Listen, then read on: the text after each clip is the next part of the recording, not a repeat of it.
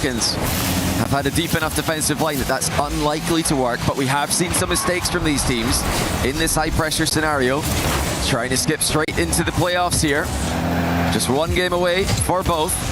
Clears, rotating back, gets the pass to Drally, but he's giving it away to Oski, who's got space to work with. Another flick for him, and it's up to Archie! The mates all up out of their seats. Oski scored with the first flick. He assists with the second one. Archie put it on a postage stamp. Sent it straight to the top corner. Off the kickoff, Ruas is going to take this one out into the corner. You can see Drolly was already up waiting for the read, but Oski laid it, flipped forward, trying to do a whole work, a solo play, just not enough boost to keep up with what he wanted. What a series we have been blessed with. We're already thinking it before we got started now. In game 5, all tied. Just 35 seconds away from another overtime. Both teams have really put a ton of pressure on each other here. There have been mistakes, but a lot of them have been forced. Can anybody clutch it up here? Clears shuts down that Gentlemate's dribble. 18 seconds left on the clock. Clears trying to break past one. Ruas almost got past 2. It's Drolly on the 3rd. It's a 4th attempt from the Falcons. 8 seconds left on the clock. There's going to be a quick cut. Enough boost to try and take it all. No way. Ruas is up. The ball is almost down. The Falcons have one more attempt to try and take it all. Whoa. Gentlemates have kept it up. Can they do something with it here on the transition? It's Falcons who end up grinding it. Thought for a second their mates had helped Falcons, but into overtime we go. The true golden goal to give you qualification into the next day of EWC could be here. Surely. Where's the follow-up? There it is! Ruas! A new story has been written between the two.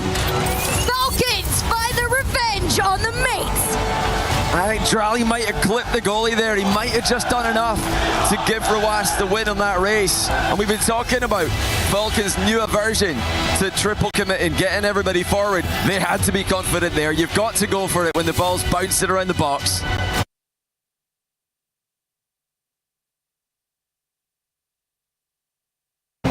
If you told me it was 1-0, 2 minutes left, and one team was dominating, well, okay.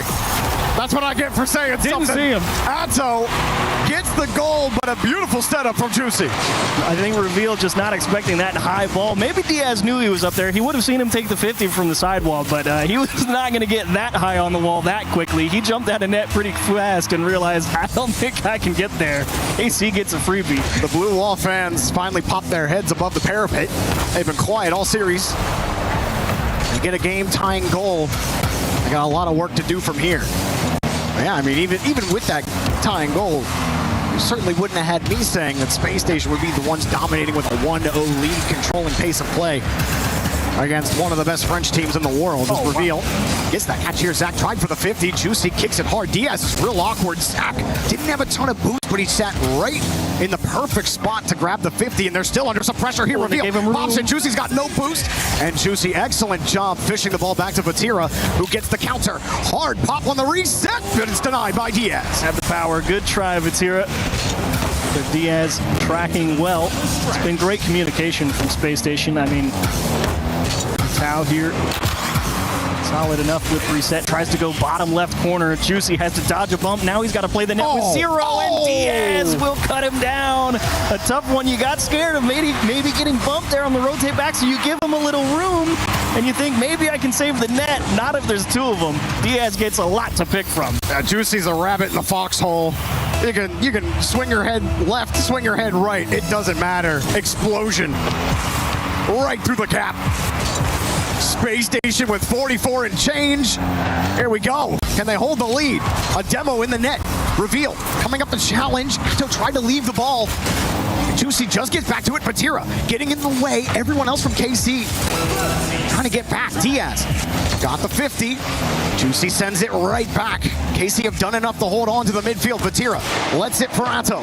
Denied immediately. Space Station not letting them have any fun. Yeah, Reveal didn't even carry at 0. He's like, I'm first man up. I'll break it up. I know he's going to pop that high. He just went and smashed the ball. He knew his team would be in time, but Batira dodges a bump and makes a save. Last 10. From the midfield, Space Station. Well, I thought NRG TSM was crazy, but I've got to be honest with you. I didn't have this one predicted at all. Space Station sweep the blue wall on home turf out of the upper bracket, and he's letting them hear it. Holy moly. Didn't even look close.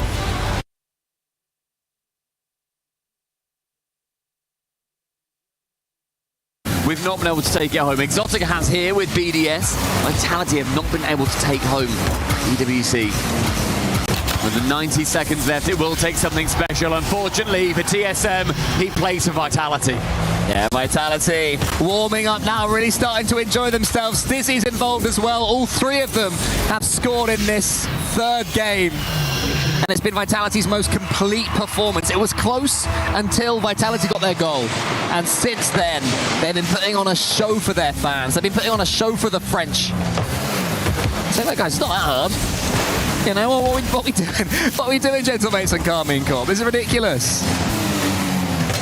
And then low boost, couldn't make any contact, and so a pretty loose pass in the middle. As Vitality is ticking down the seconds with 17 to remain. Nice save from Exotic. And again, it's just this multi-layered defense from Vitality that TSM have really struggled to get through. They've scored 2 goals per game, which isn't bad. But I think Vitality, they kind of build that into their game plan. If they do let in a couple of goals, it's not that much of an issue because they've scored 4 and 3 respectively, and now 3 yet again. And they've just shut down TSM to another level. Yeah, it's not even the attack that's impressing most about Team Vitality this game. It's the defending as well. TSM have had chances. Vitality have always been there to get the block, and then when they do come forwards, they have complete control of the ball at all times. I think it goes to that redirect. I think Exotic or maybe Stizzy behind him would have had some sort of cover on him. Sphinx can't even score there. It'd be nice to see TSM get a goal in this final game. And finally, no! They still don't! Zen, how on earth have you kept that one out? Just continuing to play spoiler, and Vitality with a 3-0 over TSM have got an absolute statement to the rest of the competition. You have taken home championships, you have taken home trophies. We are here in Rocket League to do even more than we've been able to. Exotic secures the #1 goal-scoring title in EWC history as they move through to our playoffs. I thought you were going to keep doing the epic voice until they hit the ball on the kickoff and then carry it all the way through. That would have been impressive. That would have been tough and bad, unfortunately. Yeah, you could have done it till then, easily enough. Vitality are your winners. 3-0. TSM put up a fight. They did. They certainly reminded us that they are a very good Rocket League team and want to be taken seriously, but Vitality, they are so desperate to win something. Yeah. Zen wants to win something again. It's been a while. That was a complete performance from them.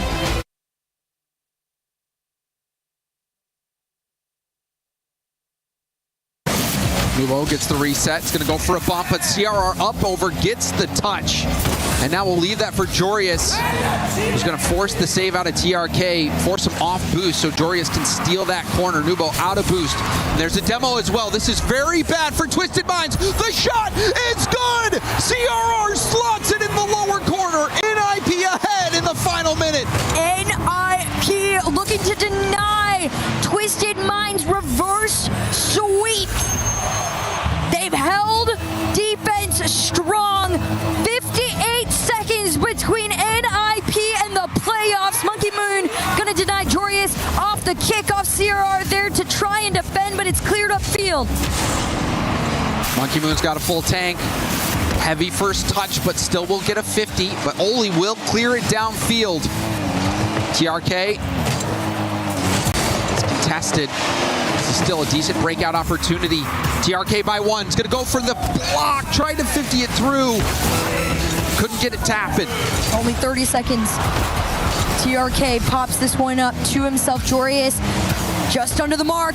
This could be it! And it is! TM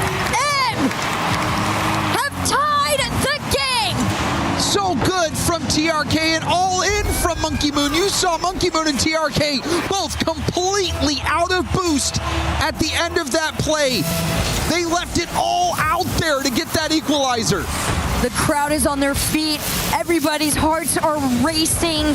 Twisted Minds looking to try and take this in regulation. CRR looking to lurk to find a catch for NIP. 8 seconds to go. Oli's underneath Jorius. Could it be enough? Nubo up to Monkey Moon. It's back to the middle. Will they keep it up? TRK hits it to the corner. CRR full tank of boost. It's read by Nubo. He's going to go for it. He's blocked. It's down to the ground, and we've got overtime. Winner moves on to playoffs. Golden goal to go to the EWC playoffs. Oli catches, Oli shoots, and Oli scores! NIP take down Twisted Minds in a thriller. You cannot deny them. A 5th attempt has been shot down. NIP join SSG, the Falcons, and Vitality in the playoffs.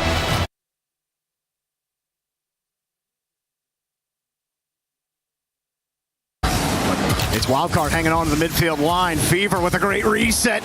And Torsos came in to set Banana Head up here very tight from Wildcard. Good carry from Banana Head. Forces 2 to commit. Torsos diving into the corner, buys some time for his team to get reset. Back pass over to Fever. Banana Head's got to be on the wing here. There he is, but Astro just too far in the way. Still, they're trying to take the boost away. Astro just wins every single touch. Fever gets a 50 out, but Razebull takes it away. And just when you think Wildcard are getting the rhythm going, MIBR take the drumsticks away. They almost snuck it by Razebull, though, at the midfield line. Got to be careful if you're MIBR. I know you're up 3 and you only need 1 more, but you don't want to hand them any extra lead to work with. Razebull, the safety of his own corner, he will just elect to survey the defense before they approach. Ends up giving the ball to Astro, who will do what I call give a donation to the other team. We appreciate all donations to the other half of the field, no matter who it is. Here's Banana Head looking for a donation into MIBR's net. Unfortunately, could not find a way in. Now, Fever just puts Sad under some pressure. Wildcard really trying to force a 50 out into some space, something they can play with, but there's just always a blue card. Everywhere the 50 goes, Razebull puts this down, and double commit. You saw Torsos thinking he had a better angle there. It's back to this 50, no boost for Sad. Razebull from the corner, lets it drop. Banana Head was in. He's not in the mood to find out. Absolutely not. He was like, if he shoots it, great, not my problem. If he misses, I'm not going to let anyone be there first. I like the approach from Banana Head, getting back quick out of the midfield. I do not want to find out either if I'm about to just lose the game. As Fever the only one out of the midfield. Oh, back post, and Razebull equal to the task. Quite the attempt.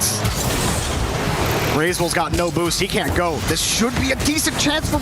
I mean, you had all the space on the left side of the field. Instead, they go to the right. Now Astro with a pass back to Sad. And Banana Head won't let him in just yet. Corner boost stolen. Razebull to the ceiling. Creates a little bit of space. The bull strikes again! MIBR! Sweet wild card out of the tournament. It took a little extra time in OT this go-around, but Razebull finally a little bit of room to work with. Fever, that is a tough save to try and make. Trying to read the shot angle with the bounce off the ceiling is tough, but Razebull, what a shot to close it out. MIBR take no prisoners.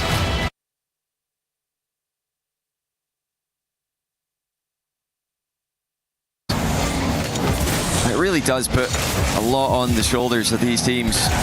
The whole region watching back home, waiting. We've got to do it. Get the win that everybody's watching and waiting for.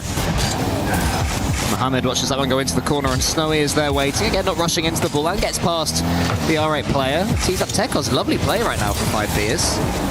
Tekos could have got a decent challenge there. They might have been in.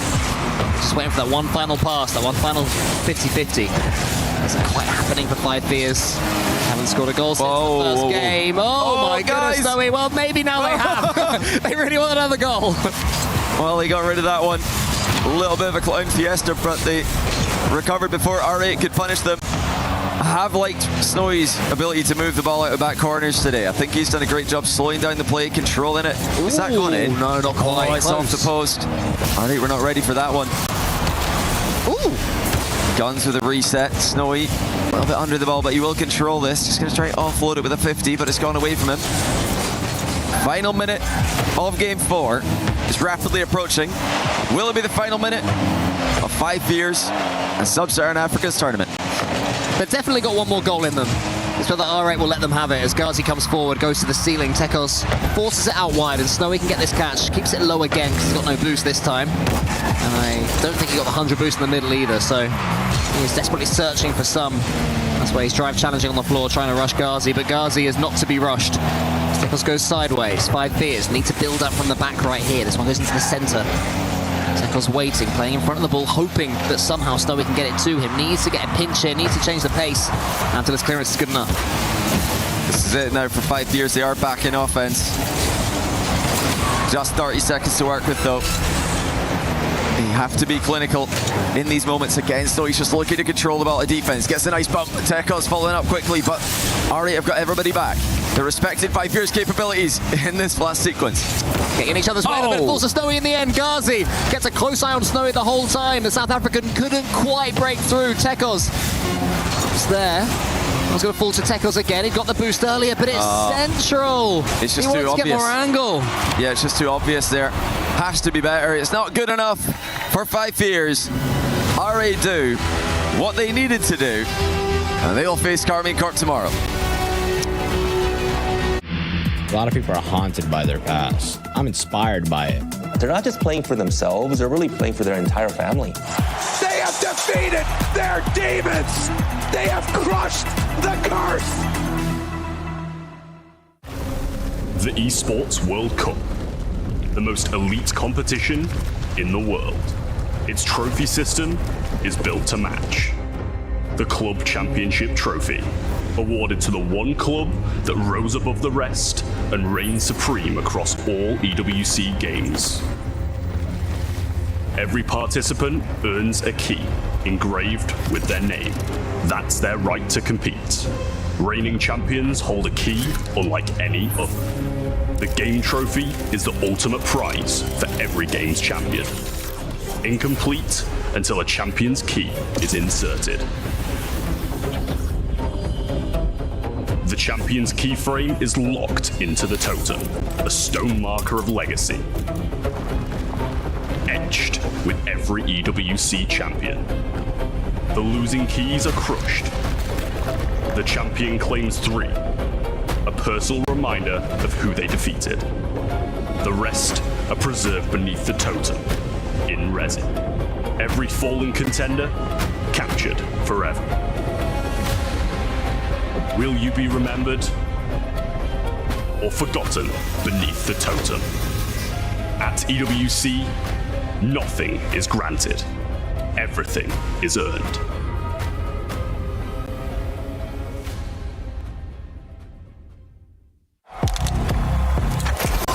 He thinks he can come in here and play my game!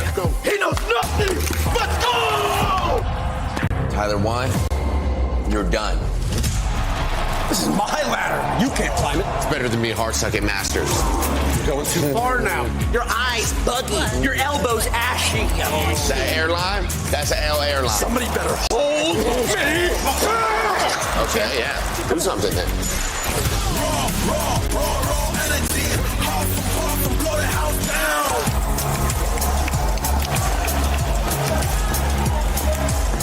You look nervous. You look short. Everything's good? Mm-hmm. Fight.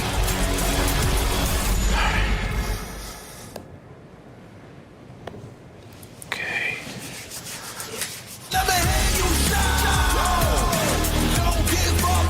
Do you really need the wraps? Yeah, that feels like overkill to me. Everyone is playing, you're not yet. EWC Play is your all-in-one platform to compete in fantasy, pick'em, and quests for a grand total of $300,000 in prize pool. Build your dream fantasy team in 5 different games and track your score with live results tables. Predict the winner of every game, every group stage, and every tournament. Complete daily and weekly challenges to earn boosters that help you climb the global leaderboard. Got what it takes? Join EWC Play now.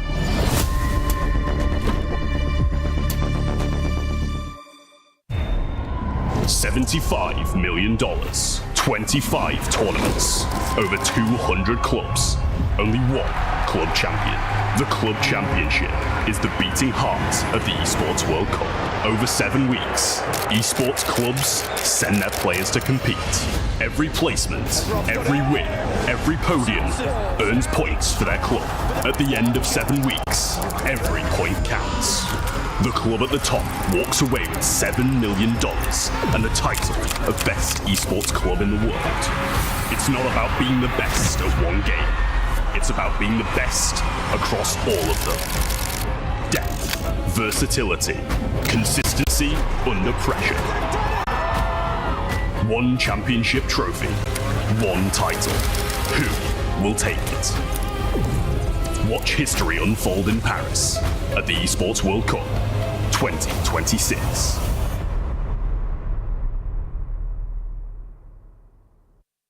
In the first year, our plan is that we want the world to understand us, to know us first. So in the first year, we invest some money and then expand a little bit of roster. But at that time, it is very hard for us to invite the players to join. I remember when we talked to some good players, they said, hey, I rather sign some other organization instead of you because I don't know you.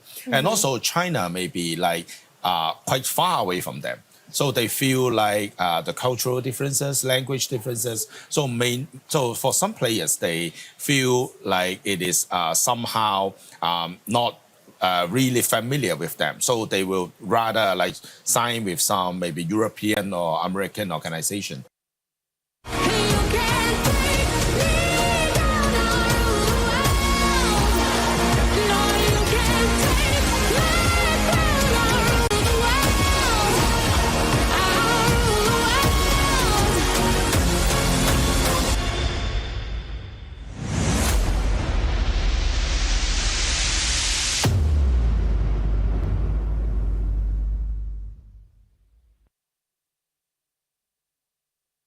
عندي برجع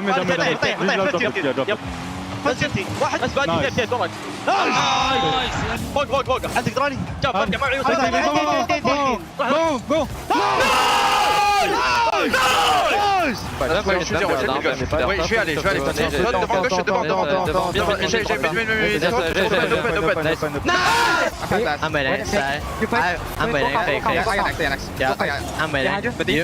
Nice! Waiting for business behind you. Yeah. You be. Nice, good job. Nice. I'm behind you. Nice. Yeah, try put it down. Nice! Well done, boys. Back close. Nice, pick a time, back right. Yeah. I'll be left side. Again. Yeah, he's up. Nice, good job. Nice, good job, guys. Nice. I'm here. Go. Yeah. Pick. Nice. I go. Stick them. I go. Right. Pick. I'm here. I follow you. I'm mid. Nice. Monkey. Nice. Nice, good job. Nice. I'm watching mid pass. I got it. No. I'm following. No. Yeah. Take it down. Yeah, mid. Third one up. One up now. Yeah, fake another. Nice, well done. Got a shot. Good job. Nice, well done. Right. I'll be left side. I got Shot. Nice, go again. Gotta wait. I can. Yeah, you're waiting for I'm the behind you. You in the I'm behind. Nice, You. yeah, I got it. Left. Shot. Nice! Come on! Nice. I'll go. Time bump it. Yeah, bump. Free shot. Take your time.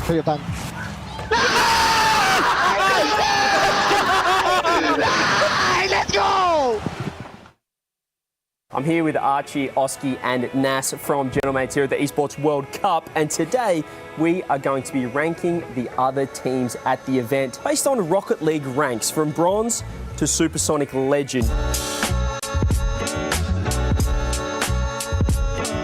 To kick things off, Foot Esports. Foot Sports. Silver, Well, no, what were you going to say? Champ.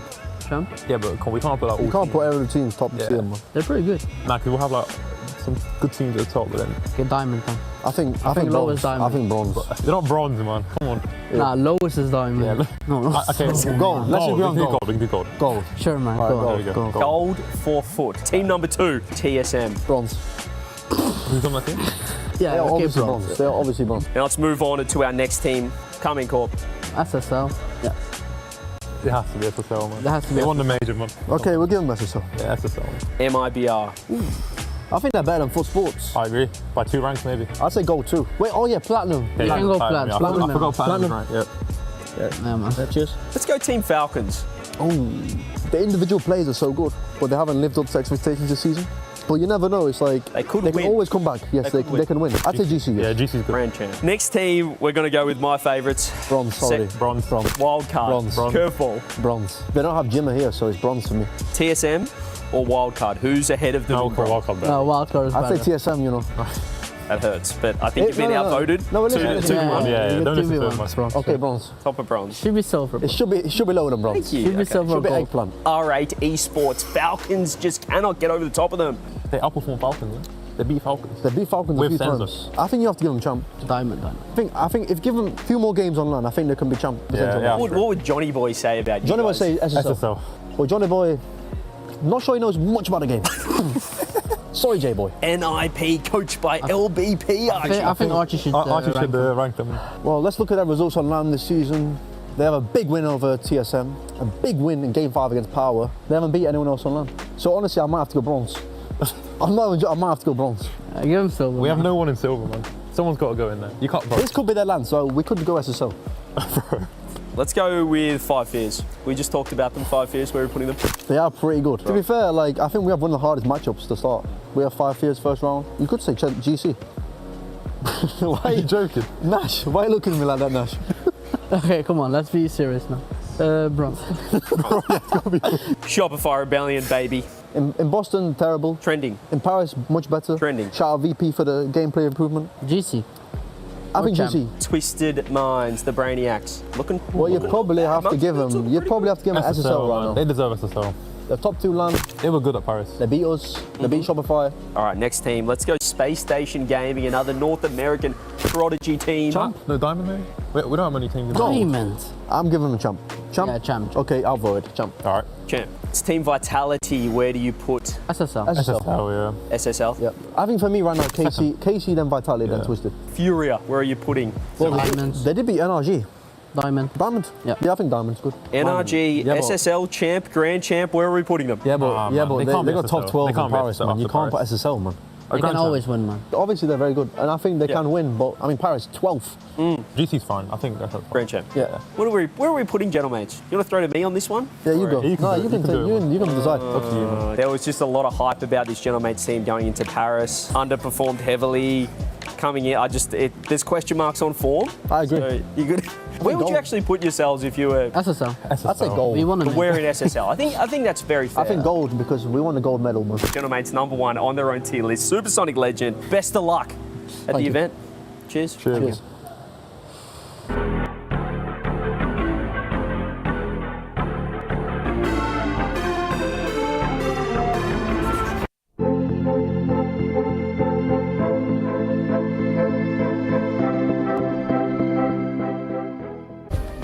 Play is in our DNA. Whenever we let it out, it becomes our superpower. Now imagine an entire city being built to supercharge it. Kadir City, powered by Play.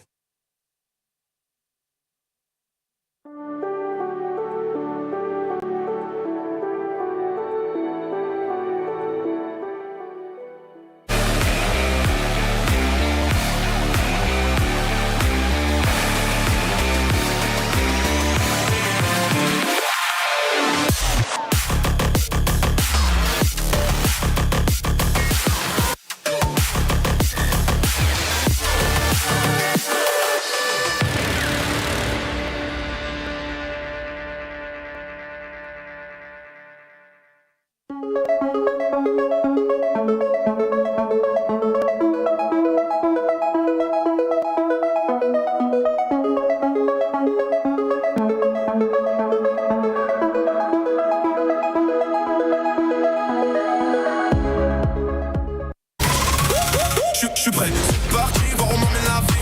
Chrome sur mon green, tu m'entends quand je respire. Top le veston, jamais fait une trop pas big plan, j'ai fait changer toute la piste. Regarde ma pêche, je suis pas j'allais. Je coupe la line, laisse la qui laisse frémir. Nouvelle état, new name, toujours fluide dans le move. Main en l'air quand je rentre dans le groove. Garde ce regard, je suis déjà posé. Deux pas je tourne, glace dans mes yeux figés. Beat encore, puis je prends tout ce qui est à moi. Trop vite, trop fort.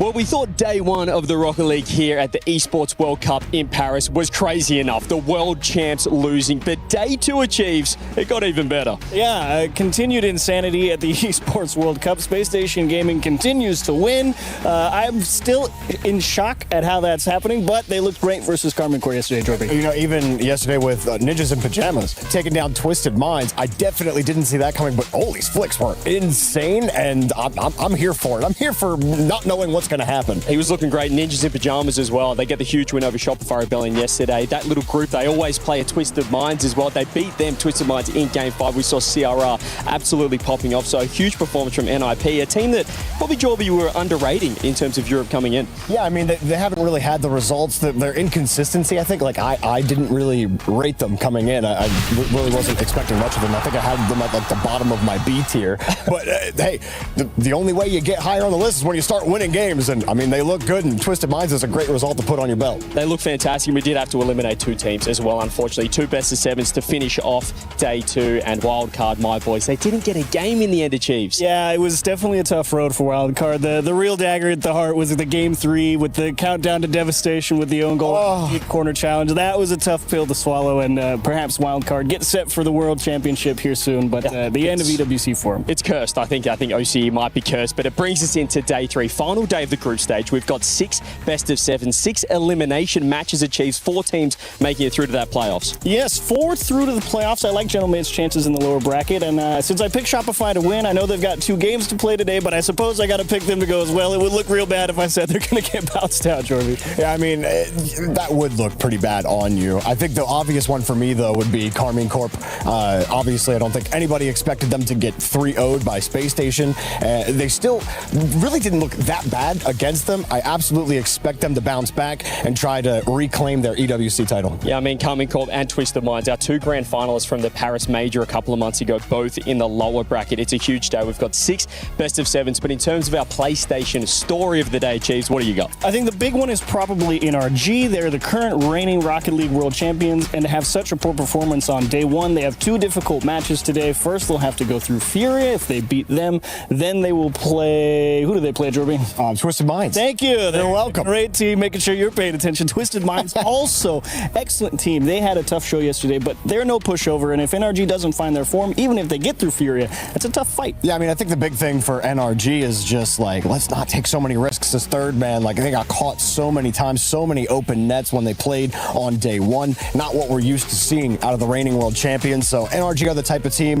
they're in the lower bracket, but they're not going to peter out. I think they're going to put up quite a fight here in the lower bracket. Yeah, it's clear they're a long way from their top, but sometimes it just takes that one series to get in the running and just get things going. So we'll have to see if today, because it's now or never here at the Esports World Cup, 6 best-of-7s, 6 elimination matches, and achieves as well second last week of the Esports World Cup, which means the club championships are tightening right up. Yeah, and Vitality in a great spot. Obviously qualified yesterday into the top 8. They're looking good. Falcons have also secured a spot in the top 8, so it could be a battle there in the top of the club championship race. Yeah, it's going to be a very long day indeed as well for Rocket League action. But if you're a Rocket League fan, that's exactly what you want to see. 6 best-of-7s, as we said, and we do have 4 teams. As 4 teams have already made their way through to the playoffs. But to really talk about the club champs, we might need an expert on the scene because, as we said, it's the second last week of the Esports World Cup. It's tightening right up, and we've got a few favourites in store.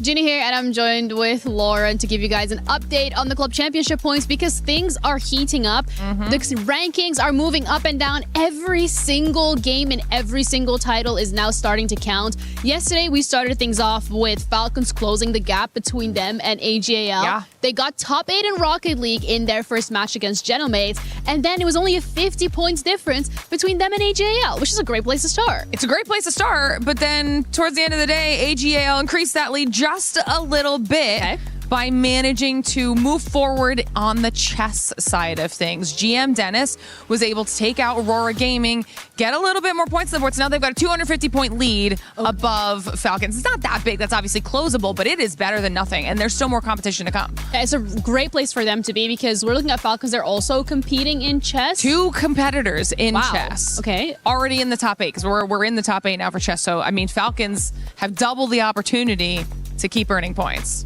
That's a great place for them to be because when we're looking at the rest of the games that are happening this week, especially Siege, Falcons, even though they won, their roster had won EWC back-to-back-to-back, they weren't able to do it this time. No top 8 for them. Yeah. AGAL, not competing in Siege. AGAL also no longer competing in PUBG Mobile. Exactly. And not competing in Rocket League. Yeah, so they need the points out of chess because they went out in survival stage for PUBG Mobile, and there's not a lot of time left in EWC. We've got 1 more week. There's only so many games.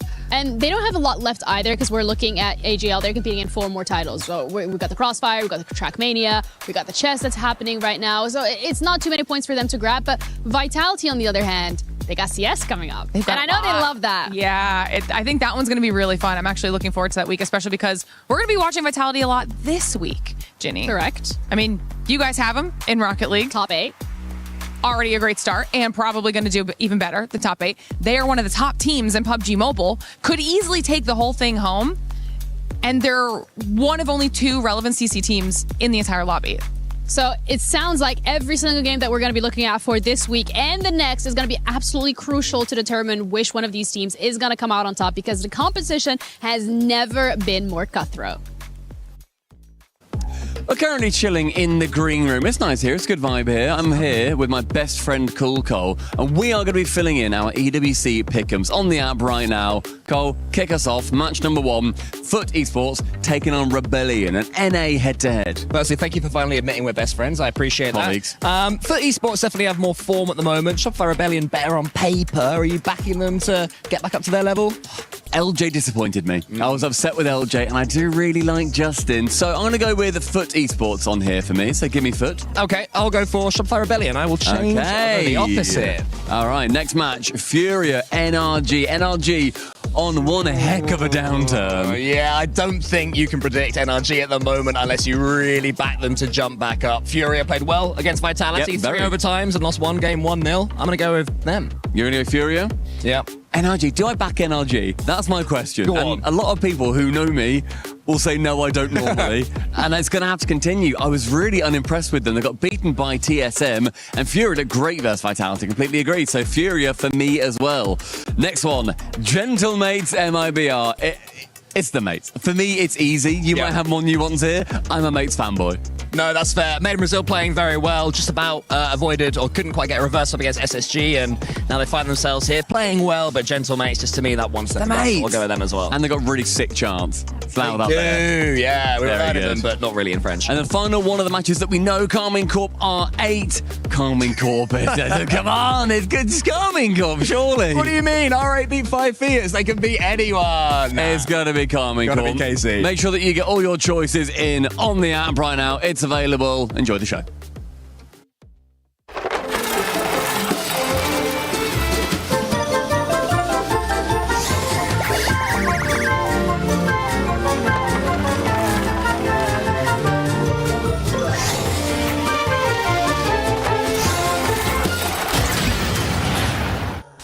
That looks like a lot of chaos behind the scenes, but these teams need to be on their game and play clean if they want to survive in the tournament. Facing elimination to kick off the day, we have Foot Esports taking on the team rockin' bright green. It's Shopify Rebellion, an NA battle to open things up. A little later, we'll see Furia versus NRG. But I want to start here, Achieves and Jorby, with this first matchup and talking a little bit about Shopify. Are you surprised to see them fighting for their lives at this point in the stage? I'm surprised with how they got here. I did not think they looked good at all yesterday against Ninjas in Pajamas. And this is a team that I was backing when we were at the RLCS Paris Major. I thought they looked great. They got really close. They had a close game 7 in top 4 there, but they do not look like that team here at EWC. A lot of frustration. You can see it all over First Killer's face. I don't think LJ has been playing well. Kofor has been invisible.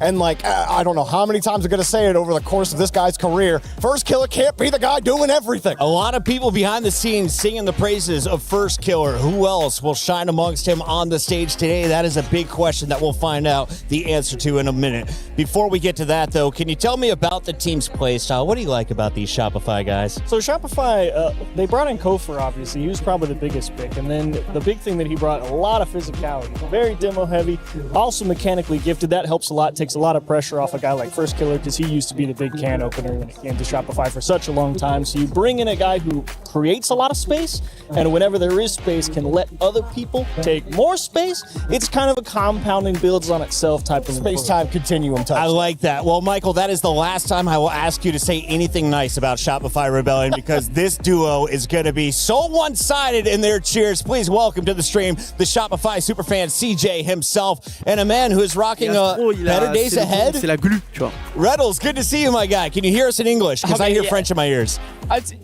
I'm down here. It's ready to be down here in the co-streaming booth. Or should we say the Shopify Rebellion watch party. Got Reddles alongside me as well, just hanging out. We're having a good time. Where else would you rather be? Well, nowhere. I'd rather be playing. As former players, we'd rather be out there playing. Or in the upper bracket. Or in the upper bracket as well. Let's talk about the matches, though. It's great to be here. Shopify Rebellion, we got Foot first up. They're in the lower bracket. Shopify, they lost to NIP as well. That's a bad start for them, Reddles. Yeah, it's not great. And you've got a weird series on your hands now where you have a Shopify team that is, the 2 seed of NA. They've been solidified as that, but they're kind of on a slump. And then you have Foot, who looks really good. They give up their points halfway through the season to just make major, make worlds. So they're the 5 seed, but kind of going up. It's a weird little series that you can kind of see going either way. We always get these North American matchups on land. Winner plays TSM as well. Outside of the tournament, though, just quickly, EWC in Paris. You've been to many Esports World Cups, Gamers Edge before. What are your thoughts on Paris as a city for this event? I'm loving it. I love this place. I really do. I've gotten to go to this country 4 times in this year after never going. So I have a good time here every time. EWC has killed it. This place is nuts. The player area is nuts. They really killed it this time. I got one last one for you, though. We need a hot take. It wouldn't be a Reddles watch party without a hot take for today. What do you got for us? I've been stewing on this one for a little bit, and after, the results from the beginning of this tournament, I'm ready to kind of call SSG as the 1 seed in NA. I think the youngins have it. I think they're kind of showing that they can do it on land finally with that win against Carmine yesterday. I'm feeling like we've got a new Titan of NA. Well, that sounds absolutely crazy since we're here at the Shopify Rebellion. No Shopify. I love Shopify. It's about to be in full swing. We love Shopify. Puck it back to you. We're going crazy. Shopify. Say it 3 times fast. Let's take a look here at the Group A bracket. Does Reynolds know who pays him? Let's take a look here at our bracket, gentlemen. Group A has been shaping up quite interestingly. Ninjas in Pajamas handing that loss to Shopify, and then they handed one to Twisted Mind. So as NIP first through, Vitality right there with them as expected. But this bottom portion of the bracket is getting spicy. Michael, walk me through it. Yeah, so obviously the big one down there, the very bottom, NRG versus Furia. We hit on it a little bit in the intro. Current reigning world champions, absolutely miserable day 1, and then they have to play a really strong team if they get through Furia in Twisted Mind, so it's a tough day for NRG. Now, we have something special at the EWC, Jorby. It is the Jafonzo Award. If you come through an LCQ and win the tournament, you get an extra $50,000, an award next to your name. Foot, well, they have the opportunity to earn that award. We got Lou behind the scenes with them. Hey guys, I am very glad to be with Foot Cheese here in Paris. Cheese, thank you for joining me. Es un placer tenerte. It's a pleasure having you here in Paris, of course.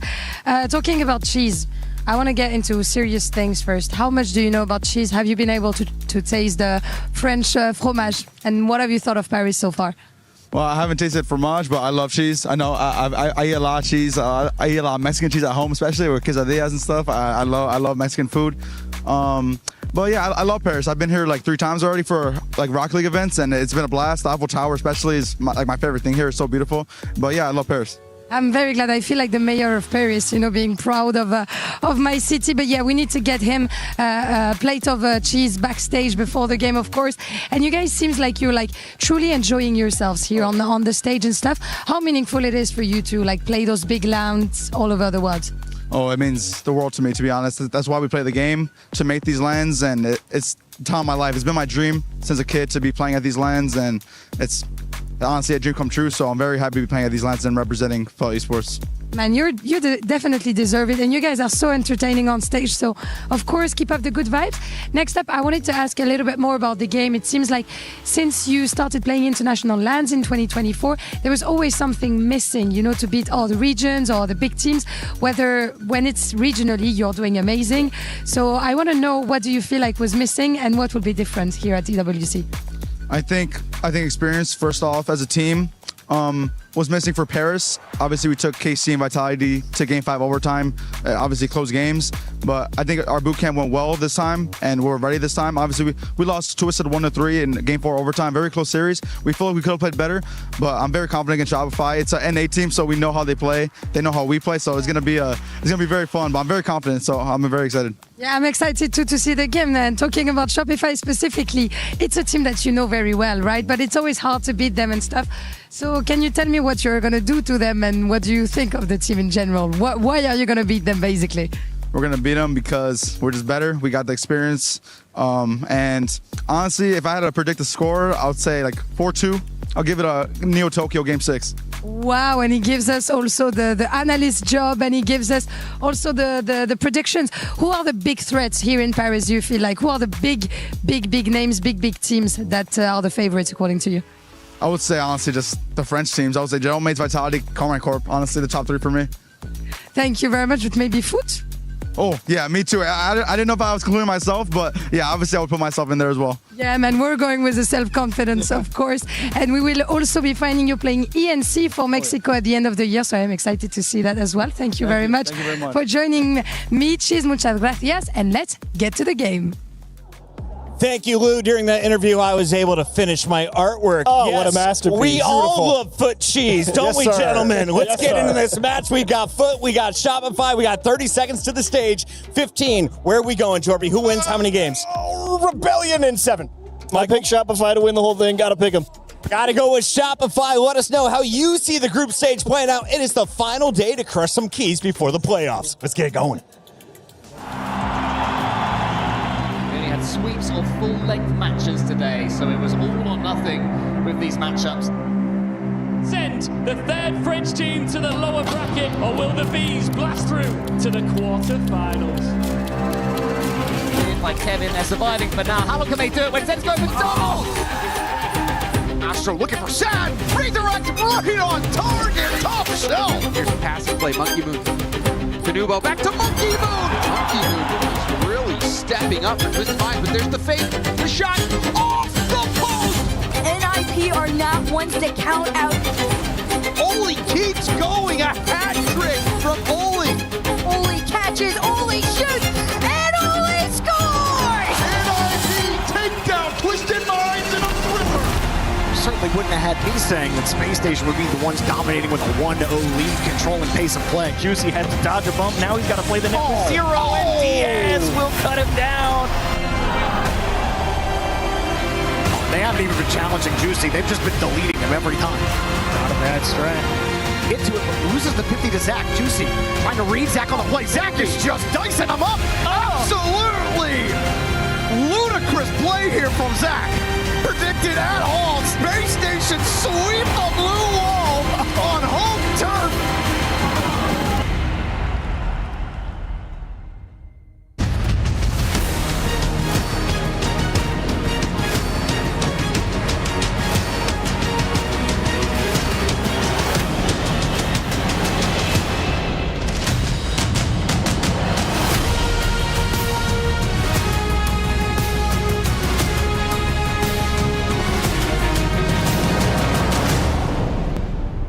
It's a beautiful Friday in Paris. It is day 3 of Rocket League at the Esports World Cup, but it is a scary, scary day to be an EWC key.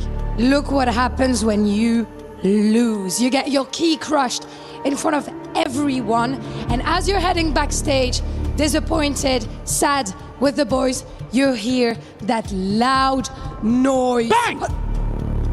Yeah. Oh, that's exactly what I'm talking about. Literally. And today, 6 teams are going home, Ian.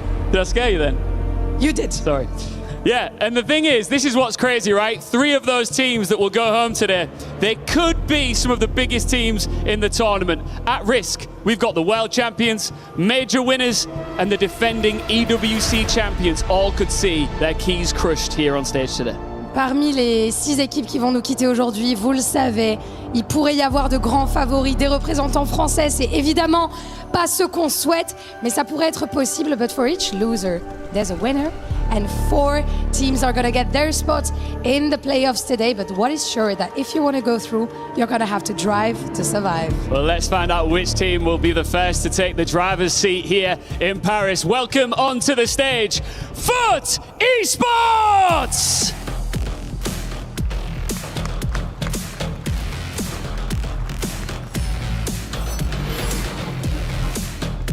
FUT step out at risk, as all of our teams do, and they've spent the last month getting very comfortable with their backs against the wall. Worlds through the LCQ, EWC through the LCQ. Pressure is basically home turf for them now. Twisted Minds knocked them down, but not out. And now it is an all North American scrap, and FUT know how to survive these. And on the other side it is Shopify Rebellion!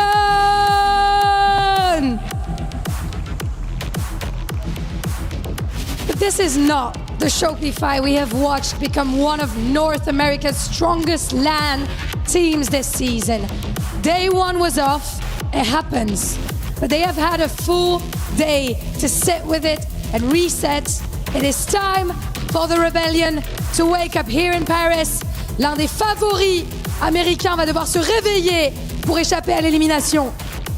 Who will be the first to fall here on this Friday in Paris? Rocket League at the Esports World Cup continues.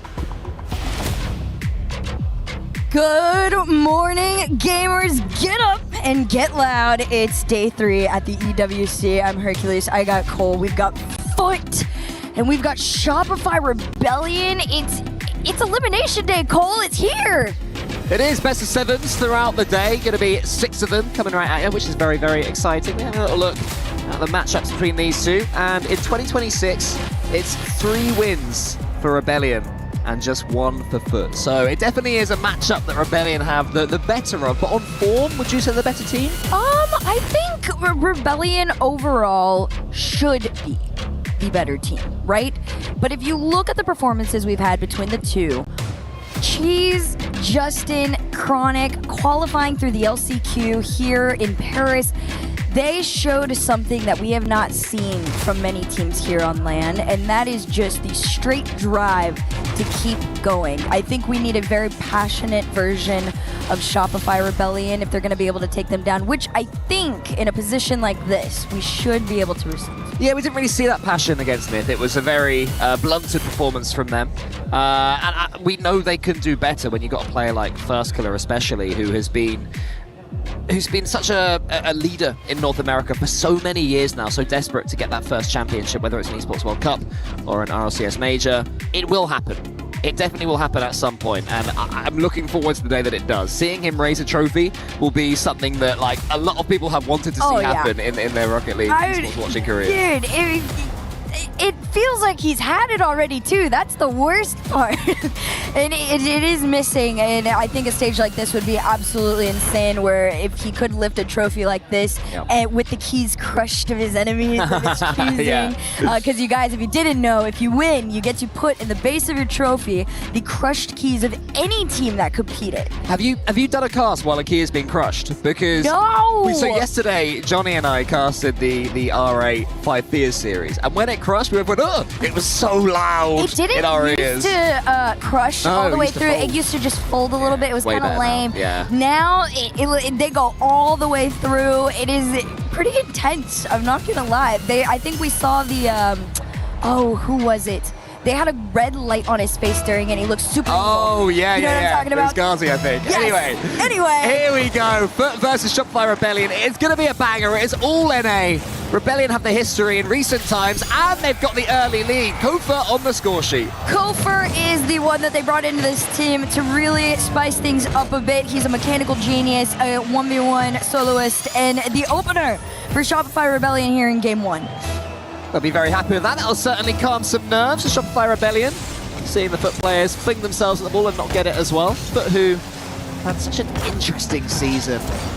So many play-ins, so many tiebreakers. They keep on winning them. They all have something that Shopify Rebellion don't have, and that's that they're playing with house money. There's no pressure on Foot here after qualifying through that last chance qualifier. Exactly. Foot are just here to go as far as they can. She's going for a raising double. Couldn't find the angle on that one quite yet, but Shopify doing an incredible job of defending. A lot of these are fairly intense shots coming out from Foot. Yeah, decent defending though on the backboard from First Killer. Sets up this chance for Shopify Rebellion, which Cheese this time does connect with and send to the side. Now we'll see Foot start to work their way into this matchup. It was a tough start for them against Twisted Minds, dropping down 3-1. They won the first game, and you're thinking, wow, all that momentum from the last chance qualifier is going to take them even further, but they lost the next three and didn't quite play up to those standards, so they're looking to right some wrongs here against their North American brethren. It's Chronic pushes that one lead into Justin, and we seem to have settled into this one now after that early lead for Shopify Rebellion. Yeah, this is a pretty consistent pace. Cheese trying to find some space for another double off the sidewalk here. There's not a lot of anything. I anticipate Shopify Rebellion's going to do just fine on that front at 50 forward. Kofer already up. Nice block there from Cheese. These clears coming in a little bit slow, but of course, none other than Justin would be the one to make the catch and save. Tied game overall after Justin makes a long-winded catch. I mean, this is the man, you know, of OGs, Cole. If you're Shopify Rebellion and you've been seeing his performance this past week, you've got to have a little fear instilled in you. Yeah, not just the past week, the past 3 or 4 months really. Justin is playing some of the best Rocket League in his career. Now, very experienced Rocket League professional, the former world champion, the Season 8 world champ, who of course had Rocket League's most famous moment in Season 5. It's lovely to see him back on top, and that goal was coming as well. A few times Shopify Rebellion were covering the backboard, Foot were attacking it plenty, and then that time, instead of going to the backboard again, Justin slammed it downwards, and it couldn't be saved. So a nice opener there for Foot. They're back in the game. First Killer pushes down against Justin, and LJ, he's up there. He's definitely a player I want to see more of. LJ, he's been a bit quiet in recent times, as another shot comes in from Justin. You mentioned him, he can't stop scoring. Justin and Chronic working together on this one from the sidewall. It's just a really good challenge starting out from Chronic. He's done such a stellar job playing that midfield role for this team, getting a lot of things going, and Justin, we're clearly seeing, starting out today, he's on one, and you got to find a way to slow him down. Yeah, they have to find a way to slow down Foot in general, because I'm a little bit worried about this Shopify Rebellion defending. There's so many clean touches for Foot players in front of their own goal, and that means that they can choose whether to go to the backboard, whether to shoot it cleanly. So far, we've seen 2 great shots from Foot and 2 goals. Little demo in the back line, small challenge there. LJ gonna immediately take it back, but he has no boost. He just has to fake the challenge of the pressure for someone to bail him out. Makes the catch. A small shot on target will be noted, but a quick counter from Justin means Foot go up by 2. A stolen goal, though, from Cheese. Yeah, Cheese is the one who gets it. He had the interview earlier, we saw him. Maybe he's still got that confidence. He touched that. VAR is needed for that one, but the real headline here is that Foot have now scored 3 goals in a row, and they are beating Shopify Rebellion for pace early doors in this series, which of course, as I mentioned earlier, is a best of 7, so plenty of time for Rebellion to play themselves into this one. I mentioned that Foot had a tough time against Twisted Minds in the end. Rebellion, as the First Killer can't quite connect with that one, was similar. They never got going against NIT a couple of days ago, and similar in this opening game, they haven't got going either. Yeah, it's been a slow journey. I will say, a team like Shopify Rebellion, you can commend on how long they can play the long game, right? But Justin and Chronic working together again on another couple shots. It's been low resource for Shopify. A heart-stopping save there from Kofer as pressure still on from Foot. She's puts that one into the corner where Kofer was waiting. It's a lovely little touch to himself, but then the second one was slightly heavy. Well, I say that, but it's actually worked out to perfection as Kofer tries to wrap his car around that one. It falls in the end to LJ, who sneaks it in, and Rebellion needed that. They get back into this one here. Kofer from the corner has to take his time with it too. Justin didn't have the read on it. It's the fact that LJ was able to just patiently wait just far enough back to make a read. That's that version of Shopify Rebellion that we know and love. Of course, it's a Panda playstyle, right? To have that close follow, those connected plays. Once Shopify Rebellion is able to find themselves a little bit more, we're going to get that. But it is still the Foot story, same as before. Chronic and Justin spotting each other perfectly. Yeah, Rebellion have got a big problem, and that problem is Justin. He seems to be the player that Foot are relying on right now. I don't know what training packs he's been hitting over the last month or so, but they are clearly effective. He needs to keep them to himself so not everybody can use them. 4-2 now for Foot. As soon as Rebellion come back into this one, they get that daylight back, but it's all good defending there from Foot. Rebellion just wait. Kofer gets it towards First Killer, who tries to push it home. It was a good decision from LJ earlier on to get Shopify Rebellion's second one. First Killer couldn't quite do the same. She's going to try and make this handoff here. It is possession taken away by First Killer. Just throws the ball towards the net. Going to try and go again. One after the other. Shopify Rebellion want to regain possession of this ball. LJ almost has it, but it's that low boost that really is forcing Shopify back. Another shot taken on target from Foot. She's keeping the pressure on. Fakes the double, just leaves it. They know that they're ahead enough not to have to force anything. Oh, lovely pre-jump there from First Killer, who gets the shot on target, and it's followed up by Kofer. Rebellion did everything right to make it 4-3. This is pretty much a full team effort too. Just a lovely pop from First Killer, like you said, already up, ready to go. Shopify Rebellion, they give themselves just enough time to try and tie things up here. It's a game that's felt like it was going the way of Foot for huge swathes of it, and if Rebellion could steal it, that would be a massive dent to the confidence of Foot. They do have the ball right now. Cheese wants to get this one into the center. Already one goal to his name. I mentioned Chronic and Justin teaming up to perfection, but Cheese has been involved as well. But First goes now down the other end. That goal is looking a little bit open for a second. Chronic pops it upwards. Just a few more seconds. Can Foot hold on? This is what they need. Control of the ball. Cheese around the corner. Wants to hit the floor and does hit the floor, and Foot win out, but Rebellion make a few statements of their own. Oh yeah, Shopify was definitely getting back into that one in the later moments, and the good thing for them is this is a best of 7, you know? Sustaining pressure like that in terms of Foot is a challenge, you know, for some teams. I do think they are able to hold it consistently, but Shopify Rebellion do need to get back into the swing of things. Game 1 opened up, the beautiful pass and play. Justin just reminding everybody exactly who he is. Yeah, I mean, it was the Chronic dunk, and then Justin to go for the backboard, trying to do anything fancy, and I think what he's learned over the years is when to just shoot, when to just take the simple shot, put it in the top corner, and it will be enough, and that was more great work between Chronic and Justin, looking like a dynamic duo out there, but this is where Rebellion, you know, answered back somewhat. It was a great dunk by Kofer on Justin. No harm done as far as Foot are concerned. They take game 1, and my eye is immediately drawn to 2 things. 1, Kofer 613 points, but 2, Justin 859 from him. An insane level of involvement from the two, statistically all the way around as well. It was an incredibly even game.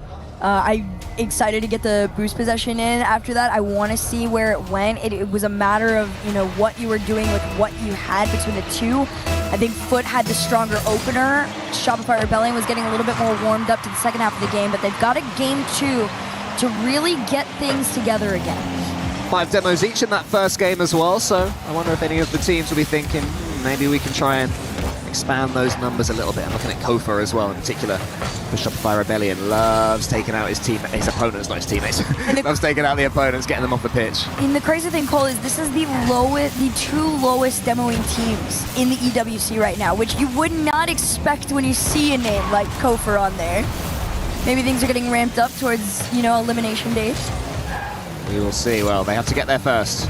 They have to survive into these playoffs, into the quarterfinals. Starting right here, right now. Justin, the catch, threw it down over to the side. First killer will take it back. Beautiful pinch past the 2. Just enough to give a breakaway to Shopify. We'll see if they can get it back. Kofer dove into the challenge. Justin's already up, has his flip, saves it, timed it beautifully to try and fake. It's that creativity that's been keeping them back, but Shopify is already in their side taking shots. Yeah, it was a great read from Kofa there. He had a feeling that Justin was going to be waiting to use that flip reset and turn it into the wave dash. Justin again, fantastic control, can't quite get the flip reset that time, and LJ punishes him, sending it forwards. LJ might be able to complete the job here with Cheese trying to get the block on him. First killer can't quite get the double, so close for Shopify Rebellion. That last piece of the puzzle not quite there once more, and Foot can get it away. Cheese almost just a little bit ahead of himself here, almost throws it back, but Oh, Justin snipes it from the side. Look at this, so Cheese just a little awkward, just enough to throw it forward, and they thought they had it clear, but no. You threw it to Justin, of all people. That opening lead goes straight back to Foot. That's got to be a tilter as well for Shopify Rebellion. They've played well this game. They're starting to get somewhat on top.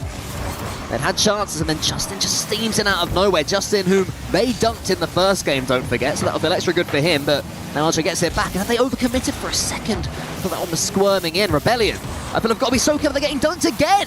Every time they try and take control, there's a Foot player there in their face. LJ's trying on his lonesome, but low boost in a awkward challenge. 50's all the way back. First killer has to bail out his teammates. This one left down to Justin. Justin fakes a solo. This is some of the best we've seen Justin play in so long. Everybody's been saying that since the LCQ final. And Shopify Rebellion, still some of the greatest names we've been able to talk about in North America. We're just waiting to see really have their pop-off moment here at the EWC. This could be it, a shot on target out to the side. Yeah, I mean, it looked like a weak shot, but the truth was he dodged Justin, and then Chronic was covering really well. So more great defending there, and Justin's in again. They're just underestimating the pace of Foot over and over. Rebellion have to be so much more aware that Foot are going to be there. They're going to be faster than they expect, and now they have to do some defending of their own. Cheese forces that one into the corner, and then nudges at Kofa. Chronic's waiting over the boost as well, so that one won't be won by Rebellion, and Chronic does so much work. 2 jumps, and he gets that ball trapped in his corner, so it should be easily defended. Oh man, everything was right until the backboard defending. The scary thing is this actually opened with a Shopify Rebellion double commit, and then the whole team lines themselves up, and it is one follow after the other. It's that third follow that Foot was not prepared to defend. A tied game with less than 2 minutes to go here. Off the backboard of Foot, gets cleared out into the orange end. First killer gonna leave it to Justin. Gotta make a quick cut before Justin takes his shot. Well played, First killer, helping out your teammate there after that miss. I believe it was from LJ. Kofa up against Chronic, decent 50-50 from Kofa, but Justin helps out. Chronic will be able to cover this one. What does he opt to do with it? Is it touch? And into the corner where First killer was waiting, so now it's Shopify Rebellion that have upped the pace. LJ was really hoping that boost would spawn in that corner, but it didn't happen. Kofa at least can get this central one. Should be able to turn this into a shot, actually. Justin's underneath it, gets a save towards Cheese. Great block. Just hard enough off the crossbar, but it's not going to slow LJ down. You see First killer lurking, and that's where things are going to start to get scary here. Is able to take it back. 50's to the other end. LJ, nice cut, and takes the boost. That's going to be the difference maker between these two teams because they've been so even with the boost. It's with Cheese that's just been a little bit ahead in terms of that, but if Shopify could take it away, they could slow them down to find that pace of play that they've been needing. Interesting skim there, puts a little bit of pressure on Shopify Rebellion's defending. Chronic towards the center, but it's blocked by Rebellion. First killer was in there, and I will say on Rebellion's behalf, they no longer seem to be underestimating the pace of Foot. I think that message has finally made its way through the ranks. They're expecting these dunks, they're expecting these challenges, they're expecting the follow-ups, and they're expecting that one to break the net. It's 2-1. First killer and LJ, just a beautiful duo on this play. You saw LJ go for the bump, and it was just enough to let First killer slot it in from the side. You can see the shock on everyone's faces too. A 1-goal lead with less than 30 seconds to go here, and another clear upfield. Shopify Rebellion might have been able to find their way into this. Yeah, when they're dealing with the pace of Foot, they're looking the better team in my opinion. This First killer gets that one towards Kofa. That's a little bit loose though, is it? No, it's overplayed. well towards LJ. First killer keeps it going, makes it again towards Kofa, so good game management so far from Rebellion, but that's a mistake there. The demo will leave the ball in a lot of space. Justin has Chronic in front of him. Can Chronic do anything? Cheese wasn't quite there for that pass, and Kofa should be able to kill this one, and does, and Rebellion nervously their first game of the series. Rebellion, it's so frustrating because they are so good. And you can watch that they are, you know, definitely struggling to kind of find their flow a little bit. But I think anybody that goes against a team like Shopify Rebellion understands that you have to show no fear. You play the pace that you want, and when they did, that version of Foot could not be beaten. But when First Killer and LJ started to find each other again, and they had just enough space that they were also creating with a couple of those bumps, like in this one, Shopify looked much more like themselves, like that top 3, top 2 team that we see in NA. Yeah, I mean, Shopify Rebellion forced Foot to make 5 saves. Chronic made 4 of them, so Chronic was doing everything he can defensively for Foot Esports, but it wasn't to be enough. And Rebellion do get that game. It was opportunism, I would say, probably for all 3 goals. There was the dunk, then there was the mistake on the backboard that was punished by Cheese. And then finally there was First Killer just lobbing Justin, who trended forwards a little bit further than he should have done with a nice arced shot. And now it's Foot Esports and Adam Baguette. They're going to have to do some thinking of their own, but I think they'll be comfortable enough still. You know, bearing in mind that they've come through these qualifiers, they're here and they're definitely going toe-to-toe with Shopify Rebellion right now. Well, they're going to try and get back into this. Foot got responded to in that second series there. Another very even game, 49 to just over 50% with pressure on either side. Both of these teams, it is so much more of an even matchup than you could even fathom. It's just about what they are bringing to the table when they're on the other end. And I will say, this is a much more aggressive Foot, especially after that last loss. Remember as well, this is the lower bracket, the very first one. Whoever loses this one is out top 16. These are not players that would see themselves at that level. They will want to make it further than that into the playoffs and beyond. Rebellion in particular are here to win championships, so it'd be really painful if they lost this one. There's just some thinks about going for that ball. Waits well, wants to follow it up, but the ball rolls instead of bounces. I think he was hoping that it would bounce off and he'd be able to follow up with a nice finish, but it's decent attacking pressure so far from Foot in game number 3. Agreed. This is a really strong version of themselves, but Kofor has been waking up since that game number 2. Shopify Rebellion trying to find each other again. It's going to be First Killer on his lonesome, though, from the midline. Look at this. Just such a nice read. They do an incredible job with spotting and following the second there is a loose ball. And once again, there's Justin flat-footed on the goal line, hopping as the ball sails above his head. Brilliant shooting from First Killer there, but straight from the kickoff it is Justin. What a save that was! What a block! Look, for all the world that was going to either bounce in or fall to Justin again, but somehow it's beaten away from the crossbar. Chronic's going to try and get this one cleared out. Going to continue to follow it. Low boost all the way around. 0 between Justin and Chronic. Shopify Rebellion trying to starve them out. Play this to the high backboard here. First Killer, second touch, keeps it going. Chronic will catch and collect. It does 50 still to Justin, and a shot will come through Foot. Such a well-rounded team. Look at how consistent these follows and passes are. That is just straight communication between the entire squad. Yeah, Gopher covered about 80% of the goal with his positioning, but the shot was good enough and the pass was decisive enough to completely take him out of the game. Gopher again, lovely couple of touches, making sure that Rebellion don't collapse here after conceding, but the games remain close. They're an incredibly hard fought as First Killer wants to get that skim and does get plenty of distance on it. Cheese can clear it. Chronic's already up here. What can he do with it? He catches it to himself, turns it into a flip reset, scoops it up. Lovely play, and if he'd have got Kofa's bump there, it would have been a really interesting goal. Eldridge trying to get this one out. Chronic and Cheese already lurking, ready to go. I like that bump onto Cheese. That physicality is what I think Shopify need to be able to get to the other end right now, just because it has been such an evenly matched up game, despite how much it feels like Shopify's been stuck into their own half. First Killer and Kofor trying to roll this one in. A big demo opens up a shot, but it is wide. Cheese will be able to get this one to the side, and Kofa tracking him all the way. Lovely play there from Kofa. Wants to try and complete the job, and since that goal for Foot, this has become very, very close in this game. The territory seems to be as close to 50-50 as you could expect. So LJ sends it high, Justin with the catch. Thinks about the flip reset, but instead gets an almighty dunk. First Killer was waiting for it. Fantastic awareness again from First Killer, who is locked in right now. LJ and Kofer were on the other end. They're leaving First Killer on his lonesome. That clear, though, does come through, and Shopify Rebellion are going to try and find each other to make some pressure. First Killer shot denied by Chronic. Justin on no boost, still enough to get past the midline.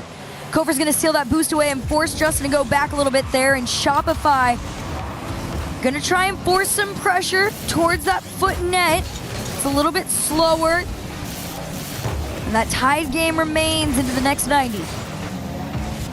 Loose ball for a second. Kofa is the first to react to it. It's a great pass, and somehow Justin gets that read. I thought that was going to be 2-1 Shopify Rebellion. First Killer again, trying to take these opportunities.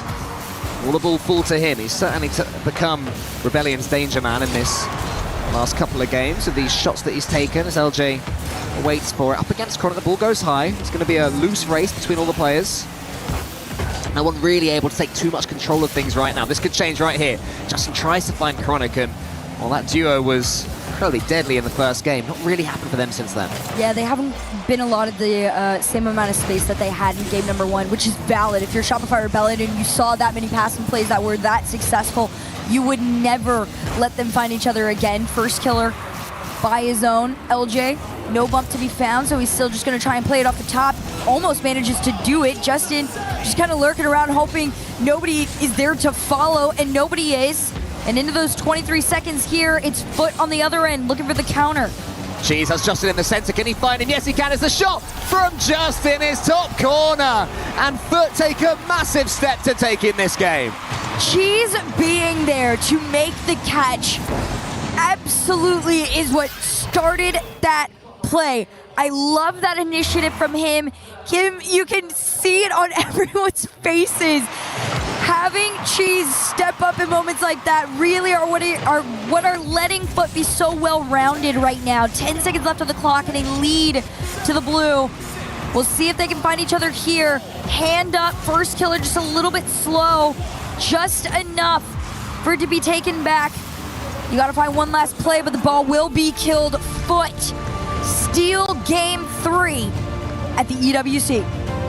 Yeah, definitely stolen that one from Rebellion. It was the first time that Rebellion, to me, seemed like the better team. And yeah, Foot take that game. Even at the end, the defending was brilliant as well. I mean, they had to make 7 saves throughout it compared to Shopify Rebellion's 4 saves, despite scoring more goals.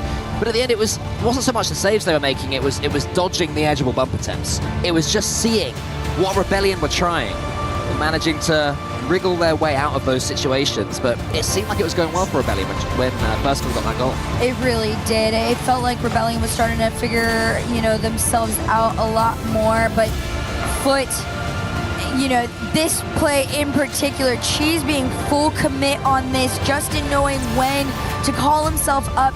That's the other thing, right? There is no overextending with this Foot team right now, at least in this series, right? We have not caught them extending themselves by any means. They go for what is given. They don't take much. And looking at the scores as well, you can see how perfectly poised this series is. No one really stepping forward. Everyone within that sort of 2 to 450 range of score there, because everyone's involved in every way. It's complete parity across the board. Ball possession, boost usage, demos, every stat you can think of is incredibly even between these two. And it's leading to these very, very close games that are decided by one goal here or there, by a moment of magic, or, as we've seen so far, really throughout, moments of opportunism. And if you guys are wondering why this one was just a little bit longer, Shopify Rebellion did decide to take their timeout here. So we're going to see what Violent Panda can cook up. I by no means believe that Shopify Rebellion is playing bad. I think that they have just met their match. And it is showing very clearly, statistically. And of course, a team like Foot, you're going to want to study, the Shopify Rebellion ways, right? Cut off Kofer, slow down First Killer, keep LJ boost starved so that he can make, no path openings for anybody.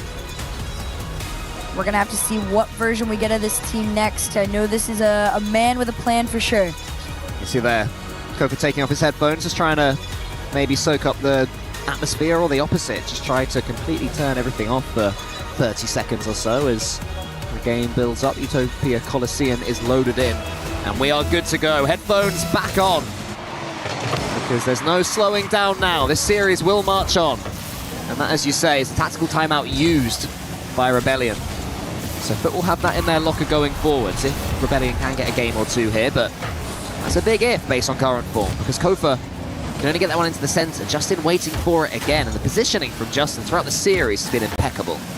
Yeah, he's looked insane. I will say they've managed to slow him down just enough that this is no longer what feels like a shootout, despite it being, 1 and 2 goal games. LJ and the rest of the boys getting held back. Chronic already into the other end of the field. First killer clear. Could be a first killer goal, except Justin is going to be the one to beat. I should say from Justin, impeccable positioning and attack defensively. The ball's gone over his head a couple of times, so that's something for him to keep an eye on. But here he is defending well. Was much better. Good touch. And able to get the second one as well to send Rebellion back. But this opening minute in game number 4 has mostly belonged to Rebellion. They've had more control of the ball. The ball in the blue half better, and they're finding each other out on defense as well. But that's a great dunk there from Cheese. Make things a little bit tougher for first killer, who's able to do something with it. That's the ball as far as Chronic. But coming forwards again, they're beginning to work their way into Utopia Coliseum after a slightly slower start. All is back and forth so far. Foot being stuck in their half a little more often than not. LJ gonna try and make a catch here. If he can get it off that backboard, maybe somebody could take a shot, but Justin already there to defend. Shopify Rebellion trying to find their moment. Demos coming through, bumps, pushes, whatever you name it. They're throwing everything towards Foot, and nothing results in even just a shot opportunity right now. They've been held back so much. Yeah, true, you're right. Foot defending from the front foot. Definitely stopping Rebellion, even making an attempt. There is a shot, but Chronic was waiting for it. Back to the side we go. First killer's turn this time. He tries to go a little bit quicker. I like that idea. Instead of rolling up the wall, slams it to himself, gets a quick 1-2 of his own car, and the dunk comes in. So Rebellion trying some different approaches, some body feints, some jabs. Seems to be working so far, but are surviving. If Foot can break through, then Rebellion may well have overextended. Justin tries to do that. They can only get it as far as first killer. The 100 boost is able to do some damage here. Wants to get the dunk on Chronic. Chronic pushes it to the side. Kofa, he goes up, it goes wide. This game definitely belonging to Rebellion, and finally, they get their reward. This is such a beautiful and patient read from First Killer 2. Look at this. The bounce comes up, he recovers, just quickly throws himself back in. That's the version of Shopify that I want to see again, right? This very patient but striking team. Now off the kickoff, a slow rolled ball. LJ gonna try and take this one from the side. Actually has to play it to the corner pocket here because it was just a little bit awkward for them, but off backboard they go. Still a continued even matchup between the two. Couple shots roll in as this one stays out mid. First killer will send it back. Yeah, big boom, but it's a smart one because LJ was in that corner, able to at least swipe at that boost. He didn't get it, but he made Foot think that he was gonna. First killer forwards towards LJ. They're definitely finding each other much better now. I wonder if that's something Violent Panda talked about. But there's a big dunk again from Justin. They haven't done that for a few games. Allowed Foot to dunk them. And that's what changes the game. That's what changes the pace. Justin now is up for the pre-jump. He uses the ceiling. Leaves it to Cheese. One dunk hook after all of that pressure. And Rebellion go 1-1. I mean, when you got a team like this, like I said before, some of the best shots that have come out from Foot are when that third man just feels that it is the right time to full send. And Cheese and Justin have both shown that a few times here in this series. That was just another one of them. Shopify Rebellion gonna need to answer to this one as quickly as possible, otherwise time will get away from them again. Justin waits this time. I think LJ was expecting him to charge it down, so that's more smart play from Justin. As I said earlier, an attack. He's been a fiend to Rebellion. She's up against First Killer. First Killer put into the corner, and there's a demo, and it's 2-1! And Foot have turned it around again! Where was the defense on this? You're challenging on nothing. It's the demo there from Cheese. That's what opened it up, but again, it was one dunk. One dunk completely changed them. When Foot changed the pace, Rebellion have been struggling to find answers, and Foot have been changing the pace excellently. The fun thing about these two teams is truly just how evenly matched they are. So something as simple as going for that extra demo, going for that aggression that the other team is lacking a little bit on, will make a much more significant difference than it would in any other series. Justin has this one in the corner. He's met by Kofa. Kofa needs his teammates to get going. 50 seconds left. First killer up for this one, but the touch is imperfect. That'll slow them down even more, despite the demo from Kofa, but then Cheese misses. Suddenly, Foot are trying to avoid being dunked, so there's a little bit of danger here for Foot with 40 seconds left, but they do manage to emerge with the ball. 3-1 would be lovely if they can get it. Almost! First killer, big save. Huge save from First Killer. They've been having him stay a little bit further back this time. We might need him on the forefront though. Demoed out for the effort. There's the shot. Nosedive from Cheese off the sidewall. First Killer slow to follow with the low boost. It's Kofer from the ceiling, 80 in the tank. Goes for a pass, but nobody's there. Instead, it's a slow pyramid around the offensive front. And a clear like this could waste the time that they needed. There's 3 seconds left on the clock here. Shopify Rebellion, they need their Hail Mary moment. Over the nose of one. Can First Killer get up? It's still in play. The ball is there for somebody to catch, and it's Kofer. Yeah, horrible moment for Kofa there. No boost, but does so well. First Killer into the corner. Not quite the first touch that he wanted, and it is able to be intercepted by Foot, who go within one game of taking this series and eliminating Rebellion in top 16. And you gotta hand it to Foot, right? It's not like Shopify are playing bad. I am truly sitting here commending them on this matchup. They are doing everything that they can. You know, you've got First Killer sniping on solos, following up as best as they can. You got Kofer on the back end. He had 7 saves to his name before. I'm sure there was, what do we have in this one? Well, none this time. It was a much different story than the last, but Shopify Rebellion, they keep trying to, you know, try out different versions of people being on the back, and it's not working, but they're not playing bad. It's just a close game. Well, they're playing against a team that is so perfectly set up. 300 points plus for all 3 Foot Esports players, and then for Rebellion, it's First Killer that was leading the way with 485, and his teammates in the ones. When one player is getting that much score, well, the score isn't everything, right? But we've seen it consistently throughout this series that First Killer seems to be, to my eye test, their best player, and also based on the scoreline, the best player as well. If Kofa and LJ can live up to their potential, can step up to their standards, then they've got a chance here. Well, they definitely have a chance, but there is only one more. If Foot take this here, the Shopify Rebellion key could be crushed today. Well, in that last game, Foot had the ball in their half 56% of the time, and still they ended up emerging winners. So Rebellion have to make the most of the ball control they've got. I asked for more for LJ and Kofa. That's the start I wanted. That is exactly what we were waiting to see. It starts with a fake, dribbles it on the top of his car, and look at the bait on Justin. One of the few times we've seen Shopify take the early lead. We'll see how they're able to hold on to it, but off the kickoff we go. Let's see what we get from Foot. Yeah, Rebellion have had brilliant minutes of having complete control. First Killer would have got that one, I think, if Justin hadn't got that little nudge on him. But there's another demo from Kofa. Again, something we wanted to see more of. Kofa getting involved really with the nitty-gritty of the game. And here he is in the corner. He's got Mex 2. Gets it as far as LJ. LJ wants to get a touch of that ball, but Cheese is there. But so far, this is the best look, the best 40 seconds, I would say, that we have seen from Shopify Rebellion. But here comes Foot with the flip reset, but it's blocked. Cheese is still staying in their side, taking this one person at a time, but got it taken away. Kofer just going to try and throw this ball towards net. Shopify not only need to waste the time, but hold the possession. Almost gets taken away, but First Killer and LJ working together to keep it in their hands. In that first 2 minutes, Foot playing from behind now. Rare sentence that we've said throughout this series. But at the end of the day, it is still Shopify Rebellion. They have the potential and the capability to take this game. Justin thought about coming in there, but Kofa was tracking for Rebellion. In the end, the demo comes in on from Kofa. LJ here wants to get the flip reset from the ceiling, not quite able to do so, but Shopify Rebellion asking more questions, forcing Foot to launch themselves forward with no boost. Cheese could do nothing there. He had 3 players swamping him and nothing left in the tank. So this is all Rebellion. This must be their game. If they can win it, then the momentum will completely swing. Remember, so many one-goal games in this series, just an incredibly close matchup between these two.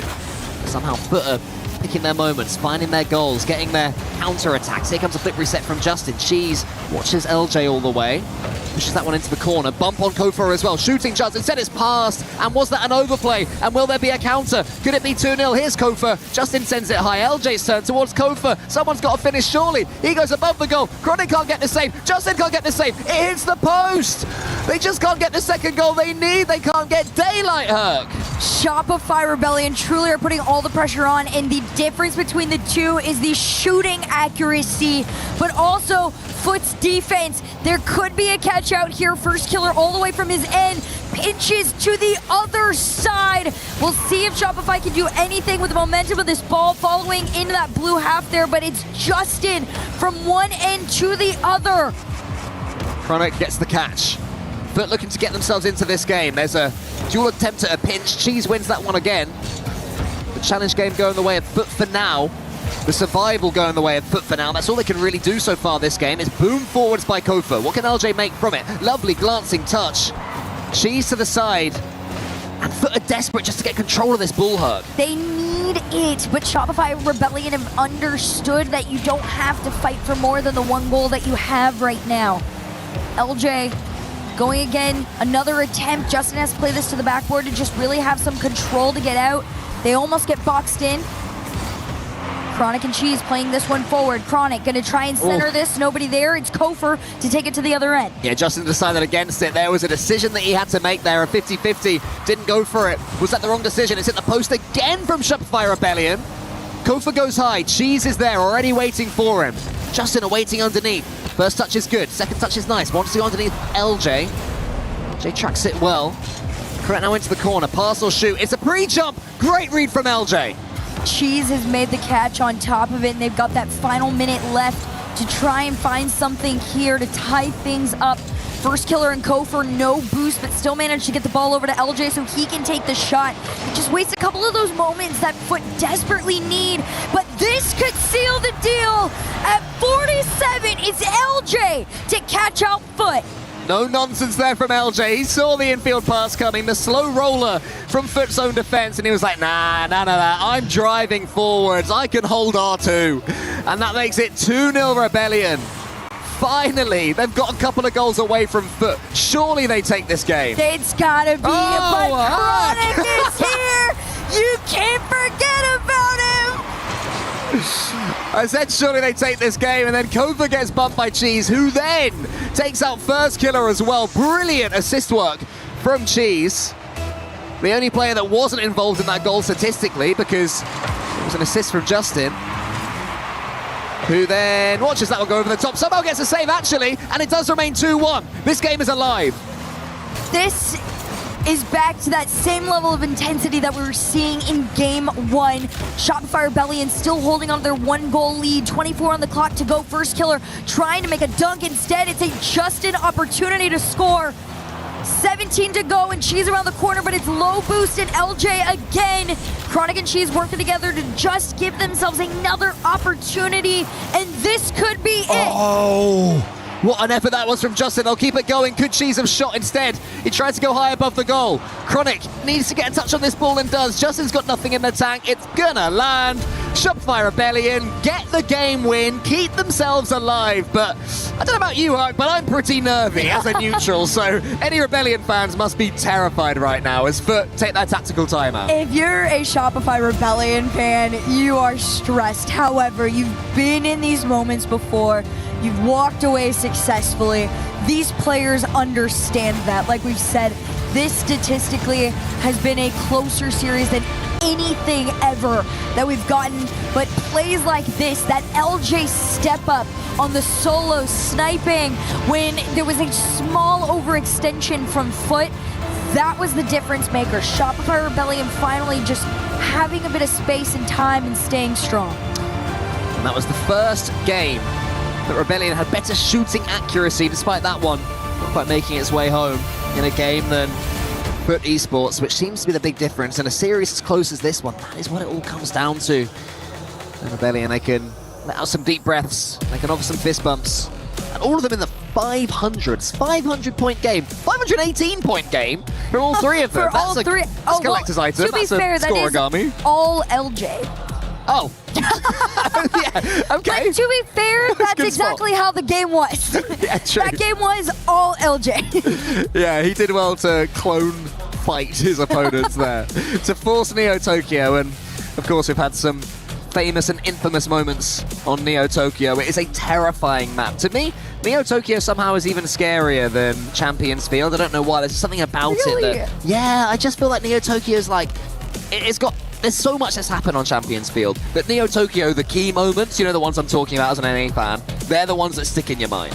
That's fair. I absolutely love this map. This is the map that I have my Rocket League tattoo from, that I had to sit there and confirm with Rocket League for a full month with Murdy, that it said Rocket League on the neon sign, because I thought it was a joke, and maybe it was saying something else. There's so much depth to this game that we will never know about, so much that lore. you guys would never know. No, this is genuinely such a fun map, and a fun series at that too, right? This is the LCQ team, the only one to get to play here at EWC Rocket League through the LCQ. Everybody else qualified in their original regions. We'll see how this goes. That timeout did get called by Foot, by the way, you guys, so they are taking their moment. They do sit on match point, but 1 second away and a game away from continuing on and crushing the key of Shopify Rebellion. This is the first time we've seen Neo Tokyo in Esports World Cup 2026 after a couple of 4-0 sweeps yesterday, so a proper series to start our day today as First Killer backflips that one towards Kofa. And how important is a fast start for Shopify Rebellion here? At the moment, they've just got the teeniest smidge of momentum, Huck. Yeah, that small momentum, by the way, is about to get cut off. Yeah, potentially. But when they had it, it's theirs. And that, again, is a testament to how close this series has been. The second one of these teams goes ahead of the other, whether it is in shooting accuracy or ball possession, they tend to win the game in its entirety. So Shopify need to find their edge here in game number 6. LJ was the key man in the last game as well, so keep an eye on his Octane. Love to see an Octane rather than just endless Fenix. I think Justin's using an Octane as well, so there's definitely been a few players that are choosing to go with the old school car. There is Justin getting that block with the Octane. This one rolls forward towards Kofa.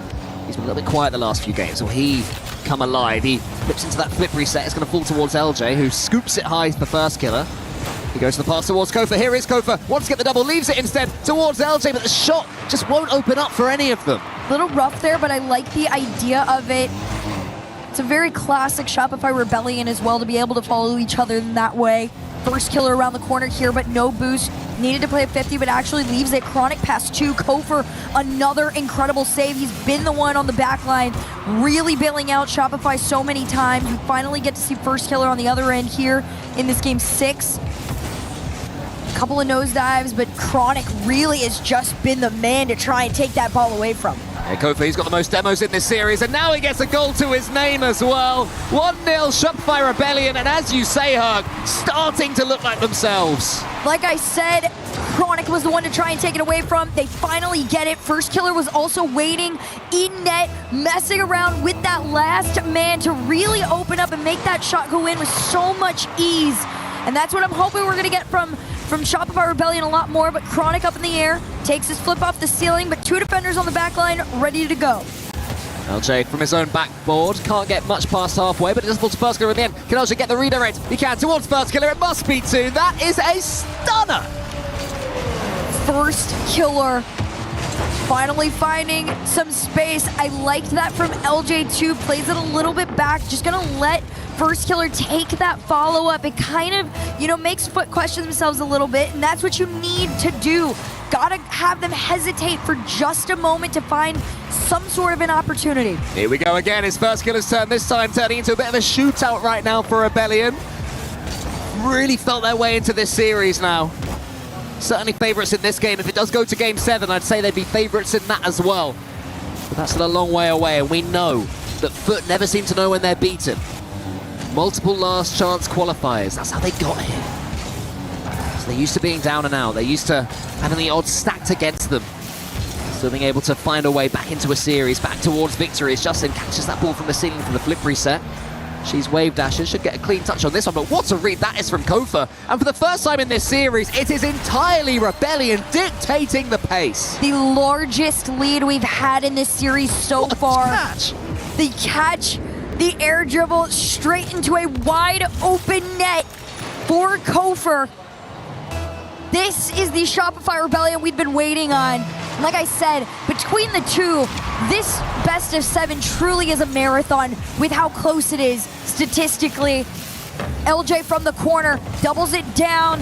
Shopify Rebellion just wanting to extend on the lead and build on the pressure that they've started. Foot trying to steal that momentum right from them, but Kofa seriously warmed up right now. This is the most expansive performance he's put in so far this series, this tournament, to be quite honest with you.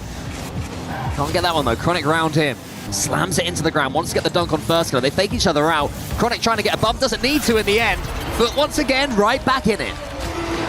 Of course, too, it is starting off with Chronic. I love this like fake and save here, just because he's got fairly low boost in this moment. The communication to let Justin go and take the shot worked.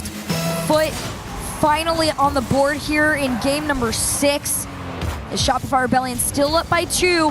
That could go away, but a team pitch all the way to the other end is going to be caught out by Justin. Yeah, I want to see Rebellion being a little bit careful for the next 30 seconds or so. It doesn't matter if you don't score again, but you do not want to concede one more and really let Foot get the bit between their teeth. That is the danger. As Kofa keeps control of that ball, Justin's in there. It's a nudge on Chronic, his teammate. Didn't want to do that, but does manage to get the next touch. Good defending from Rebellion again. They're keeping that third man camped back. I don't mind that at all. They have to cover that backboard and to make sure Foot don't score. Justin with a shot on net. LJ out over into the corner. First killer's gonna follow it up. Past one, Justin bumps him off, but you're worried about the wrong one. That one going off the crossbar is gonna frustrate them, but first killer already back to take another. They're just opting for pressure. And that could be more than enough to be able to win this and force game 7. Justin booms, 40 seconds left now and Foot needing 2. Rebellion doing an excellent job to steal those seconds away. Demo potentially changes things though. LJ has to be careful for this 50-50. Chronic gets some pace on the ball. Who's following up? It's Cheese, but Chronic, I think it was again, to complete what he started earlier defensively. Justin trying to go down for a shot on center. First killer. He is hunting. Cheese is trying to do his best. Justin's there to snipe. You can see everybody. It's the same story as before, right? Chronic and Cheese, excuse me, working together, just keep that ball there, and Justin waiting for the right moment to call himself forward, overextend. They give themselves 16 seconds off the kickoff to try and tie this game. Any plays here? It's the dual kickoff there from Foot. Chronic up against first killer. He does get the dunk, needs to follow it up well. Decent challenge there from LJ. All 3 have boost. It should be relatively safe for Rebellion, but you never know with 5 seconds remaining. LJ to the side. A pinch here would be massive. One more touch. Will that be enough? It could be, but the ball is still up. Justin into the pocket. Kofa around this side if he can get this down, and they will. It is a game 7 for a key crush between the two. This is what we wanted to see. This is Rebellion kicking and scrapping, showing us their fight. It seemed they were going out of Esports World Cup 2026 without a whimper. But my goodness, have they stepped up since then, and that was their best performance. Sure, Foot scored a couple of goals. Sure, the ending was scary, but that opening 2.5 minutes was the Rebellion we've seen win NA regionals. And look at that touch from Kofa. That's sublime. That's world class. That's the Kofa. That's the reason he got brought into this team. He's an incredibly mechanical beast. To be able to put these 3 players together and have them be cohesive, I've said this from the beginning that they formed. They have the potential to be the best in the world. It was that consistency that was missing at times. They're finally starting to get it again. Take a look back over at a couple of the stats there, but Kofa, 5 shots to his name off 3 of those goals. I mean, Justin taking 6 shots, and it didn't even feel like it too, right? A couple of them just felt like, you know, throwing it there, hoping for the best. But Shopify, they've done an incredible job of learning the patterns of Foot and forcing Champions Field. Potentially. Yeah, well, part of Paris said exactly. We don't need Champions Field. Yeah, I know what you mean. We know what you meant.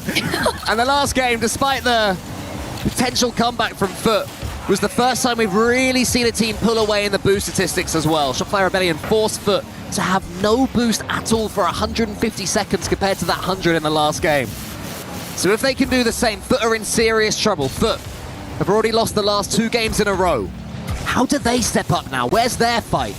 Chronic goes underneath first killer. Chronic to the ceiling. Can he get this one on target? Almost over the top of LJ, who defends it well. But it's Foot that have started Game 7 the better, whether it's on Champions Field or Park de Paris.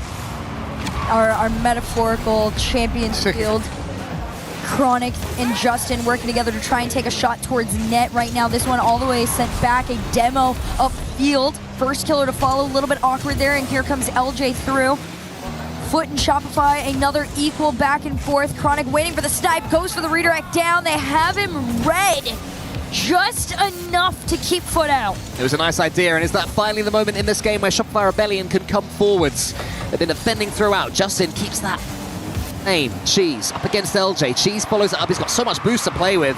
Prods it against the backboard a couple of times. Maybe could have gone for a pancake there or try to pinch it downwards. Not quite the right decision. And it does mean now that Shopify Rebellion can counter. Cheese is up again. Leaves it. Waits. Watches towards Chronic. And Foot look better. They've stepped right back up in Game 7, Hug. They absolutely have, especially just because Game 6 was finally starting to get away from Foot, right? But a demo puts them right back where they started, and that's in the lead. Yeah, it seems safe enough. First killer was tracking. Cheese got it into the center, but with Kofa there, should have been fine. But Cheese is a nightmare to play against. He must be horrible. Every time you think you're okay, he takes you out the game. Cheese shows no fear in these situations. Clearing this all the way to the other end. Hoping for a follow is Justin, but Kofer's going to pinch it off the sidewall here. All he has to do is play it out.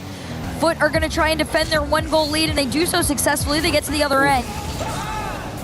They've had to be aware of the fake right there. They don't want to go a couple of goals behind Rebellion. They've barely made a glove in this final game. And a real step up from Foot the entire time. Kofa gets the dunk, but it's only into that corner, and right now, Rebellion can get the ball into the blue half, but they can't get control of it when it's in the blue half. Yeah, that control has definitely been the big difference maker between the two, as has the shooting, right? The moment somebody goes up ahead statistically of the other, they've been able to take it away just because of how close it's been. When Shopify Rebellion in that last game shot just 12% better than Foot, it was more than enough to take the game and force that Game 7 here in the series. It's been lacking a little bit here in game number 7, though. LJ up. All 3 members of Foot just lurking and waiting to take it away. Good catch from Kofa. He's taken out again, though, by Chronic. Let's turn into a passing play, though. What a read that is from Cheese. That is a nightmare of a ball to go for. Directly above your head, bouncing off the backboard, high-pressure situation. One mistake, they'll be in to equalize. And Cheese nails it. Cheese keeps his team alive there. Now the demo's flying in. There's a chance here for Kofa. Finally, do they break through? No, Justin was reading it. But Rebellion have been inching forwards. Chance after chance for them now. Until Justin comes forward. What can he do? Can he turn this into a reset? Yes, he can. Wants to get the bump as well, but not quite able to do so. Shopify Rebellion really got to calm themselves down. There was almost a team bump there on the back line. Justin, shot opportunity off to the backboard. Can he recover? Can he take the shot? Just enough, but Shopify still there to defend. And as this whole team scrambles to really just give themselves a second to recover, Foot are not going to allow that moment to happen. Yes, again, there's definitely come in waves of pressure. The first couple of minutes were Foot's. Rebellion had a minute of their own, and since then, Foot have just come right back into it again. And our Rebellion have broken through what they would give for an extended period in the blue half of the pitch, but it's not happening because Justin has control of this ball. Sends it into yet another flip reset. It's met there by Kofa, who wants to go forward. He's got his opponents in his sights. But Cheese waits. What a performance this has been in Game 7 from Cheese. A huge step up. We're going to see if we get that from Kofer. No connect there on the pass. Still enough time for them to be able to take a couple more shots, but these demos are forcing Foot back to the other end. You can hear the crowd getting loud. Everybody feeling the pressure here. 37 to go with Foot staying in the lead. Kofa can only get it as far as, I thought it was Cheese, but it's LJ. Clean touch here for Kofa to finish what he started. It's saved there. Followed up though by First Killer, who I've got to say, throughout the series for Rebellion, has been their top player. And he's the one that gets the equalizer. And you got to hand it off to Kofor too, right? He was able to take that double off the side to even give them the opportunity to make that follow. These two players gave them the chance. 26 seconds off the kickoff. We'll see what they can do with this quarter minute now. LJ with the catch. Big pop off the rip. Nobody there to follow, and the final 15 come through. Yeah, more brave defending there from Cheese in the last 15. Chronic spins around it, gets the boost, but it's awkward. Kofa goes high. Rebellion, can they win this one in regulation? Justin trying to give his team a chance. That was going just over the goal. It should be safe for now. Chronic lets that one bounce. No, it's shot by LJ, but saved. What almost was the heroic effort moment goes to the ground. She's gonna try and make one here off the backboard. No waterfall to be given. First 10 seconds, all the pressure is with Foot. Pass over to one, sent out into the side. It's LJ to try and take Shopify out of their side. Chronic gets the catch and gets the 100 boost as well. First Killer meets him. Huge 50-50 win. Chronic somehow emerges from it and forces the challenge into the corner. LJ slightly awkward, but manages to do tremendous work with that one. Can he get another reset? Not quite, but it's a pass to Kofa, or an attempt to one at least. First Killer, who got the equalizer? He's got victory at his side, saved by Justin. Those demos are making all the difference now. Justin gonna try and be the clutch factor here, but Kofor takes it away. Chronic denied his opportunity, and LJ there to keep it going, but Cheese is the one to beat. First Killer down to the ground, and here comes Chronic to the side. Foot doing everything they can to scratch and claw their way out of their end, but they continue to be pushed back. So much pace on that touch there from Kofa. He did so much via a flip reset and a challenge. I was going to fall into the center, but it's LJ. He shoots. Who's following up? Kofa leaves it for First Killer. Saved. Nobody can get past this line of defense. Kofor might be the one here. LJ tried to find a bump off the side. It's real close on the ground, but Chronic is there. First Killer, 50 out into the mid. She's trying to carry them all the way through, but these low boost plays are keeping Foot back. Most of the game belonged to Foot. Overtime so far belongs to Rebellion, but Foot have won in these situations in this series before. They've been camped on their own goal line and scored counter-attacks. So Rebellion have to remain vigilant, but Chronic, his touch is poor. It's as far as Justin, Cheese behind him. Boost reserves are good right now for Foot, but the ball is always on their half. It's always near their goal. Chronic has to win this 50, but it goes towards First Killer. Chronic's got no boost. It's LJ versus Justin. In comes First Killer. Round the corner. No one's there. Kofa was waiting. The pressure is starting to build. 1-to-1. First Killer's there. And so is LJ. Shopify Rebellion in Game 7. An exhausting series. A true battle between two of North America's teams who are so close in every metric. But the Starmen, in the end, woke up for Rebellion, not just in this matchup, but in this tournament as well. First Killer, what a performance from him. LJ, who carried them a few games ago, got them back into this match. And then Kofa, who improved as the series went on. They have knocked out Foot, and it was a battle. The closest statistical game here for Rocket League at EWC. On top of it, Cole, neither of these teams had won in overtime in 2026 EWC. That is the first one that Shopify Rebellion is found here. And on top of that victory, you get to crush the key of Foot. It is a huge moment for this squad. It is a testament to their resilience, their experience, and just how great they are all the way around. There's one we gotta talk to, and you know who it is. It's LJ. It is indeed. It's LJ, the man of the moment, standing here, and Shopify Rebellion live on Rocket League at the Esports World Cup. LJ, that looked like it took absolutely everything you had to get it over the line. Yeah, it was a little stressful, a little too stressful for me, but I'm just glad we pulled it through, bounced back from that 3-1 deficit, and I don't know, I'm just happy how we played at the end. Yeah, you played phenomenally, and you individually as well. You felt like you really grew into the game. Yeah, I felt I was a little slow at the beginning, but I'm just glad we got the win. Team effort, for sure. Yeah, absolutely. Now, you started off on a loss here in Paris, and then you had a whole day yesterday to kind of reflect on it, digest it, and I guess prepare for today. What did you get up to yesterday as a team? We played all day, pretty much. We knew, like, it was kind of, we got to grind. Like, we just did not play how we wanted to, so we just went back to drawing board, just scrimmed a lot, and playing better now, so I'm glad we took the win. You were really honest in Paris when you said in an interview that nerves are always going to be there no matter what when you're playing at this level.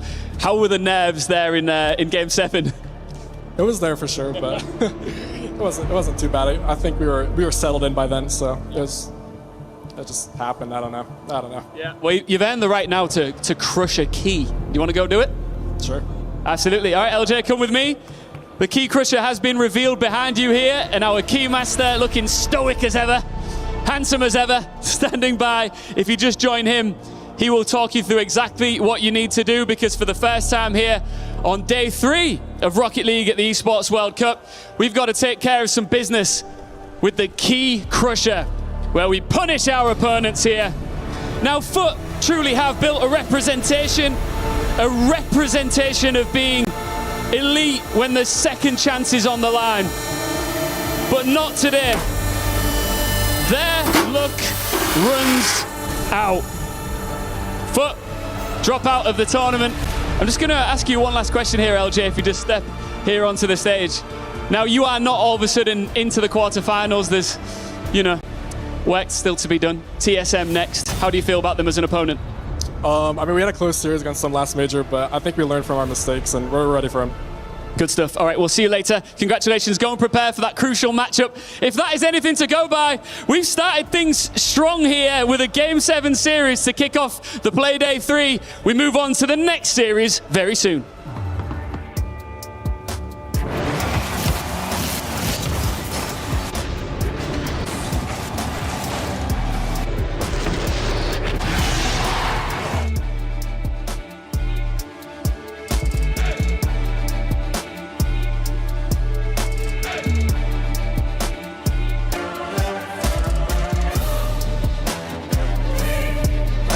He's awkward then. Yeah, I got Justin's boost. He has 0. He's left of him.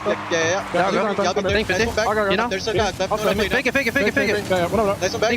Yeah, I'm fake it, bottom. Time. I'll be left. I'm not doing it. Cross. Bottom. Yeah, one up. I get it. Nice. I'll go. Cross. Yeah, open. Yes, boys, come on.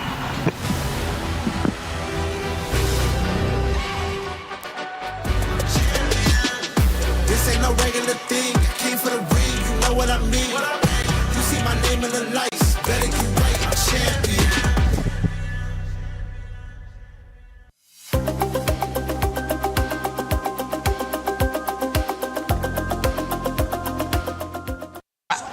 We got PUBG Mobile here at the Korea City Grid, and it's day 1 of finals, which is a very important starting point for a lot of teams competing here. We got the super fans, we got the lovely glitter to let us know what's up. All right.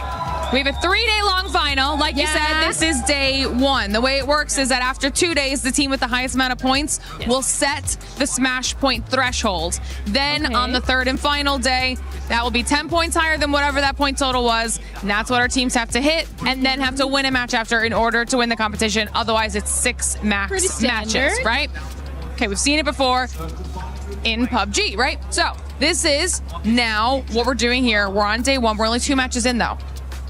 We're CC side, the 2 big teams that we're focusing on, Aurora and Vitality. Okay, right now Aurora's actually at the top of the leaderboard. Okay, so that's big for Aurora. Vitality, not at the top of the leaderboard. They're down at the bottom, but that's okay because there's only 2 matches in, and they're one of the best teams in the lobby. They are expected to do very well. A little bit of a slow start in the first 2 matches, but totally recoverable, especially when you think how much time they have before we even get to day 3. All right, and the fact that AGL and Falcons are not competing here is also a big W for the side of Vitality. Of course, as the games progress and the scoreboard goes up, we're going to let you guys know what's happening, so stick around.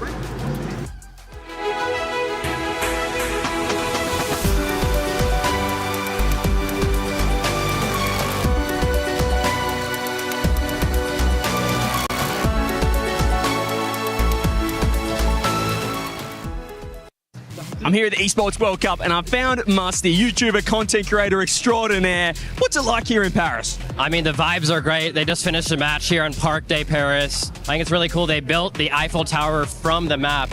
They made it in real life now, so I've been enjoying all of France, really. You've been enjoying France, but in terms of the Rocket League itself, I know you're an NRG man, and they did have it. They're looking a little rough. They're LCS World Champs at the moment. What do you think they need to do? I mean, yeah, we didn't play our best, I'm not going to lie. I have been, contacting the staff there. I'm thinking about subbing in this next series, but still in talks here. But I think if we sub me in, I think we can perform a little bit better. Have you loaded up the rings map to practice yet? Yeah, I've loaded up the rings map. I've been practicing my musty flicks. I hit a really fast pinch, so I think I'm good for RLCS. That's good, but just in case you don't get subbed in, what else are you going to be looking at here at the Esports World Cup? Yeah, I mean, if NRG loses, bro, I'll be going to the Eiffel Tower.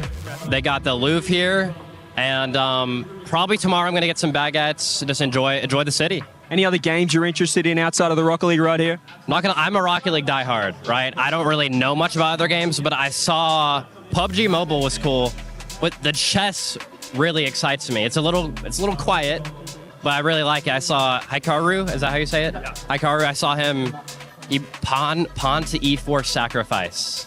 I went crazy. There was a few golf claps in there. It was nice. Golf claps. I don't know what any of that means, but I know you're excited to check out the action, so I won't take up any more time. Thanks for hanging out with me. Thank you. Cheers.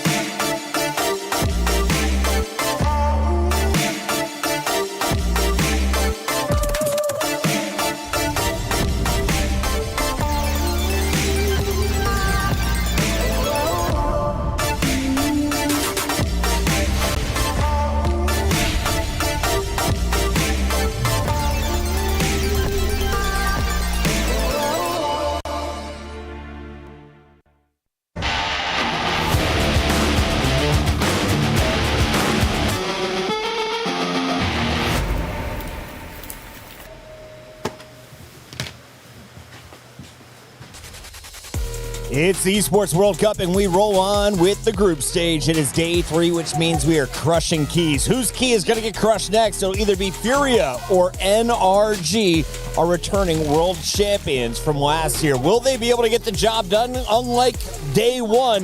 That's the big question for a lot of NA fans. Furia, though, is the team I want to start with as we welcome Stumpy and Hercules on the desk. Elise, I want to start with you. How good is this NRG team, and are they actually that good right now in Paris? Oh, that's tough. Hey, whoa, not too much on my boys, okay? Listen, they're human, all right? At the end of the day, yes, NRG are absolutely that good. Did they perform yesterday? Not up to their standards or the world's. However, I do believe that does not take away from the win that TSM had. Okay. TSM absolutely stepped up. They've been close to taking a series like this before, so it was absolutely earned. However, for NRG, this is just another day for them to really kind of just get things together. Absolutely, and you've seen the disappointment on their faces at the end of the TSM match. Well, TSM is in action a little bit later today, and NRG with the win over Furia will have to take down, it looks like, Twisted Minds. We'll have to talk about that later in the day. First, though, can we talk about Furia? Why do they have so many fans, and why are the fans so excited for this team in Rocket League in particular? Because I think South American fans in any esport are just sick. They're so good, they're cool. so loud, they get so up for their teams. And Fury, they've had a little bit of a weird year so far. They've been the number 1 in points for their region. They have been the best in their region, but it's not like they've won everything. Made in Brazil have also been there. They've been pushed to their limits a lot more than we would normally see. But I think when you see their fans, which normally don't come up to these events necessarily, but being able to see them come here and come to an EWC, they're showing off, and they show that they can be just as loud as a KC Blue Wall, as the Megs, as the Bees. Oh, bro, I was on that last series there. There's maybe like 15 of these guys. They sound like more than the 80, 100 that the other orgs have brought. They are so fun and passionate, and I know that's going to kind of lead the boys to feeling like the crowd is on their side. The crowd is there, so are the gameplays. Let's take a look here at some of the best moments. Stumpy, when you're talking about play styles, how would you describe Furia? Because they had to go up against one of the tournament juggernauts in Vitality. I mean, the biggest thing I think from Fury and from a lot of these, like South America, Mina falls into this as well. They're incredibly mechanical and incredibly fast. The issue is, I think, for Furia and what they've done throughout the season so far is they haven't been able to make much work. I've been quite disappointed historically this season with Lost. He's also not shown up at this event necessarily, but then at other lands, he has been the guy for Furia. They've just not all clicked at the same time just yet. And the fact that now they're in the lowers, Herc, it's do or die. You have to get something going. To be fair, I feel like a team like this is when they thrive. Like they're the ones that you're like, you have to throw them into the last opportunity to get through, and then they just keep going longer than you would have thought they would. Yeah. I will say this is some of the best Rocket League we've seen Yan play in years. Agreed. Like by far, the only player in the EWC to be having over 70% ball possession. The only one. The closest is like 62. After that, this guy is insane. So we'll see if that translates here into the next series. How much faith is in Furia today? Well, 71% of our fans. I have a feeling North America's still sweeping. 71% of our fans. South America's still same time zone.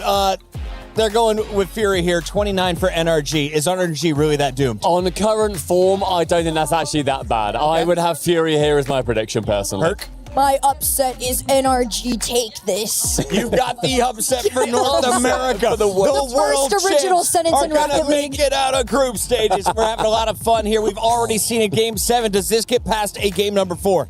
Absolutely. Stumpy? Get us to 7. Let's go to 7. Round 2 on the main stage. It's groups. Rocket League. Let's close it out tonight.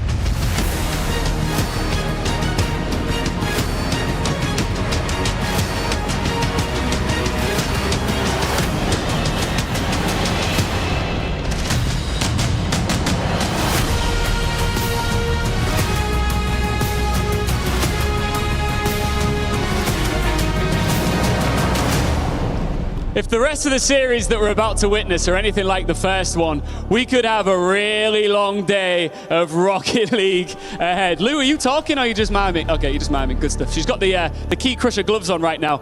Now, we've just witnessed, of course, Shopify Rebellion crush the key of FUT Esports, the team that refuses to die normally in a last chance situation like that. But now we move on. We need to crush another key. Do you want to announce the next team or? Yes, of course, it's time to roar here at the STC Arena. Furia!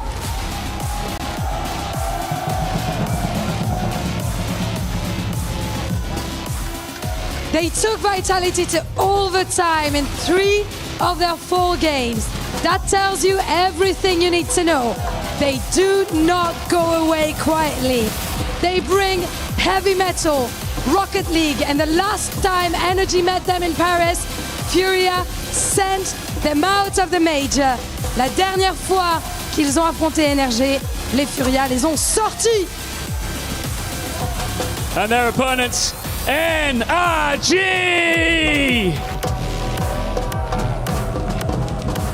The champs took the biggest punch of day 1. Now there is no soft landing at all. Same city, same Furia that ended their Paris major, and this time another loss ends their EWC as well. NRG are wounded, angry, and are out of second chances here at the Esports World Cup. It is South versus North America, and it's time to pick your region. Well, here we go. The second match of the day here in the lower bracket. NRG on the comeback tour. Furia on top of it as well achieves. And, well, I've never seen Furia get like 73% prediction for anything anytime I'm on broadcast casting this team. Yet, a lot of confidence in Furia. Seems like across the board right now, but maybe that's more due to how poor NRG have looked as of late. Yeah, it's a lot of confidence in Furia or a lack of confidence in NRG. Half of one, half dozen of the other. But NRG, it was definitely not a good show on Monday. Hopefully they've had a day since they didn't have to play yesterday. Settle in a little bit more. Furia as well. It was a tight series versus Vitality, 4 games, but all 1-goal games, so it was close there for Furia. Very typical of Zen to just not drop anything against Furia. But the thing is, Furia did beat NRG in Paris in 6 games, and they had looked better in that series. I remember watching it thinking, where has this Furia team been? Like, they hadn't looked like that in so long. Now, they didn't do anything else in the rest of the tournament, but I'm kind of waiting for them to get back to that form. There was a little bit of that against Vitality. I think it's hard to judge it, Vitality being really one of the 2 best teams here. You're always going to have trouble actually getting one over them. But I think it matches up well for Furia against NRG here, who are reeling, aren't looking the best. Their comms really weren't good on day 1.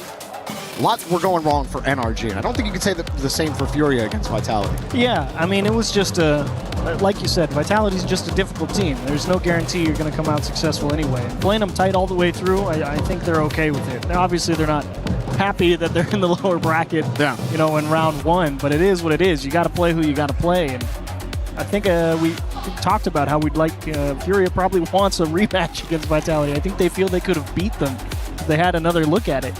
And here against NRG, you're right, absolutely reeling. Big step back after Paris. It's and day 1 here was not pretty. So we'll see what they've got. Lost has been questionable on the shooting so far, only 10%. Yeah, that tracks. Tracks, yeah. I love Lost, and he's had some great standout moments, but he definitely is getting back to kind of where he was when he first joined Furia. Seems like a little nervous. His touch quality has really gone down. Obviously, the shot quality isn't there. And so he is my player to watch on Furia. He's got to be the one that steps up. Like, Yan is back in it.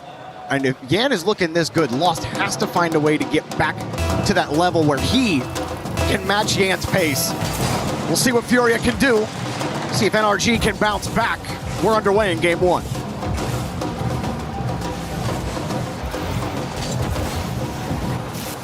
We didn't talk a lot about him, but Swift, the newest addition to this Furia team, actually makes a good stop against Daniel there. Atomic up straight to the ceiling, resets right around. Oh, wow. Got a second one. Excellent movement on the ball from Atomic. Good catch from Daniel with the dribble into the 50. Beast mode off the bar. Swift with no boost just gets the touch in time. Great start there from Atomic. I mean, if you know that Beast Mode's not having the greatest go around of things, hey, you got to maximize all your time on the ball. Atomic doing a pretty good job of it to open up. Good squeeze for NRG early on here. Furia looking for their first breakout. Lost just wants any kind of space, and Daniel will give it up to a teammate with more boost. Yan will break that up. He was also in that role a lot against that Vitality series. Yan was getting in there and making things difficult for them and trying to apply that pressure, driving through the midfield. Made him a little bit slow on the rotate back sometimes, but in general, when Yan got his looks, he tried to make the most of them. Really like how NRG are structured right now. They're using each other a lot in the third on offense, and then even there on defense, finding ways to get it back. TSM were just kind of caught them several times. That's a good pass, though, and Lost. He did have to avoid Daniel, who was sitting with full tank of boost in the net, tried to dot the upper right corner.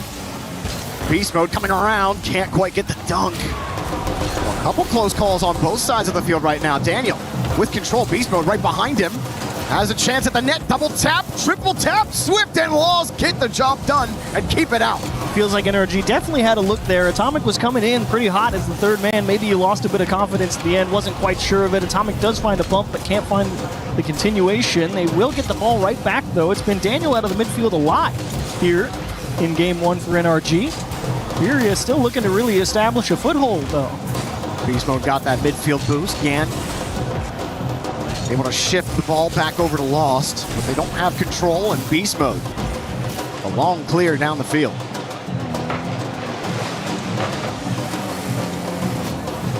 Both teams really sizing each other up right now. First half of game 1, just nothing there for Beast mode. It's just surprised that all 3 players on Furia just kind of on a fence there at the midfield line. Felt like it was one power clear away from going straight into their net.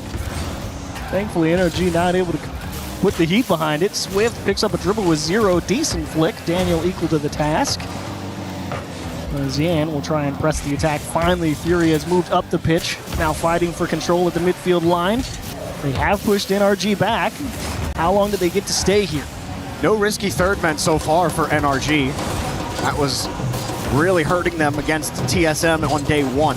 Third man getting caught playing real tight to their man on ball, and how many times we just watched the ball just squeak out and just go into the net for free. You haven't seen any of that. Their rotation has been tight.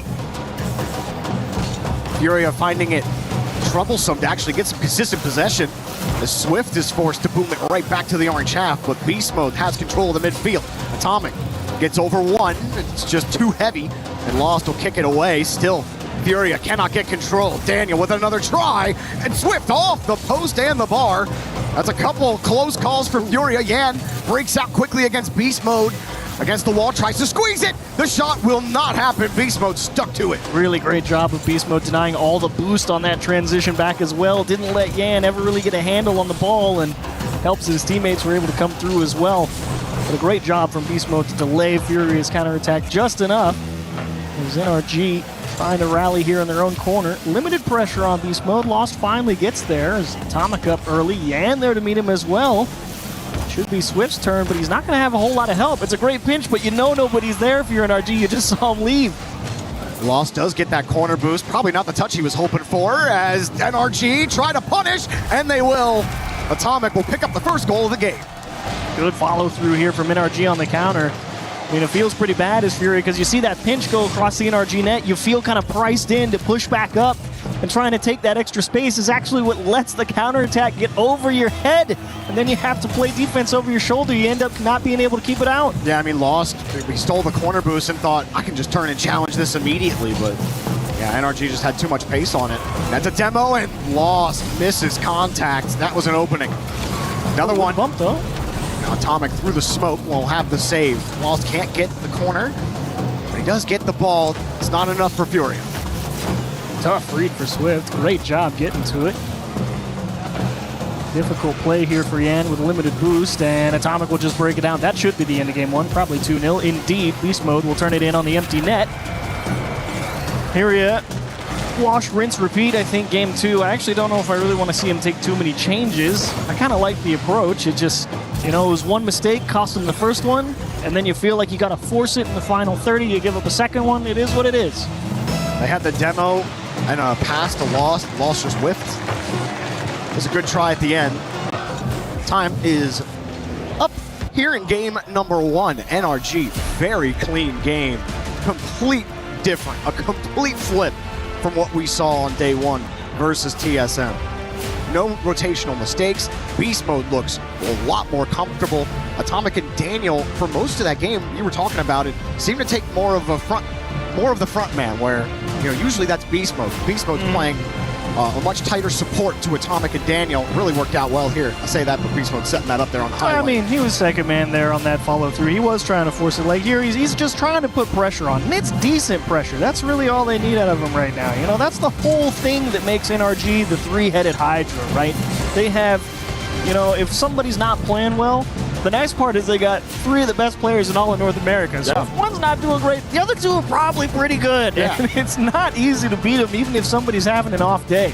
Shout out to our rally for Beast Mode. Shout out to our statisticians here at the Esports World Cup. We do confirm that Beast Mode in that first game was last back the most often for NRG. So our eyes are not broken, Chiefs. Love that. Happy to hear that. We can in fact see, and we will see if Furia can bounce back here on Forbidden Temple. Like you said, I had some chances. Maybe don't have to switch things up too much. Yeah. I mean, I think all the pieces are there. It's just, you always got to come in the first match of the day, even if you've played on stage already.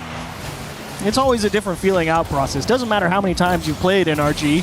Still got to get out there and see what kind of form they're in, see what kind of form you're in. And Furia doesn't look too much different than what they look like versus Vitality, I wouldn't say. I mean, historically, back when this NRG squad were G2, when Furia were in North America, they were very familiar with losing to this squad. It was very frustrating for them. Thought maybe things will start turning around. Back at the RLCS Paris Major, they beat them in 6. Now having to play this song and dance against Beast Mode and company again.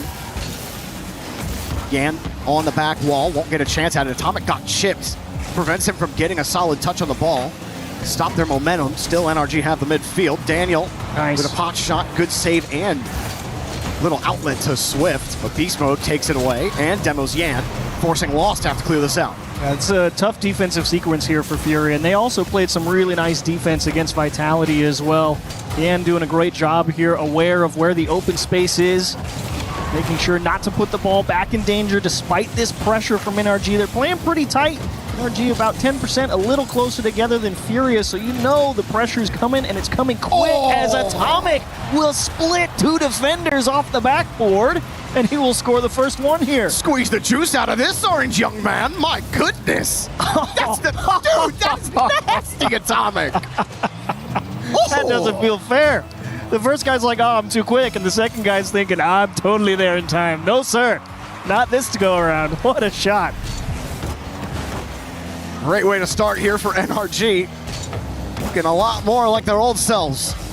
As Daniel will go forward, look for a bump. Atomic trying to handle the ball. Beast mode right behind, no contact. Free ball though. Daniel will take it. Beast mode still on the back wall. Looking for the corner boost, does just get it. And he's just causing lots of chaos here. Lost and Swift were just getting bumped back into each other from Beast mode. And he will call Daniel out. Atomic rotating back. Fury, you do got to be careful, though. I mean, right now they're pretty stocked up on boost, but it does feel like NRG overall feeling like they're having the slightly better end of the boost battle. Like here, Atomic just trying to go and steal that corner. He doesn't end up with it this time, but it feels like more often than not, NRG's coming away with a few extra pads here and there, and that's an advantage that slowly builds over time. Daniel trying to shorten the space. Couldn't find much of it. Swift. Every time he's been behind the ball, to your point, even more, Chiefs, never has any boost to do anything with it. This time he does, but Atomic steals his corner. He can't go for the ball. He's having to fight beast mode off. Yan now on the ball. Swift was going out wide. He was hoping for an advanced 50 there. Instead, Lost has to play defense. Swift is on the back wall. Atomic finding beast mode, and Yan said, no, we're not dealing with this. Takeaway on the blind side challenge. Now they get the go-ahead downfield with a demo, but Swift dropped the ball. Back over to Yan. Thought that might be a chance for possession, but beast mode, double tap! What a play from NRG. Look at the speed. Daniel, it all starts with a great 50 on the sidewall. Actually gets back to it, puts it into a playable spot. For Atomic, lifts it towards the net. Beast mode says, yeah, I'm first there, baby. Straight in off the back wall. Furia still left without a goal in 8 minutes of gameplay. Daniel. No chance for him there. As beast mode swings it across. Couple pinches. They just keep having to chase this ball down. Yan will get a boost steal. But I mean, Swift was so far back there. No one was going to take a 50. Kind of driving themselves out of position a couple of times. Lost with a catch. Not going to get a dunk. Yan won't get a boost, but he will get the 50. Swift through the smoke. Could not find the read. Beast mode. Excellent stuff so far in the first 2 games. It's a good bit of control here from NRG. I think they know who's got boost and where. Swift, good job through 1, but can't fight through 2. Yan looking for an extra bit of help. Back up to Swift. Can't make the read. That is a tough one going around the corner like that. It is not easy to get back behind it and get a clean pass out to a teammate. Yan tries to solo play through a couple people on the sidewall. As Furia will make sure they pick up all the boost, but the pass is too far, and not only that, it's to a guy with 0, and Yan just feels like he has to try and force, because what else is he going to do? Swift will try to take the ceiling. He gets bumped out. And Lost is forced back to the back wall. 40 plus for Furia to get something going here. Lost off the ball. Oops. As Swift will still make his way through. Yan next up. This is the most pressure that Furia have had, and it's not a lot. Lost getting back downfield. Also having to face Atomic. That was a tough spot to sit there. Good save. Really tough save there on 2v1. One guy air dribbling at the top of your screen. One guy coming to hit you at the bottom. Not easy to split the attention. Lost doing a great job defensively to keep that one out of the net. But time ticking. Only 10 seconds and you're down 2. Could be too little too late. NRG probably just, smash the ball a few times and walk up 2-0 in the series. Comfortable game number 2. And a comfortable series so far for NRG. It is kind of feeling like the G2 Furia days back in like 2022. Don't ask. Dark times, Jorby. Flashbacks. But no, I'm happy to see NRG looking a lot better. It was tough to see them struggle against TSM. You want your best teams in your region to perform at the level you know that they can. And we don't see Daniel on 80 points.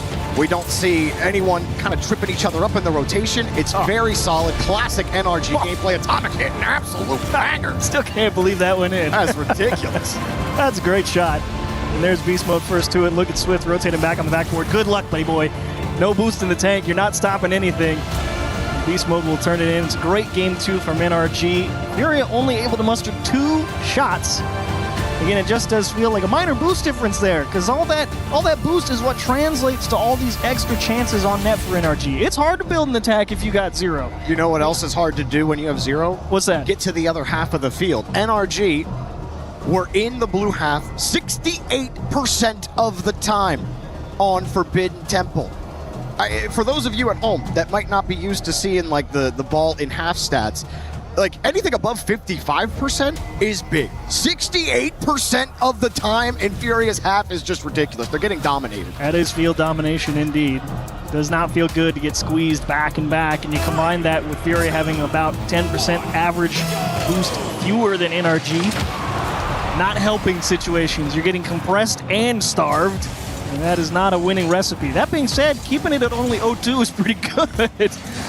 You know, Fury is working hard defensively, but I think the first 2 games tell you that defense is not the answer here. I think you have to be willing to give NRG a little bit of the ball so you can spread yourselves out, make sure you're ready, and just say, look, I think we're good enough to stop them once or twice and fight on a little bit more even playing field. It's risky, but games 1 and 2 were not inspiring if you were saying, let's just play defense. I don't think that's the way. Yeah, they don't give you gold stars for trying. Nice save from NRG, and the shot for Furia, the most pressure that they've had. Swift decides not to force that ball in front of the box and give a free clear out. And there's a great pass. Furia are alive. And it's a great idea. You noted Swift electing not to make the chase out and force it on target. Why? There's 3 people sitting near post. He knows he's not going to win the shot. So just flip out to the outside, save all the boost, get to the back wall first, dig it out. Who's there? Yan with half a tank, and he beats the rest. Great play. Some sparks here for the Brazilians as Yan punches it out, gets a bump to not give Beast Mode a free clear. Swift does not get the corner boost steal. Yan with an excellent touch off the side. And a pass. Yan is dishing and diving. Oh, baby. Loft puts this one in. That was a beauty. Swift comes up with his first assist of 2026, and now Yan, look at him get it done, beating 2 defenders, and how about Lost? How about 2 consecutive challenges in a row against the same guy right in front of the net? Furia finally off to a hot start. The drums are pounding. They're back in it, baby. No timeout either for Furia. They just went right into game 3. And it looks like the nonsense has gone away as well. Nice catch for Swift. Back to Yan. Go score it. Oh. Beast Mode just getting there. I knew someone was jumping for it. He was going to try. Beast Mode will get back and play defense as Daniel will take control. Now Beast Mode in support. Atomic next up. Beast Mode still just kind of sticking around, waiting for his turn. He's got it. It was a heavy touch, easily challenged here by Furia. Yan, he's kind of waiting for things to materialize. He's been prioritizing his positioning over making sure he has boost. Several times we see kind of the ball in his area, and he is just deciding to hang there and see if he can play the ball. This time he's on top of it. Oh, nice catch. Actually, somehow got by 2. I think Beast Mode decided to let it go to give an easy clear out. No, NRG are left with some questions here on how to get back into the blue half, and it's another goal. I wonder what happened here at the midfield line. I think it was Beast Mode. Yeah, he was following Daniel up. I think Atomic was on the blue half looking for a bump. I think Beast Mode just caught a little bit blindsided there, just not realizing he wasn't actually going to make it. It's not quite no man's land, but he did not make it to that 50, that's for sure. Swift had put that ball in. That was his first goal of this tournament. Swift finally able to notch one of those in his belt as Furia extend their lead in game number 3. Demo stymie this rotation from NRG, and Swift swinging right around on it. Didn't get that midfield boost. Gets stuffed on the 50 early. Daniel at least makes Lost think he's going to go high or do something with it. Yan. Not much for him. Atomic setting the clear back for NRG. I don't even, Atomic is credited with a shot there, which is kind of funny.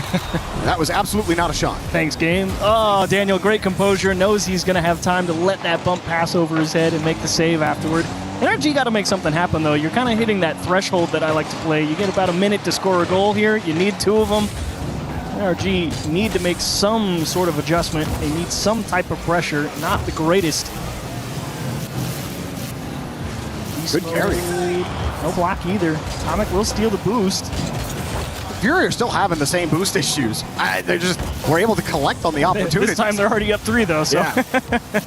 You can have them now. Now's a great time to have boost issues. Right. Especially with the amount of time on the clock, but they're starting to lose control of this game. Or lose control of the ball, not the game. Pass to nobody. Lost is just getting smacked around. Now, go ahead for NRG. Beast Mode saw the angle. Yan, though, a good save. Here's another pass. Front of the box. Through the smoke. Right side. What a recovery from Lost. It's not over just yet, but he got on the wall and prevents any future shots there from NRG. Yeah, big stand from Furia. Honestly, that save makes you feel like, okay, they've definitely locked down game 3, because that certainly felt like a chance where it could just slip right by. Swift has got through 2, puts Atomic on the back foot, and just shoves him into his corner. As Lost, aiming top left corner, goes just wide. Time continues to tick. Beast Mode's not there in time. Daniel will poke it away, but the follow-through from NRG going to be slightly delayed here. Atomic, best try. Hard flick, and Yan not even in the mood to find out if anyone was up. This is good for NRG. Yan almost found a way to avoid the bump and get the save. NRG still knocking at the door here. 2 goals to go with 34. Nice job, Daniel. Just go across the formation. Don't try and force it towards the backboard. Just throw it off the corner. That'll go mid for your teammate well enough. 34 seconds. You got to do some type of kickoff here through NRG, right? It's got to be something. So looking for the bump, maybe? Yeah. You get all the boost. Get the touch here. That's just lost ball. Difficult for NRG to get down the field. Beast Mode finds the 50, pops it up high again for Daniel. Daniel off the ceiling, has the dropper. Atomic shading closely. He went for the read on the dunk. Couldn't quite grab it as Daniel needs a goal with some time on the clock, but Furia knocked the ball away. Knocked time away here for NRG in game 3.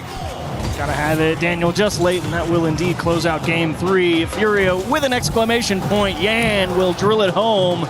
They get their first win in the series, and Furia trying to storm back. An authoritative game 3 win. Crowd getting into it a little bit after Furia had scored their first goal.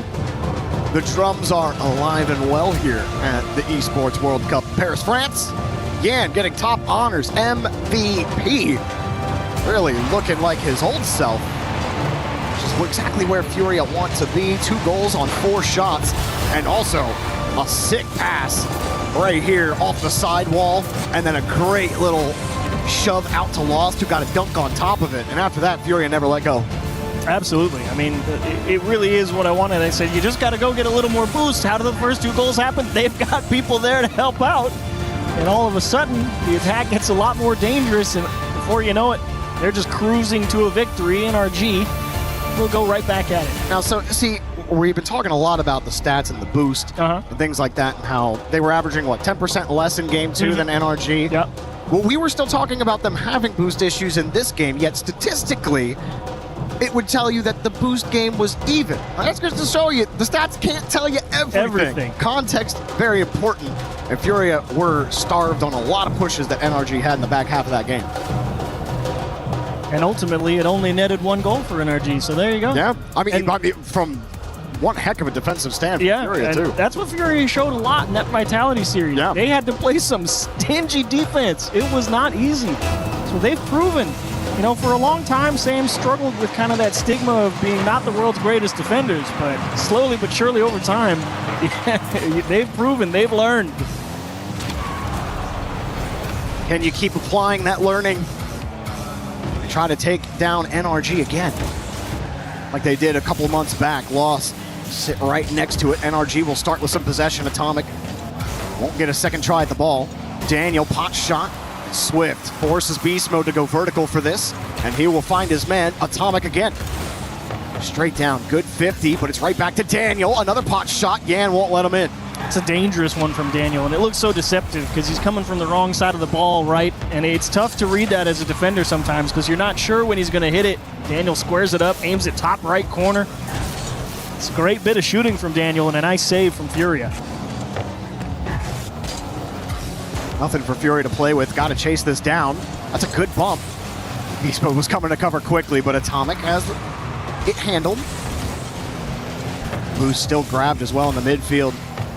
Swift, I think, went the whole way to NRG's corner to get his. Oh, we got it. And he ends up winning the ball. Yan actually gets most of that 50. NRG are happy to play with the ball in the corner. Beast Mode slips right underneath Swift.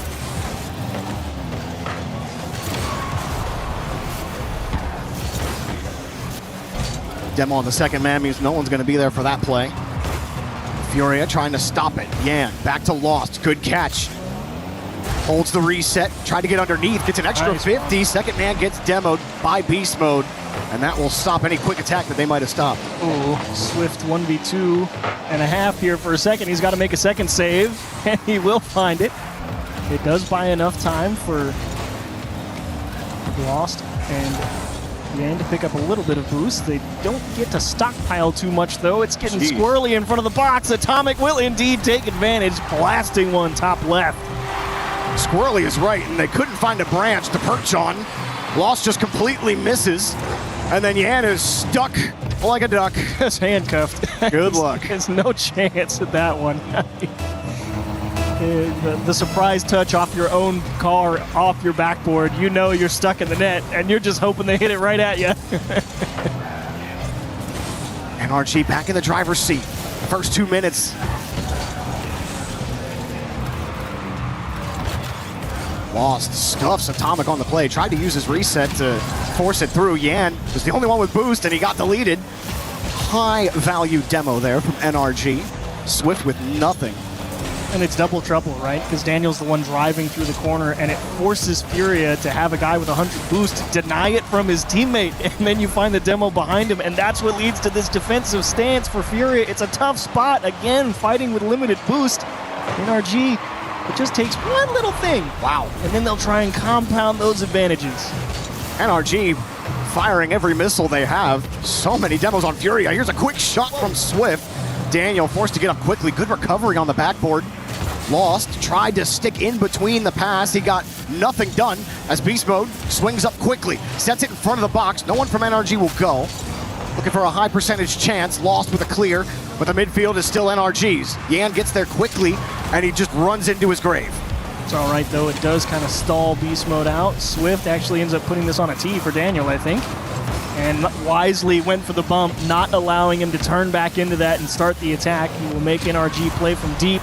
But again, those bumps coming through from NRG on the net, forcing Furia to play passive on the back line. Lost is stuck in the net with 0. Yan is glad to have a nice big clear.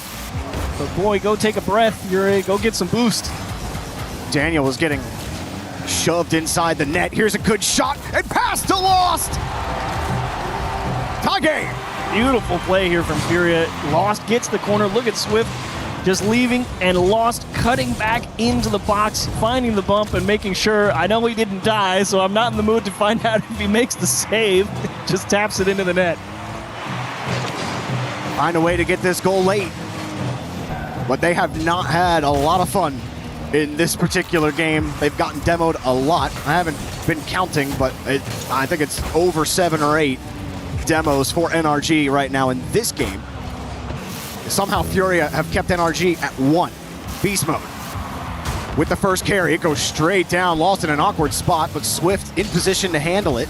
He won't get the midfield boost. It was taken by Atomic. Will get the corner boost for his effort. Lost. Awkward spot on the ramp. Yan will come in to help him out. Swift sitting around the midfield line. Ooh, this time a little bit better. You got your camera on a swivel. That one you're not going to avoid. You're going to get demoed there every time. It's a great bit of timing from NRG on the challenge. And again, they just find another one. Just keep turning them to dust. I feel like this is a philosophical statement right now, more than like a useful thing. What if we just hit them? Yeah, they might tilt out if we keep demoing them. Hey, you'll always try to generate any kind of man advantage. Even though demo's slightly nerfed at this level, being able to pick your side, everybody still low on boost. Yan got a canister, but there's not a lot for his teammates. NRG hunting at 0 seconds. Yan keeping control of it. Got a pop and a release down the field. This may send us to overtime, but the ramp has other plans. Swift underneath it, just could not keep it. We got overtime. It's a good time for an overtime. It's a nice welcome reset, I think, for Furia. They were getting pressured there towards the end of regulation. Chance to catch your breath and start off on equal footing, I think, is good for them. Daniel with a wise back pass and kaboom for Atomic.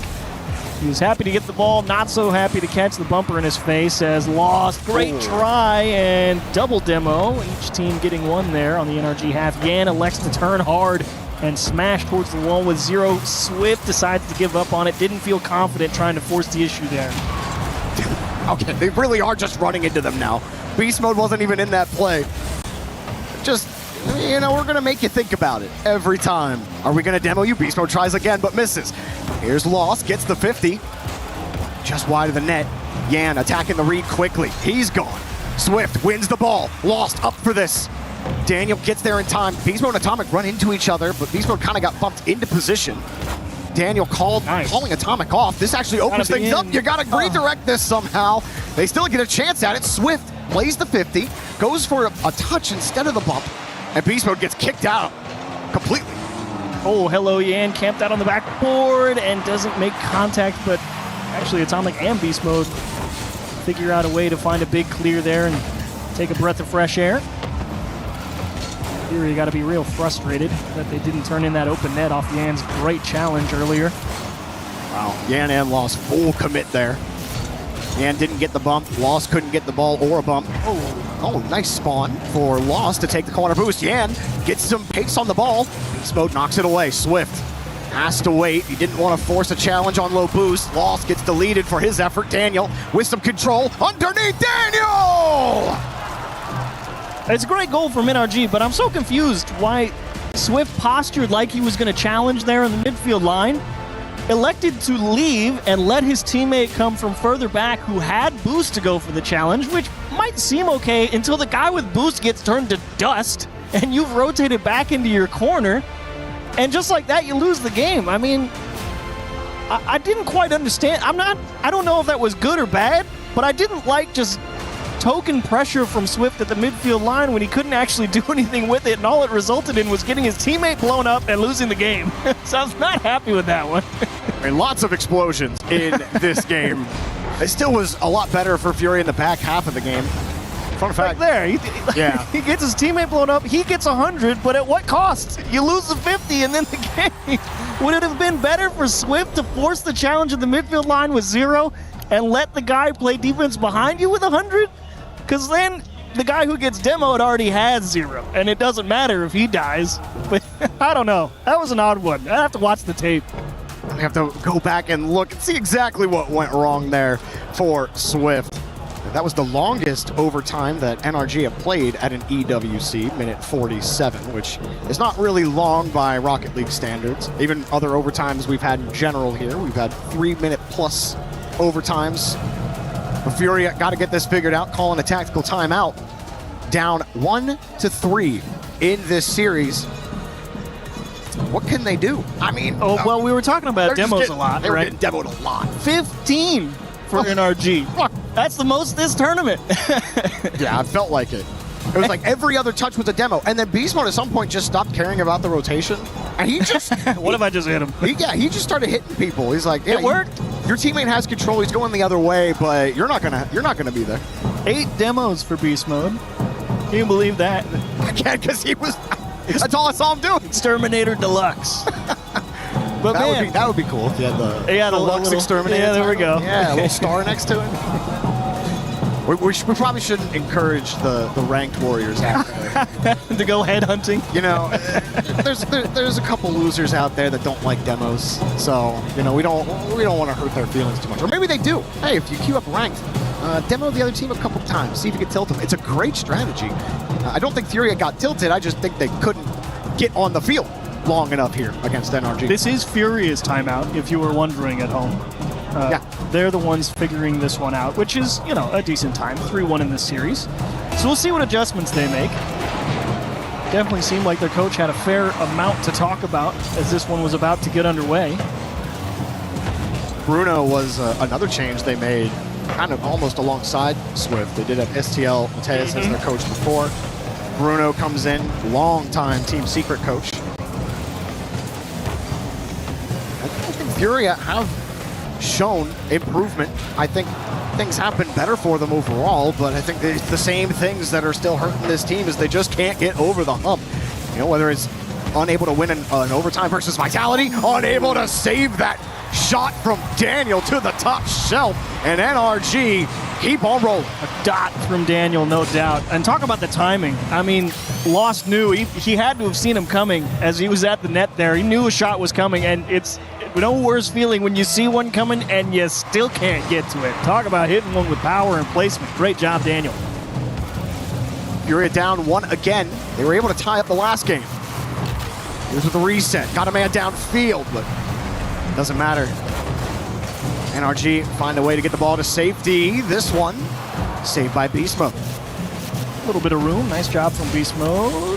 Tries to take the best 50, and that's always, to me, a good idea. If you've got 0 boost, I kind of like having the guy with 0 fight for possession, because again, going back to like Swift just giving it up there in the midfield that cost the end of the last game. I mean, if you let the guy with 0 fight for the ball, yeah, you want to use your resources to push down the field, to add momentum. Exactly. I like it to let the guy with 0 fight for possession, because if he loses, well, you weren't expecting him to win anyway. See what they can do with a little bit of boost here. Oh, hello. Beast Mode picks the pocket, but can't get the read. That was not the bounce he was hoping for. Ooh, and Daniel squeezing the defender back into the net, but Atomic can't put it on target. Beast Mode will win the next 50. Daniel gets a pseudo free look at it, catches the flip reset, top right corner. A complete inversion from day number 1. Maybe Daniel's twin was playing on Wednesday. This looks like the Daniel we all know and love. Beautiful push down the field. 2 goals to Daniel's name here in game number 5. If you're going to do the right thing, they follow that classic fighting game tech. Don't get hit. But unfortunately in Rocket League, it costs them valuable space to defend. And NRG are also playing hit the enemy. So. Yeah. Both principles at play today. Yeah, NRG doing a great job. I mean, just pushing them slowly and slowly further back. I mean, that's what demos are good for. They create room, and even if you don't hit them, you'll make them give ground in one way or another. And NRG's done a great job following up. Daniel takes a beautiful 50, but pushed just wide. An excellent stop from Swift on a difficult save. But down 2, approaching the halfway mark in game 5. Furia needs to kind of turn it around right about now, and Yan has tried with a long shot. Beast Mode just able to get across the face of net. And Furia, they're trying to go for demos. They're just not connecting. Yan there, he stole the corner boost. Atomic was rotating back to net, and he tried to demo. Atomic just easily swerved around him, got the clear out. And that's the difference. It's like, if you can't hit the enemy, you're not going to have a good time. Yan probably can't even believe that he didn't slip that one by Daniel. He poked it up the backboard, and he could see Daniel coming at him. So he even stepped on the wall to see if he could get Daniel to commit to a line, and he tried to go around him to the sidewall. Daniel still got a piece of it. And he's like, what do I got to do to beat these guys? Even there, Lost gets a demo, but Atomic was fighting Swift the whole way for possession. Good drop. Oh, what a save! NRG can do no wrong. And the pop-up, Swift wasn't expecting it. Has to pop in reverse. And it's just all falling off the wagon for Furia. Small miscue at a big moment, and the demos come back through. Now Atomic's just going to sit on the ball. Beast Mode, awkward read, and actually Swift, the beneficiary, ends up donating the ball to Daniel. NRG just pushing this back into the corner, and that's exactly where they want it. You can play a game in a corner for 15 minutes, and nothing will happen. NRG's up 2. They're happy to play that game. Wow, Daniel gets bumped, then flips to recover, get the touch. Even when they're hitting the enemy, they're losing. Furia, they gotta be frustrated right now. Trying to recover it. Daniel with a little bit of flash. Saved on the mark. Beast Mode takes this one. No bump on Lost. A minute left in Furia's tournament push. Gotta get it going. Yan, stutter step on the 50. Swift needs 2, and Yan committed with 0. Lost is priced into going for it because they're down 2, and he's jumping at it with 0, just hoping that the defense shows their hand. Yes, they get the ball out to the corner, but feels like desperation mode for Furia right now. It's not measured on the attack. It's kind of just throwing everything at the wall and seeing what sticks, and that's definitely not something that's going to get it done against a team like NRG. They have definitely rallied in their day one performance. Swift with a look, but Daniel right on it at the point of contact. Get right series for NRG, and much needed for their push as Yan gets the pass, and it's not over yet. 21 seconds, Swift picks up his second goal of EWC. Nice job from Yan fighting through contact, and Swift just in time to get over the top of Atomic. 21 seconds. The drums are pounding for Furia. Will they be silenced? Close cheat up. They go for the fake close cheat. Lost. Gets demoed. Story of the match.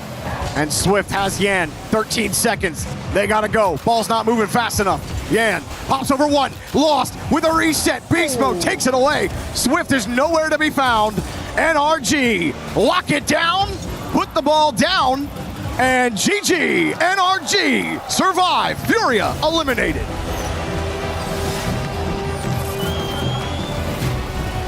Well done, NRG. Back to life, it would seem. Much better. Much better is the way to go, I think. They're happy to find a win. Their next opponent will be Twisted Minds.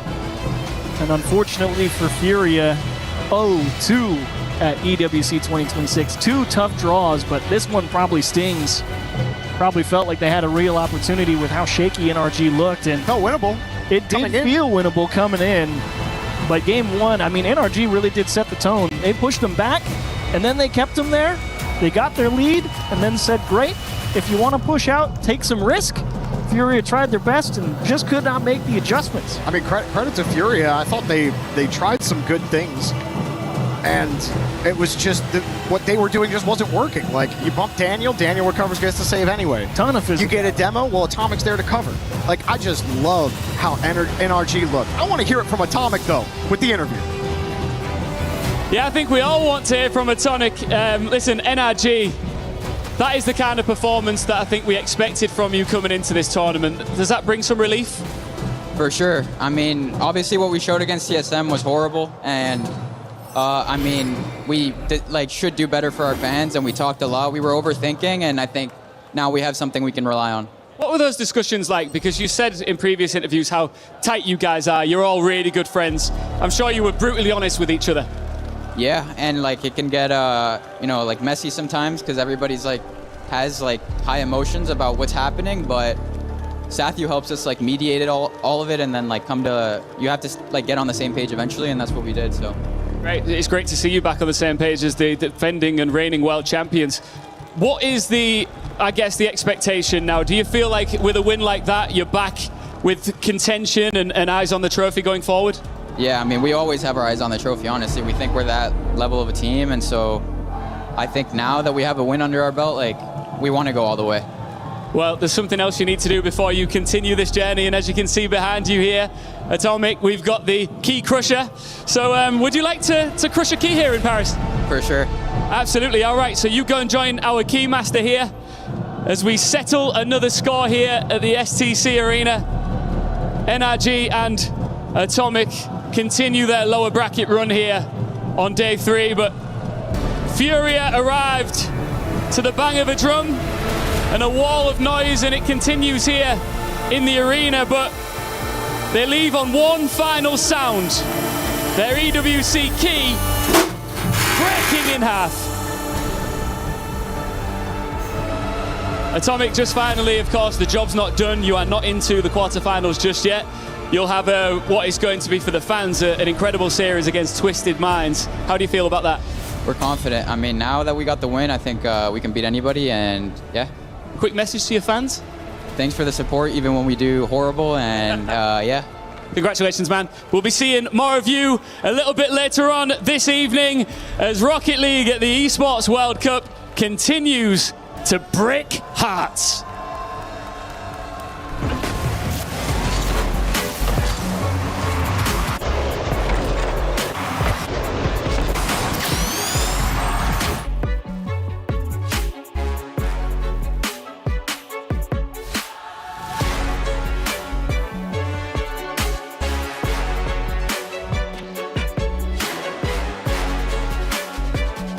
I'll stay on. Yeah. Nice. Waiting. Yeah, I'll play it after Atomic. Okay. Yeah, planter. Nice. I can't ollie. It's fun. Ready? Nice. I'm on. Cut. I'll go. I'm dead. No one there. Yeah. I'm second. He's behind you. Nice. Planter. Nice. Let's go. Let's go.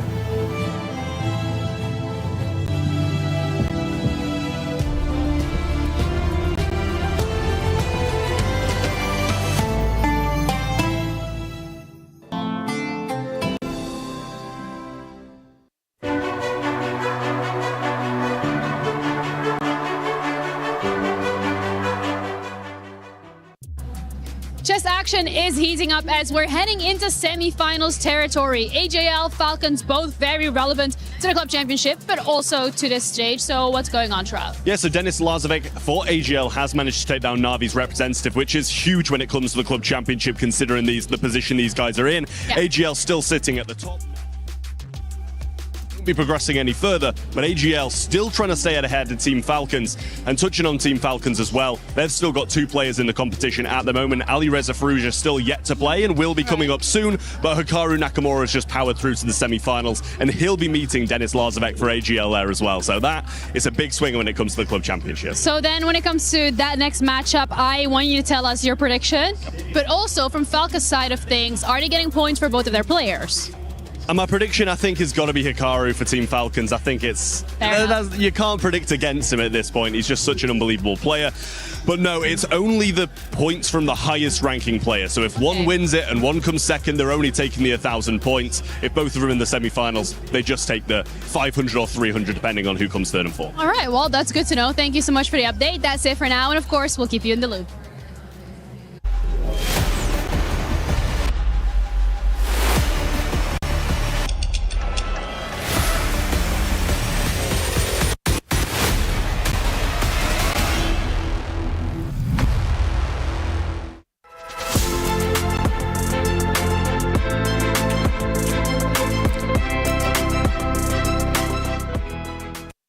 I'm here at the Esports World Cup with Musty. And we are going to be asking fans who the worst of the worst Rocket League players are at the Esports World Cup. The worst. Hopefully, none of these guys. Let's go. Gotta be Joris, man. Zen, interesting. Okay. Joris might be the one. Atto, I think. Okay, why? Because he's so mechanic, maybe he can improve more than... Okay, the mechanics, interesting. I will say Zen. Okay, cool. I think he's Vatua of Coming Cup because mechanic. I think it's Archie because we can't win. I'm gonna say Zen. I love Team Vitality. I've been watching him play. Loves Vitality, pick Zen. It's gotta be Vatira. Vatira? Yeah. 100%. Okay. Vatira, of course, because of his mechanic and he's part of the team Carmine Corp, so say, like, of course. Yeah. Okay, interesting. Archie. Okay. Atto. Yeah. Awesome. Cool.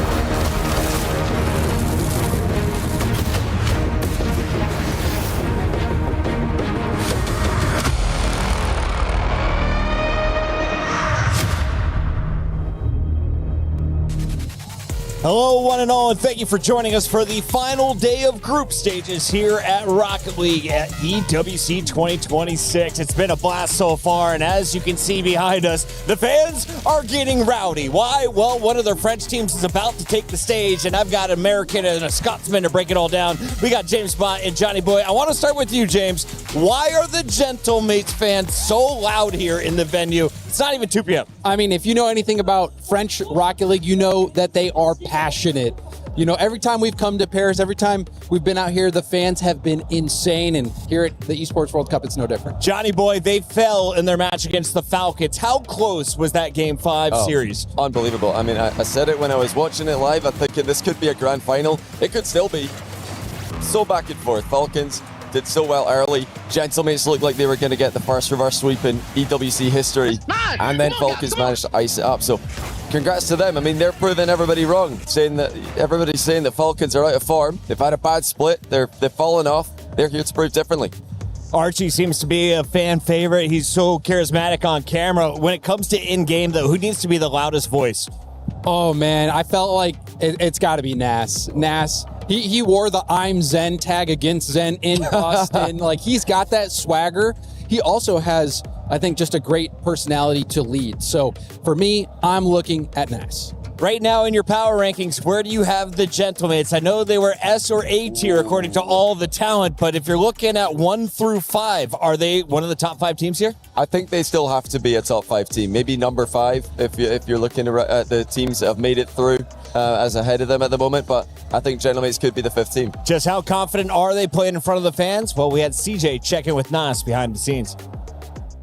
I'm here with Nas from Gentlemates. We're actually in the Gentlemates booth as well at the Esports World Cup in Paris. But let's talk because you've got a big match coming up against MIBR. Actually, before we get into that, what happened against the Falcons? What happened? I think we just started slow. Going 2-0 down in the series is kind of hard to come back. But I think overall we played well. We just did some minor mistakes, but I think we can fix them easily. And I mean, Game 5 OT loss is not that bad. Yeah, and it seems like you guys are still confident then. You have MIBR best of 7 to qualify for the top 8 playoffs. What are your thoughts on those guys, the Bull and the team? I mean, we played them in Boston, where we went Game 5 against them. I mean, their defense is pretty good, so we just have to play disciplined, and I'm happy it's a best of 7 instead of 5, so we have more time to... I mean, we can make more mistakes, and yeah. You guys seem like a pretty relaxed team. It's not just all about practice for Gentlemates. So anything else you've been getting up to at EWC, checking out any other games, playing some table tennis in the play area? What have you guys kind of been doing outside of practice? I mean, we've played some table tennis. We've done the basketball thingy where you throw it in the hoop. And I mean, we've just been chilling. I mean, playing ranked, of course, scrims in the evening as well. But it's been a good time so You far. guys seem cool, calm, collected, ready to go. So Yes. I won't take up any more of your time. Best of luck in your match. Thank you. Thank you. They've been playing the basketball thing where you throw it to the hoop. Well, tonight they're hoping to put the ball in the net. We'll see if they can get it done because they're going up against MIBR, who we need to talk about because this was a squad that looked like they were going to beat Space Station Gaming on day 1. That ended up going 3-2 in favor of Space Station, and that meant MIBR had to play against Wildcard for APAC. This may have been the biggest beatdown if you're looking at the 4-0, but some of these games went into overtime, James. Yeah, I was expecting this one to be a little bit closer in terms of the game score line, but MIBR stepped up. And so I don't think you can count them out. MIBR has continually gone to Game 5 with some really, really good teams, even Gentlemates back in Boston. So they have the skill to get these wins, even against a team like Gentlemates, but that closeout factor was missing, but it wasn't missing against Wildcard. Raise Bull won me over with his finger horns, but who is your favorite player to watch on this squad? Who do you have eyes on for MIBR if they're going to pull off the win? I think Raise Bull's one of my favorite players in the scene for sure. I think Astromic's got a really cool story as well. He's had so many teams that have benched him, gone with a different roster, and then he always finds a way back. He gets back with a new team every time, and this time they're just trying to get that little bit further than they've been before. You got to win 2 matches if you're going to make it through today. Gentlemates have already got 1 big match in front of them. They've got MIBR, and 10% of the fans out there have faith in their opponent. Is the 90-10 split accurate here, James Spot? I would probably give it more about a 75-25, but yeah, not too that's far. fair. 75-25? I think so. I mean, I'm picking Gentlemates, but 90-10 is doing MIBR an injustice because they played Space Station super close. They did 4-0 wildcard despite the games being closer than that. So I think, MIBR deserve more than 10. We just crushed some keys. Now it's time to send another team into the playoff bracket. Will it be MIBR or Gentlemates? Let's lock in as we send it to the stage.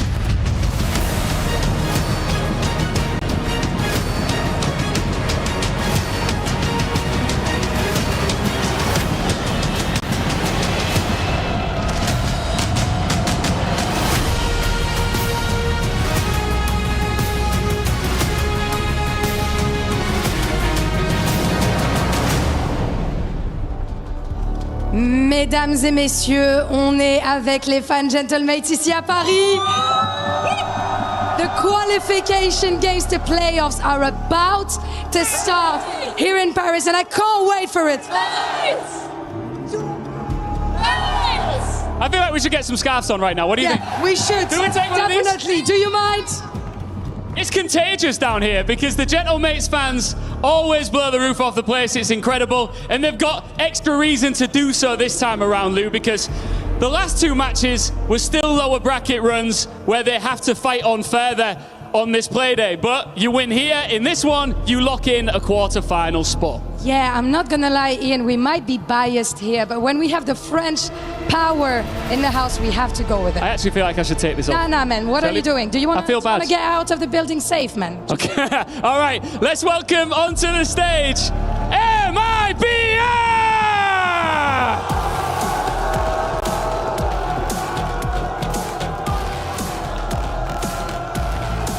MIBR came into the lower bracket, hurting, and answered with a 4-0. That is how you reset. They might be getting a bit of heat here from the local crowd, a few boos here and there. But South America's #1 suddenly have found some rhythm, confidence, and nothing to lose.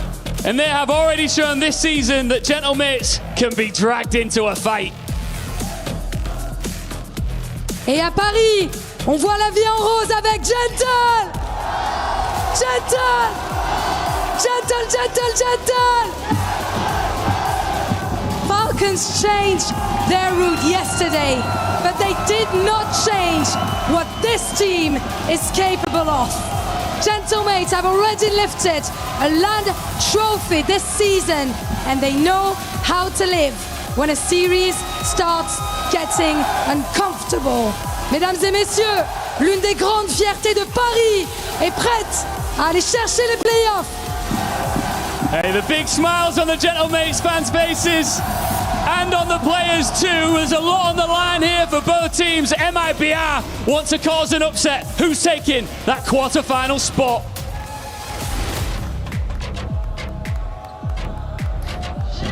Well, I don't think the crowd are too split for this one. There was some booing. You might have noticed it. I don't know if the microphones picked it up because it was only 100 decibels loud. Yeah, it's a cheeky little amount. We've had to ask our production to make themselves even louder in our ears because the drums are echoing throughout EWC 2026. The MIBR, they've come against Gentlemates previously in the Boston Major. Unfortunately for them, they did get run over on Gentlemates' way to winning that LAN. So the one result, it did end up going all the way to 5, pretty close. But ultimately, they both find themselves on the precipice here of qualifying through in the lowers to the quarterfinals. Yeah, I mean, Made in Brazil have been performing pretty well, I'd say. They had the near reverse sweep against Space Station Gaming, which came all the way to Game 5 overtime to start off their tournament. And then after that, a sweeping of Wildcard, which featured the most tilting goal of all time. Maybe one of my favorite goals of all time. Sorry, Justin, it's been usurped. Yeah, 0 seconds, I believe it was. Or was it the overtime one in the end? It was no, it was the 0 second goal in the corner. The countdown ticked down 2-0. Quite literally the furthest away goal I think it could have possibly been, from the top right corner into the opposite top corner. And from Made in Brazil, it was a very big statement for them. I don't think anybody was under the assumption that Wildcard could necessarily win that series, but they went through and won in an incredibly dominant fashion.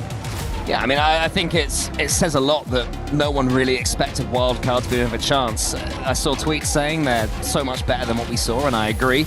They are so much better than what we saw, but they have got Brazil. We're not here to talk about them, but they have not won a game at EWC, so not great from their standings. Made in Brazil, though, they have spent the season battling with Furia to be South America's #1 team, and at times they have been exactly that. Yeah. You know, for the first time in a very long time, the conversation wasn't insane that, oh my god, maybe Furia might not be the best team from that region, and that is mainly credit to Made in Brazil, how much they have improved. On the other side, though, with Gentlemates, they of course won at the Boston Major. First time any of these players have been able to take down that trophy. I wonder how many of this lot were there as well. Probably quite a large amount. They've got. I genuinely recognise some of the fans. I recognise the people on the drums as well. Yeah, I've seen them around. They were definitely at Paris for sure. And it's been very fun, I think, for Gentlemates to have a travelling band of crazy fans following them to whichever land they end up at. Yeah, there's a fellow leading the chance that I genuinely thought was Rettles when I saw him. It's very similar to Rettles. The camera sees him, see if you can spot the Rettles look-alike. Le Rettles. La Rettel. But they'll be ready for this one. They certainly are ready for this battle right here. And frankly, they're not expecting a battle. They are expecting a sweep. They are expecting domination from their heroes. They're non-French heroes, but certainly representing the tricolor. Oski, Archie, and then Assassin. This could be a good series. Made in Brazil, what have you got? Can you stand up to the mates? Let's see how they start. And I think a good start for Made in Brazil is going to be important here. Yeah, definitely. We saw just how well NRG dealt with Furia in the previous series. MIBR will want to continue push themselves far away from their countrymen, or continentalmen, I suppose. To start things off, if they could get a couple of goals, get the game, get it locked in. They've only actually scored only 5 goals against the Gentlemates. Archie starts things off, and he has had a fantastic tournament so far. Yeah, he always seems to. Such a consistent player, and while his play style doesn't need to rely on mechanics, he does have those in his locker. He's got the dunk already. A big beaming smile from Oski towards his teammates as well. So the Gentlemates' fire continues to burn up to this point. Raiseball, though, how pivotal will he be if Made in Brazil are to mount a response? I think that when it comes to Made in Brazil, the way that Raiseball carries himself in these series is so important. He has been in and out of the RLCS and across all of our tournaments we've had for the last few years, and it's nice to see him back. But there's a couple of players that have never left since bursting onto the scene, Oski being one of them. Large Oscar slams it into the ceiling, heads it home past the ball. An old-fashioned heat check as well. Put it above the goal line. Can you get that read? No, you can't, Raiseball. I'll follow it up myself. 2-0 easy as you like. All of Made in Brazil's thoughts about starting the series closely, making sure Gentlemates have to work for every single goal is completely undone. Falling apart. As within a minute, they've scored thrice.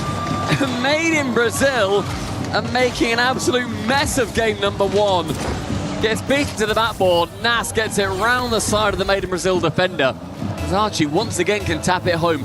3 in 54 seconds for Gentlemates. Sorry, MIBR, this is not still the warm-up. We genuinely have started. The starting gun has fired. All of this counts. The mates right now are finding this incredibly easy in the opening minute or so, but a couple of demos come in. Can Astra get something going back for them? Yes, he can. Through the fire and the flames and the smoke, it's 3-1. Turning it back around is going to be important, and thankfully for them, it only took about 10 seconds from that third goal. A wonderful dive across from Astro. Gets rid of one defender. 2 of them were off the pitch. It was all up to Oski. He was not large enough. And that is this goal lead now cut down to just 2, but the kickoff does go in favour of Gentlemates, who finally gets lost to Nas. A skim midfield is successful. Oski his time to get something on the ball. And the way that Gentlemates do wrap themselves around the play. Hello. It'll be okay for a second. Okay, it's fine. Panic stations, I think, for a second there. Yeah, we saw the fake kickoff there for Made in Brazil. They've been doing those throughout the entire tournament. They started their tournament, 2 of them in a row against Space Station Gaming. The first one didn't work, they did it again. So it seems to be their default is the fake, and I'm sure that mates under the tutelage of Snasky have realised that I'm going to be keeping a close eye on it because they've got plenty of kickoffs of their own. They've also got plenty of ability mechanically. There is Archie onto the backboard. It's cleared by Raiseball. And I tell you what, since going 3-0 down, Made in Brazil have more than worked their way into this one. It's a shame it took them 3 goals to get to this point. But that's a lovely pass from Raiseball, central. Ceiling pass again. Go for the double. Sad could fake that instead, drops it low. A fake, I think, would have been a little bit better. Would have completely caught Gentlemates off guard because the speed at which MIBR play with is so important towards their success. But it does then leave them vulnerable on the counter. And as soon as Oski gets around the side of Astro, he is the last man back. And Raiseball, even with the horns on his head, does not have enough to defeat the ball. Well, I'm saying, mate, I said they should have faked, and if they'd have done that, who knows what would have happened, but this is the reality we live in. The mates return their 3-goal lead. Astro goes for a free jump there around the corner, trying to get the block before the ball comes into their own goal line. And so far, Gentlemates have scored from the vast majority of chances that they've had. They've been lethal in front of goal in this one. That's just to make another save. Made in Brazil almost got that goal that went over the top of the Gentlemates defenders' heads earlier. Wasn't able quite to on target this time. And actually, this is looking far simpler for Gentlemates than I thought it would be. At the Boston Major, when these two teams played and Gentlemates ended up taking down MIBR. Game 1 was 7-0. It was a smashing in the first, but MIBR did bring it back to the 5th game. So by no means is this going to be, okay, you know what, it's 4-0 series. It's just a shame that MIBR aren't able to get into it early. Now 2 series on the trot. They do realise they don't have to concede 7 goals to Gentlemates in the game 1, right? It's not like in their contract. It might be at this point. There's still 2 goals off that though, as Nas is going to try and continue this push, this pressure. As Gentlemates have been on top of Europe so far, they're wanting to dominate South America while they're at it. Race ball comes up against Oski, that one. We go into the centre. Here is Nas. What can he do with it from the corner? Wants to get the sick. That is brilliant. Archie denied by Sad. What a stunner that would have been. Oski will keep the attack going. Still hungry for more, Gentlemates. They want to entertain this all French crowd. Sad against Nas. The thing about Gentlemates is they never seem to be rushing.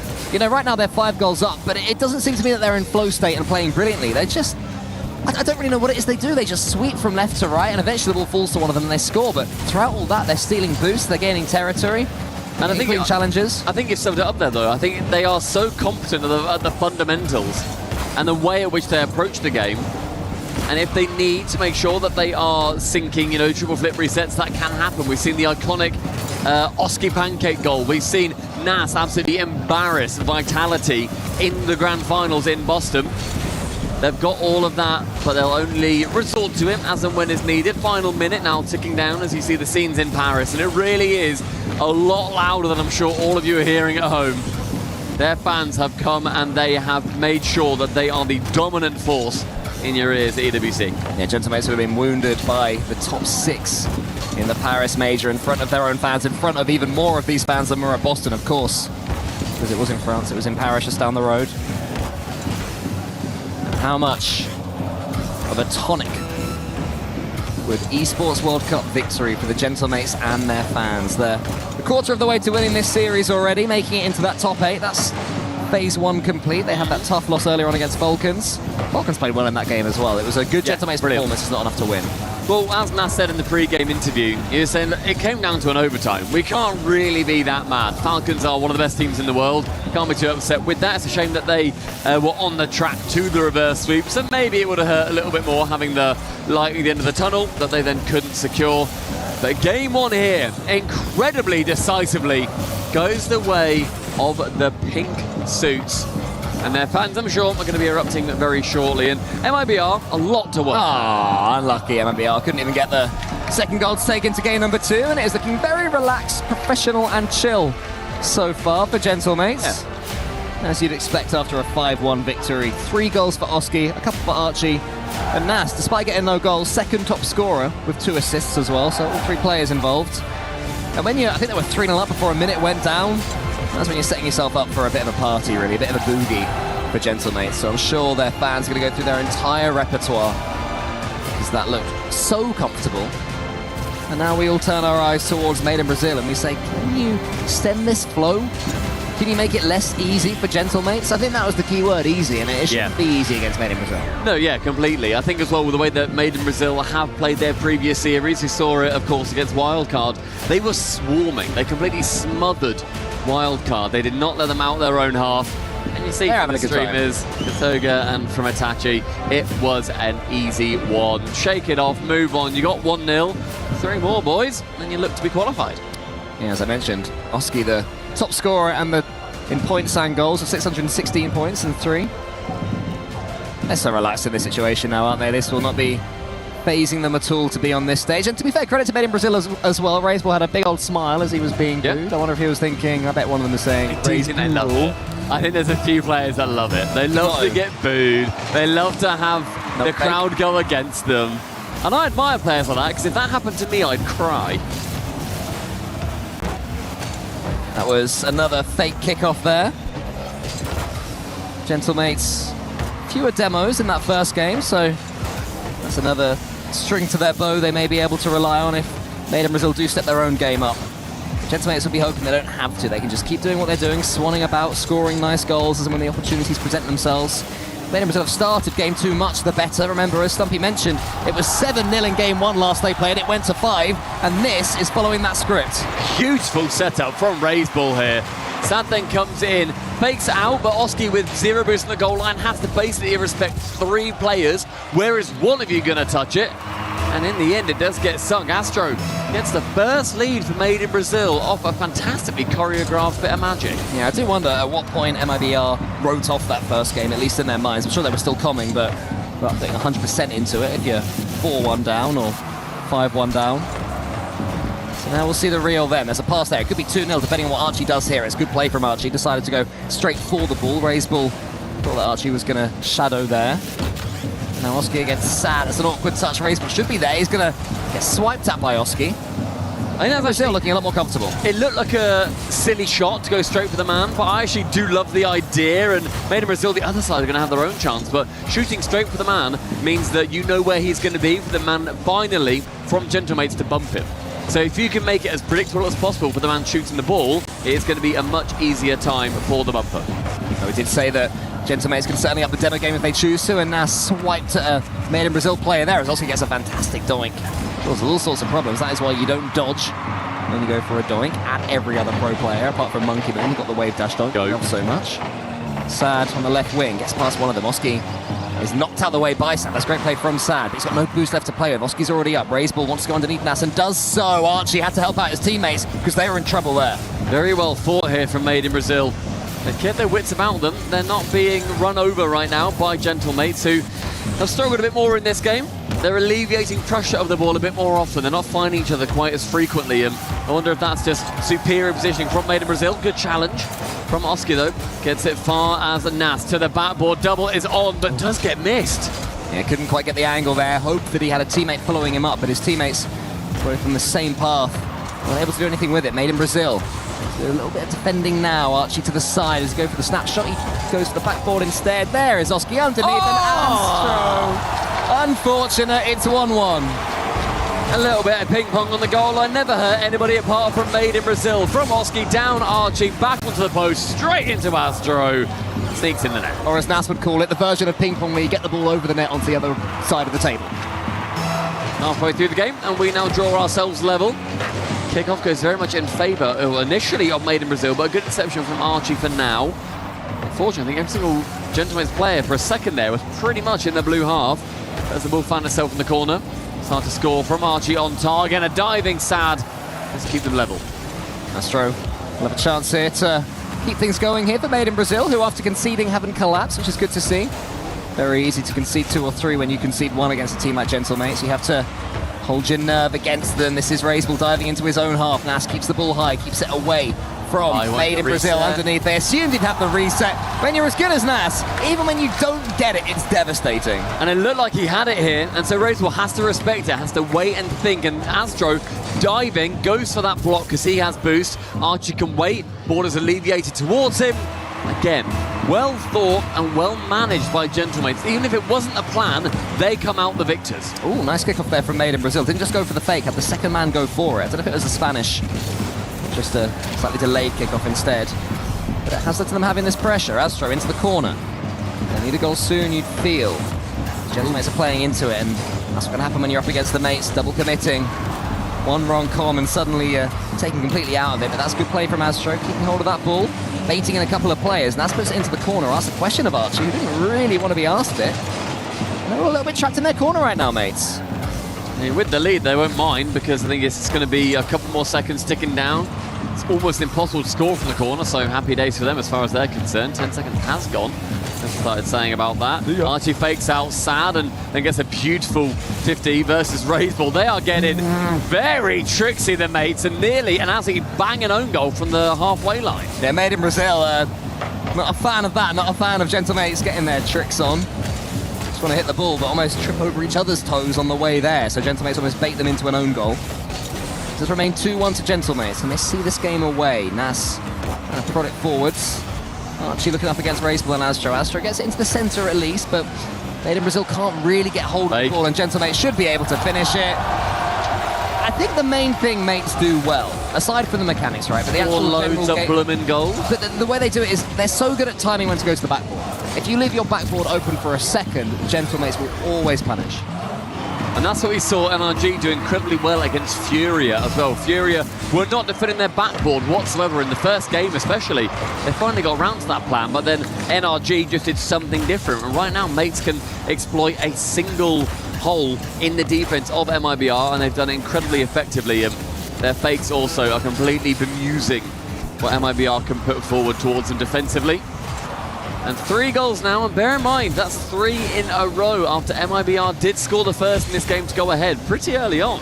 Yeah, that's true. It's been better for Made in Brazil, but not enough. They had that lead.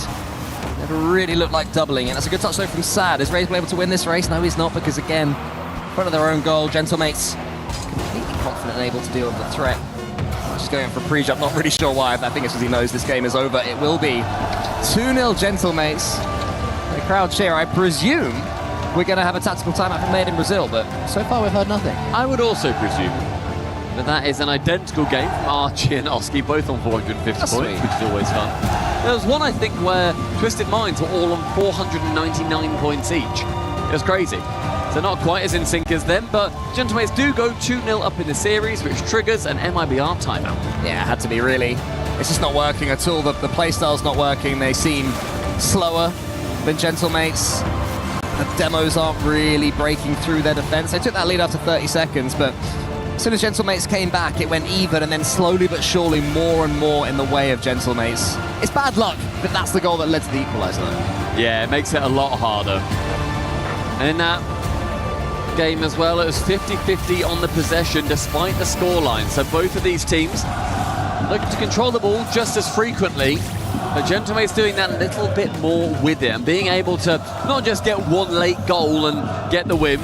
It almost felt like it was a goal building. They almost had a goal every minute and a half, where it's like, we get one now, give it a little bit, we get another one. It was a constant trickle of pressure that then led to those Gentlemates victories. Yeah, Archie and Oski hitting some side quests, trying to get the same points in a game. I wonder if Nas will join in for the hat-trick in the next game. There's a fella that looks like Rettles standing up there, in my opinion. You know, we'll see some content when they interview each other. It should be nice. They'll be very happy as a whole, this fandom right now. We're happy to some struggles for the French teams so far this event, of course. Carmine Corp dropping to Space Station Gaming. Vitality have made it through, but only after Gentlemates had already lost to Falcons in the last couple of days, so it hasn't all gone the way of the French, just like the World Cup. Very true. Thoughts about third place, fellas? Yeah, exactly. Yes, please. Sorry, boys. 10-goal thriller in that one, and already we have seen Gentlemates score around that 10-goal mark as well. They're currently on 8. But I think overall, you know, you look at that previous game and it was MIBR, they were spent a lot more time on 0 boost, and yet they had more boost overall. So as soon as they had some, it looked like they were burning through it more frequently and with a lot more aggression. Was that to try and keep up with Gentlemates who were flowing more naturally around the pitch? Because then I think boost stats can normally look towards so many different things, that they can link to so many different issues if you end up losing the game. So the boost is looking very important for a team that likes to play quickly. So any eagle-eyed viewers at home, keep your eyes on the MIBR boost meters and how frequently they sink themselves down to 0. Well, let's see how frequently we can keep this ball out the goal for a start. Already nearly going behind, 13 seconds into game number 3. I always say it's the last thing you want to happen after a tactical timeout. You concede straight away, and all the air that you've breathed back into the room is sucked out once again. They survive for now, but they're doing more battle. They're having to do more defending. Archie coming forward this time, gets a flip reset, tries to conjure something from it. Oski's coming in. Nas will be deep, but he'll win this one cleanly using the ceiling. That is brilliant from an assassin, almost able to get a flip reset. But the amount of defending that Made in Brazil are having to do, it's exhausting. In the previous game, like I said, they were 50-50 on the possession, but they just weren't able to actually do as much with the ball as Gentlemates were. So already this one's starting out a lot more in the blue half, and another chance with Archie hitting it straight into a diving across Astro. An opportunity for Nas to drop it down. Oski pre-jumps, goes to the fake instead, but very well read by Astro yet again. And there is a contingent of MIBR fans who will still be not frustrated with what they're seeing, but they'll want to see a few more goals come through from their boys. Yeah, they'll hope they can at least manage to express themselves. They can barely get a touch on the ball at the moment, but that could be a chance. Is slightly heavy from Astro, turns it into a 50-50 into the Gentlemates corner. Sad is watching. Can he do anything with it? Really too much. That seems to be the story of the tape so far for Made in Brazil. They're getting these half chances, not doing anything with them. Even that from Astro was an attempted flip reset bump.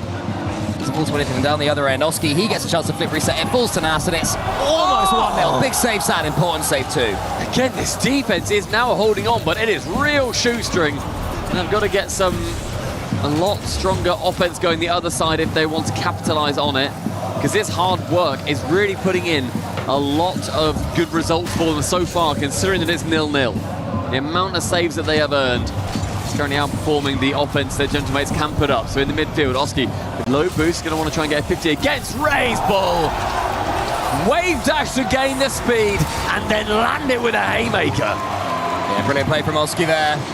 Slams it home. He knew Sad was in front of him and Ray's ball was closing that near post, but you get enough power on the ball and it will make its way in. And the Gentlemates' professionalism continues.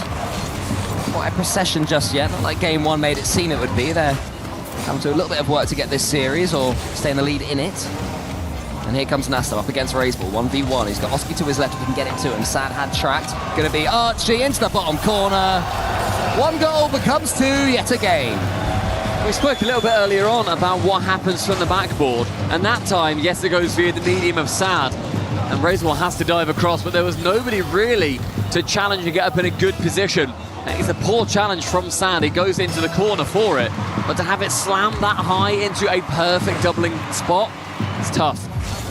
And again, this pass back now coming through as Gentlemates, they're all incredibly close, but where on earth are MIBR to put the pressure on? Yeah, I think Gentlemates got a little bit lost of where they were on the pitch there. They're all hitting it in towards their own corner, slightly in each other's way. But it didn't matter. No, exactly. MIBR just weren't near enough to actually have that be a stressful moment for them until the post is going to thwart them for now. Archie's going back towards his own goal again. Archie, again, side quests. Hit the ball towards your own goal 100 times. Hopefully that's the 100th.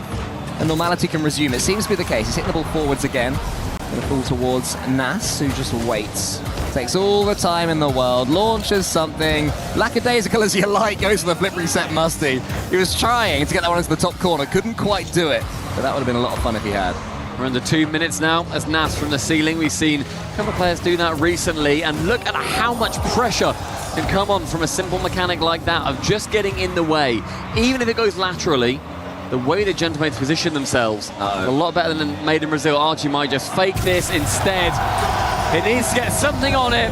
Taps it down. 3-0 to the mates. Yeah, I'm not sure where Astro's off to. We underestimated how much power Oski could get off that one, and Archie with an inch-perfect finish. They're laughing about it. Was it nearly saved? Was it going in already? Is that what they're giggling? I don't think it was going in. I don't think so either. I think that Archie was genuinely needed there. I'd like to see the replay. I'm sure someone's going to post it on social media, but I'm sure that Archie was needed there. Something tickled their fancy just there.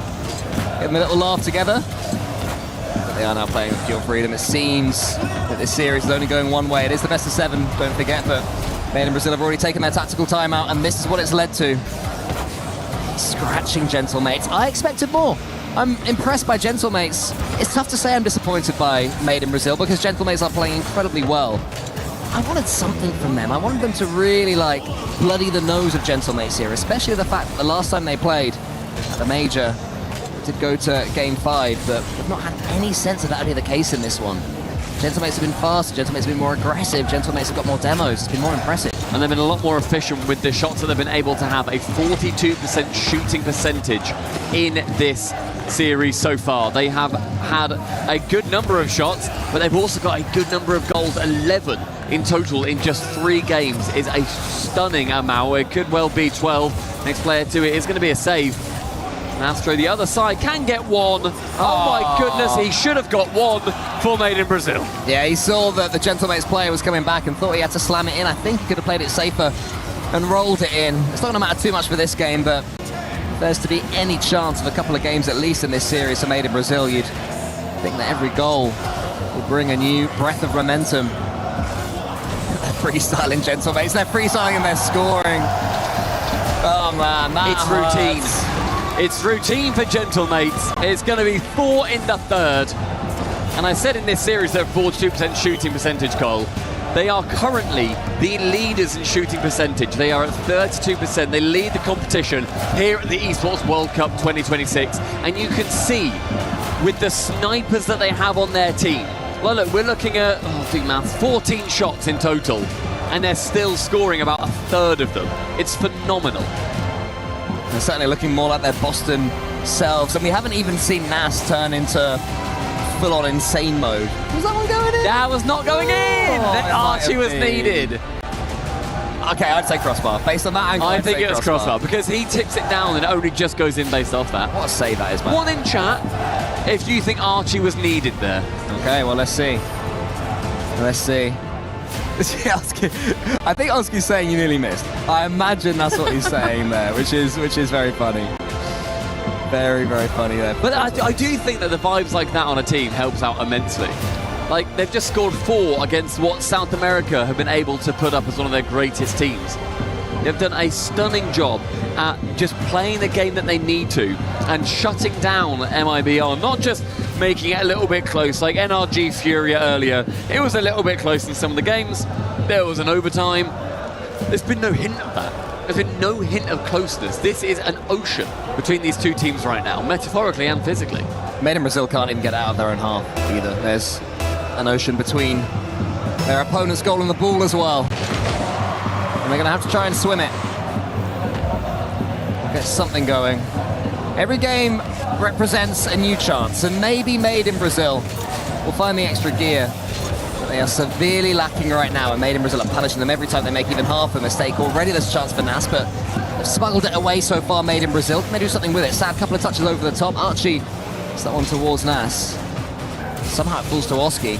And Oski finds himself with breathing room. Up on the pitch, a couple of flicks away. Archie's already up. Could be 1-0, just like that for Gentlemates. I think it's going to be. And they make that look so simple. 3 seconds ago, they were getting a last-ditch save themselves. And Archie, with a perfect amount of boost spent, gets himself into the ideal position.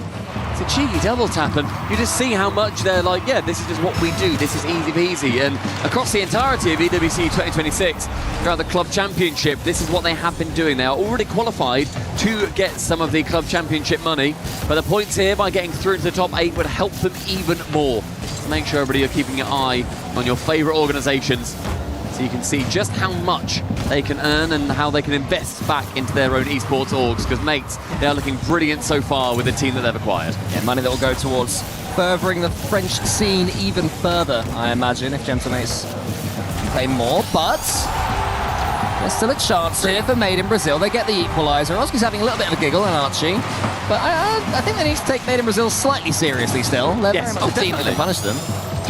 I think Gentlemates are. I think that even though Made in Brazil, they went ahead in game number 2. They haven't shown too much since then, but they do get 1 goal back, and that may well light a fire. It's a big bump. Removes Astro after grabbing that mid boost as well. That's going to be a 2v1. Oski dives down, and Razebull does a phenomenal job of keeping the ball away for now. Yeah, not for the first time this tournament. Razebull is 2 or even 3 versus 1 in defense alone, and still manages to get the save from it.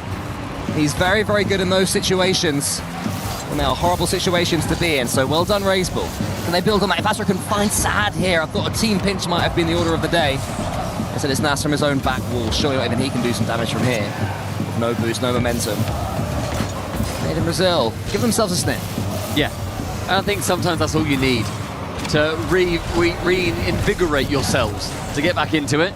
That one slowed down. It was a good demo at the back, which opened up the defense. But again, I feel like whenever Made in Brazil have a chance, apparate in front of them, and not necessarily, they've not got the cleanliness to actually make it into anything more convincing than, oh, that was a really good chance.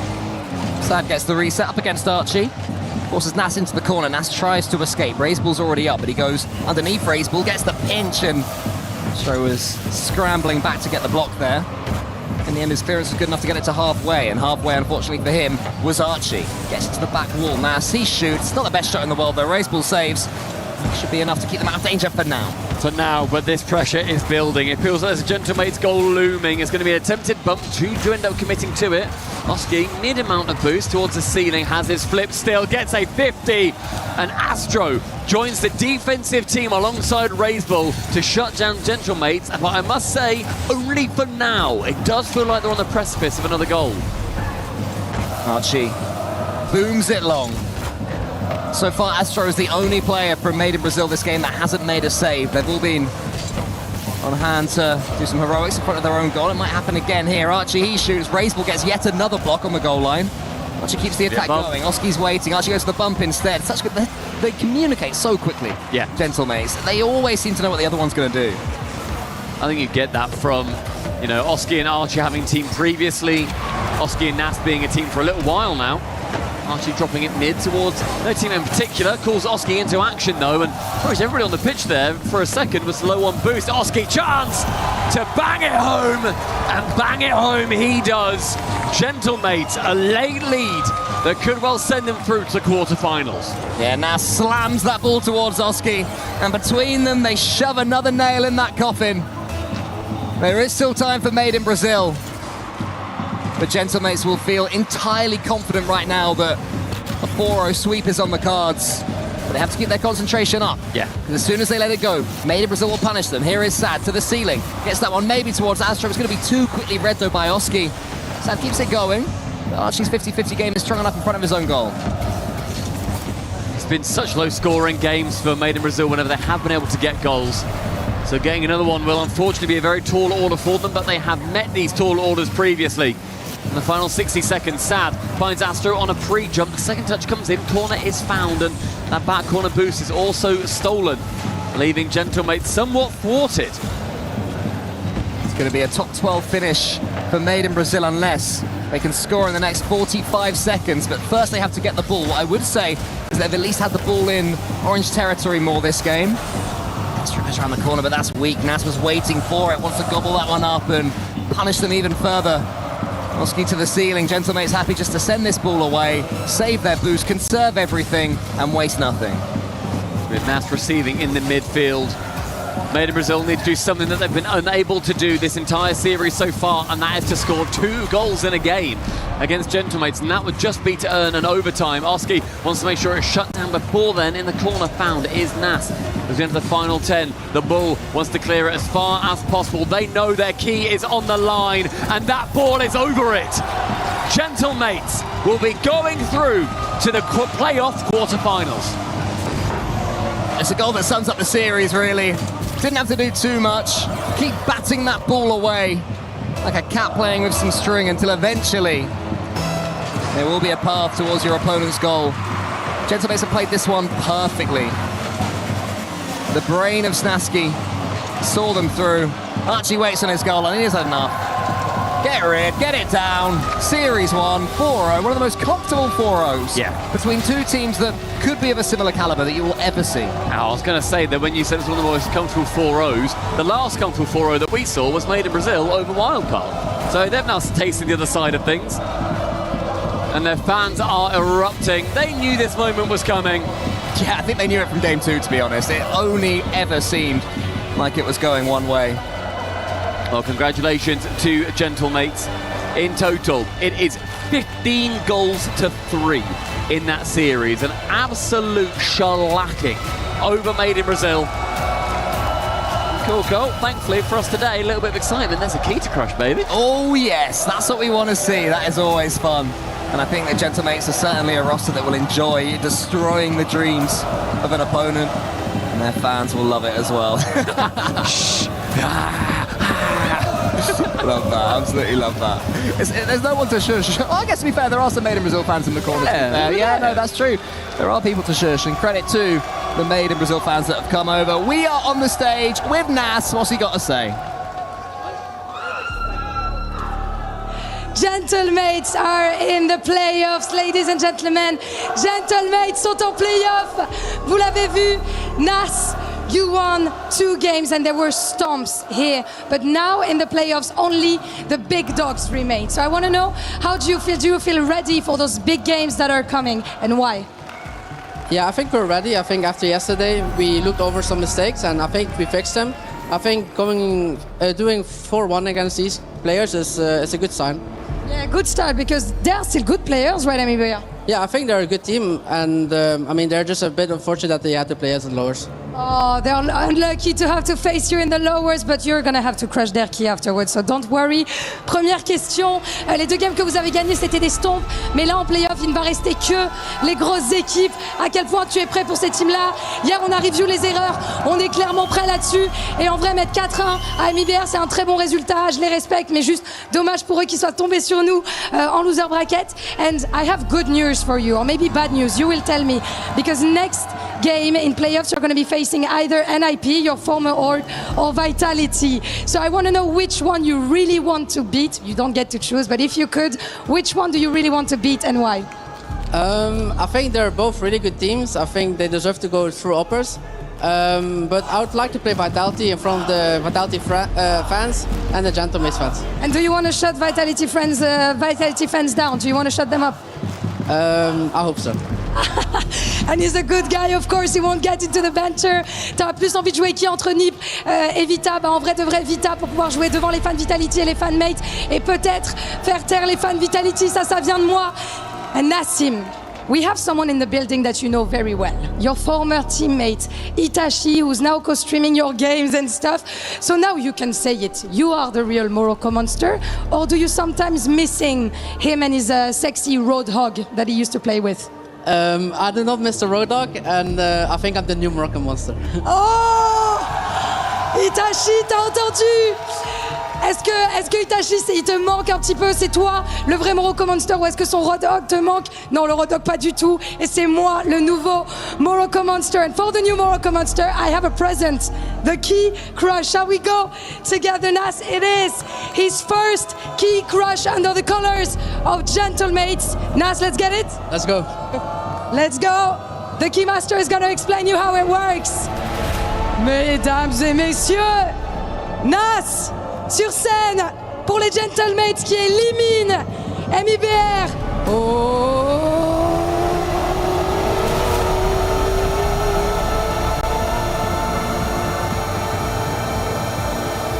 Alors. Oh.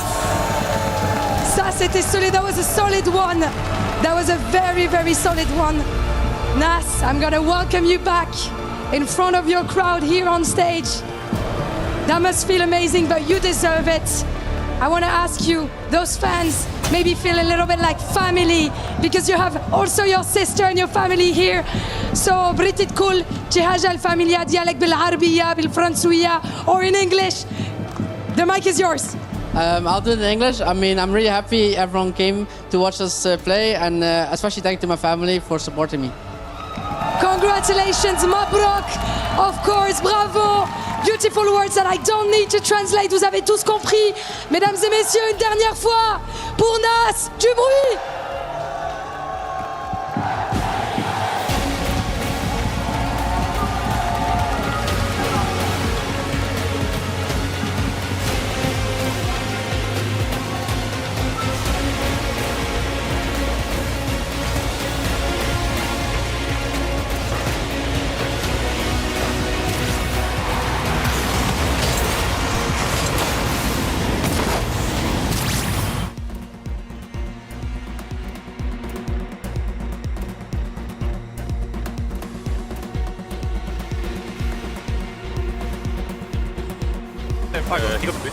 Yeah.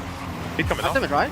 Nice. All coming? Yeah. Nice. I'm 20 euros. Yeah, I'm out. Nice, you're up. So much time. One more. He's coming now though. Yeah, one nice. Up control. I think so. Left, I'll take middle. I go. Yeah. Nice, yeah, you. Dumping last. Down with last. Nice shot. Nice. Come on, Arch. Nice good shot. Good in the back. We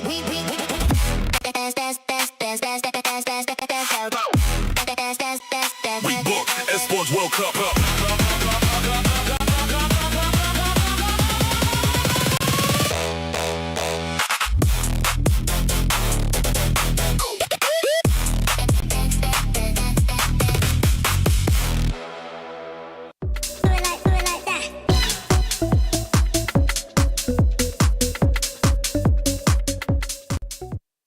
Here over at the Kiria City Battlegrounds, we got some CS2 action heating up. So Stunna is joining us to give us an update on what's going on, first and foremost.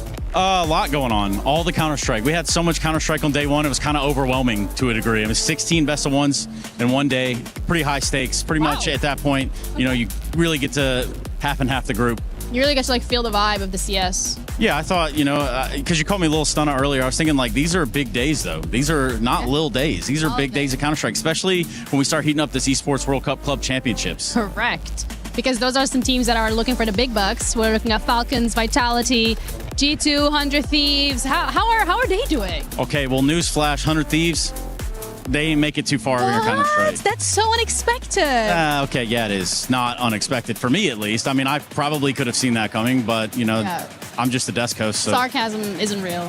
Yeah, it's in season. So for Vitality, obviously they're playing. It seems like they're a little bit back in order here. It's the business you would expect them to conduct, which is pretty much dominating everybody. A couple of question marks, though. So we'll have to see how they prevail. Of course, they're playing B8 today for a spot in the playoffs. Oh, and then Falcons, how are they doing, actually? Because they're number 2 right now on the club championship points. Now, those Falcon guys, I tell you what, if you ever talk about a team that make you sweat for no reason, because you know they're going to win, you know they're going to figure it out. But yeah, the Falcons are seemingly on the right path. They won the major, and now they're here trying to continue that dominance. All right, well, it looks like they just want to make you work for it, which is absolutely fair. That's it from us for the update for CS2. We'll keep you in the loop. Thank you.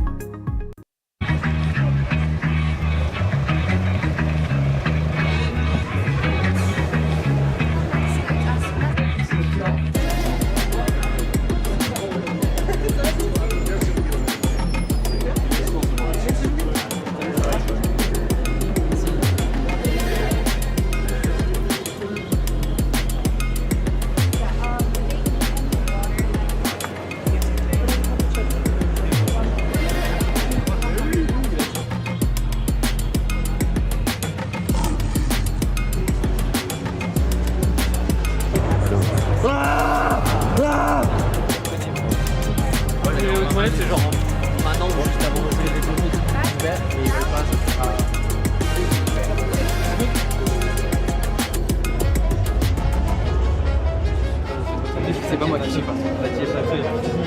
On voit qu'elle déjà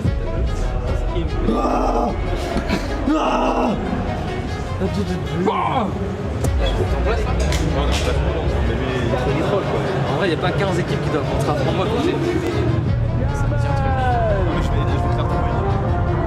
Europe gatekeepers. To go deep, you usually have to go through them. Experienced, stubborn, and still chasing the trophy that would turn consistency into legacy. Paris, vos personnages principaux, Carmine, go!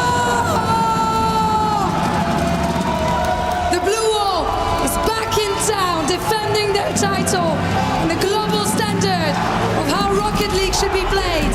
Parce que ici, c'est Paris!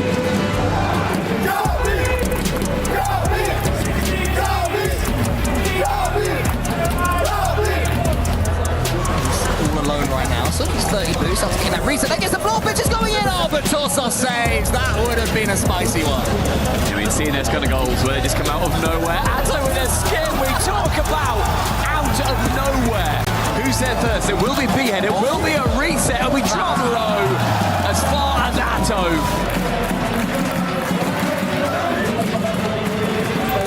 Comment on arrive à rentrer toujours dans les matchs, à préparer les tournois avec autant de sérieux, sans sous-estimer ses adversaires quand on a un palmarès comme le vôtre? En vrai, c'est pas évident, mais c'est pour ça qu'on travaille beaucoup. La semaine de préparation, elle a été bien chargée.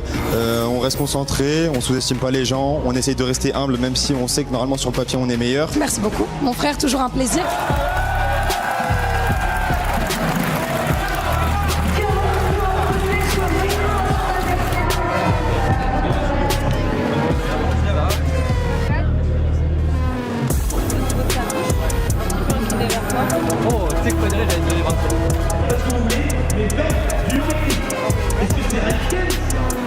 R8 contre Falcons va pouvoir arriver dans un instant, mais avant cela, un invité de marque qui va pouvoir nous rejoindre sur le plateau. Il vient de gagner son BO BO5 contre Wildcard, c'est Atto. Atto, comment tu te sens après cette magnifique victoire 3-0 dans la facilité? Mais écoute, c'est pas la première fois qu'on affronte Wildcard en premier match d'un tournoi important, donc en général on a peur, on va soit en game 5, et là pour une fois on a bien fait le boulot, 3-0, donc on est que content.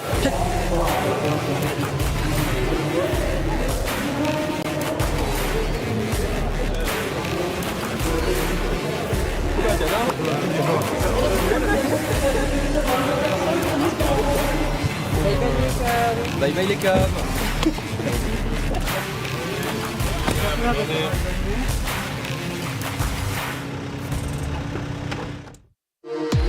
We were there. For every click, every clutch, every respawn. We were there for the years of grind. And we're here. Now. The proud founding partner of EWC. Powering the biggest event in gaming. Shoulder to shoulder with the world's best. Making history. Greatness deserves a stage. Lenovo Legion. Reach your impossible.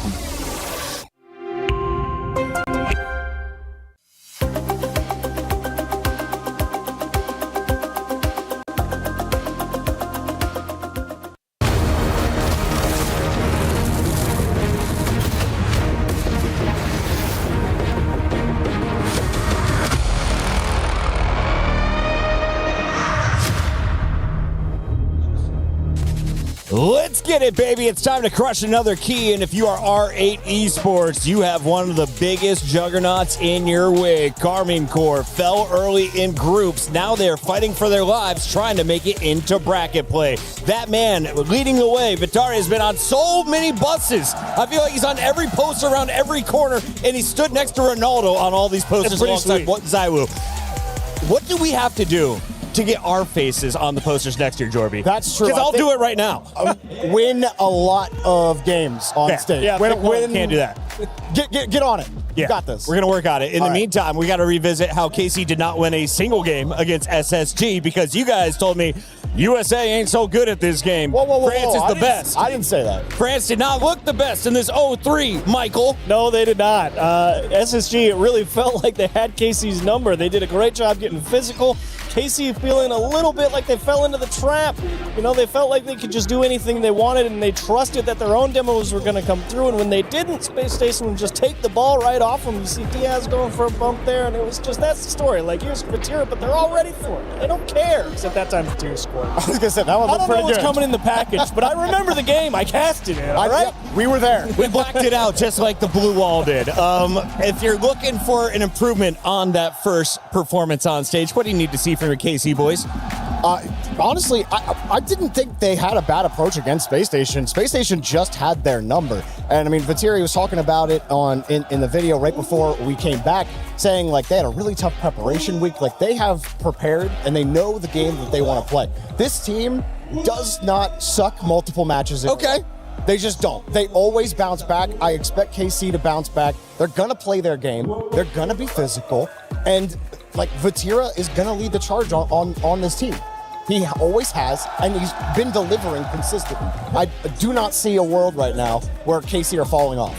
Vatira is the player to watch. KC, the team to watch coming into the tournament. But if you are an upset lover, if you are a chaos creator, what do I need to know about R8? Where are they coming from, and how strong is this squad? Because I was told the Falcons couldn't beat them. Yeah. And then the Falcons just beat them. Yeah, exactly. R8 definitely coming from the MENA region. They did have some success inter-regional against Falcons, who's been traditionally the #1 seed out of the MENA region.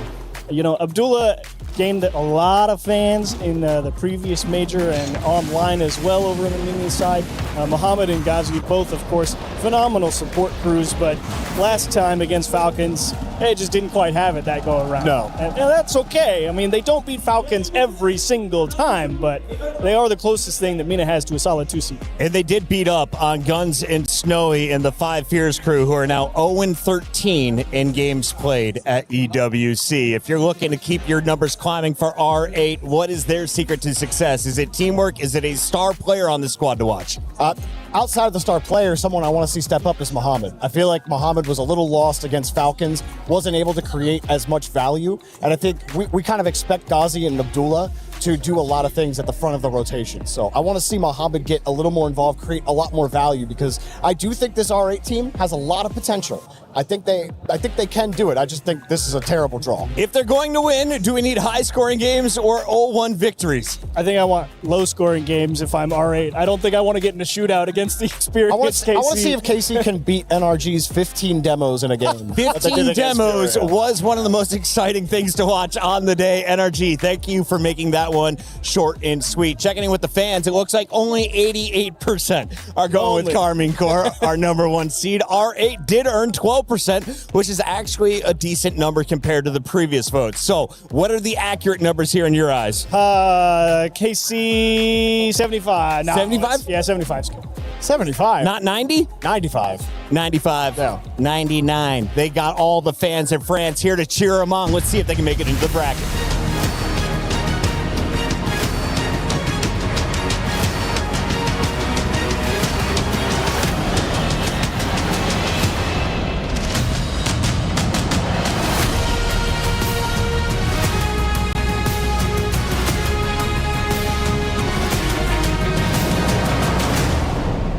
We are having so much fun here in the STC Arena at the Esports World Cup, and in a world where we have seen nothing but contested series in Rocket League, it was actually quite refreshing to see a dominant stomp of a performance from Gentlemates. Absolutely. A reassuring stomp from Gentlemates. Les Gentlemates qui savent accueillir un petit 1, 2, 3, 4. 0. Of course, they know how to welcome the teams here in Paris. And the French crowds are just so good. I'm just sad that that was the last time we're going to hear them shout here tonight. What do you mean? It's just getting started, Ian, because, you know, hate watching is a national sport in France. Wow. And I can tell you that if KC lose this one, the Gentlemates fans are gonna get loud. Vous l'avez compris, la hate watch est un sport national en France. Et Carmine Corp et Gentlemates en sont fans. Je suis certaine que ça va bien se passer pour la casser. All right, I need to witness this. We all need to witness this. Shall we welcome the big team's opponents here right now? Yes, the opponents from KC. It is R8!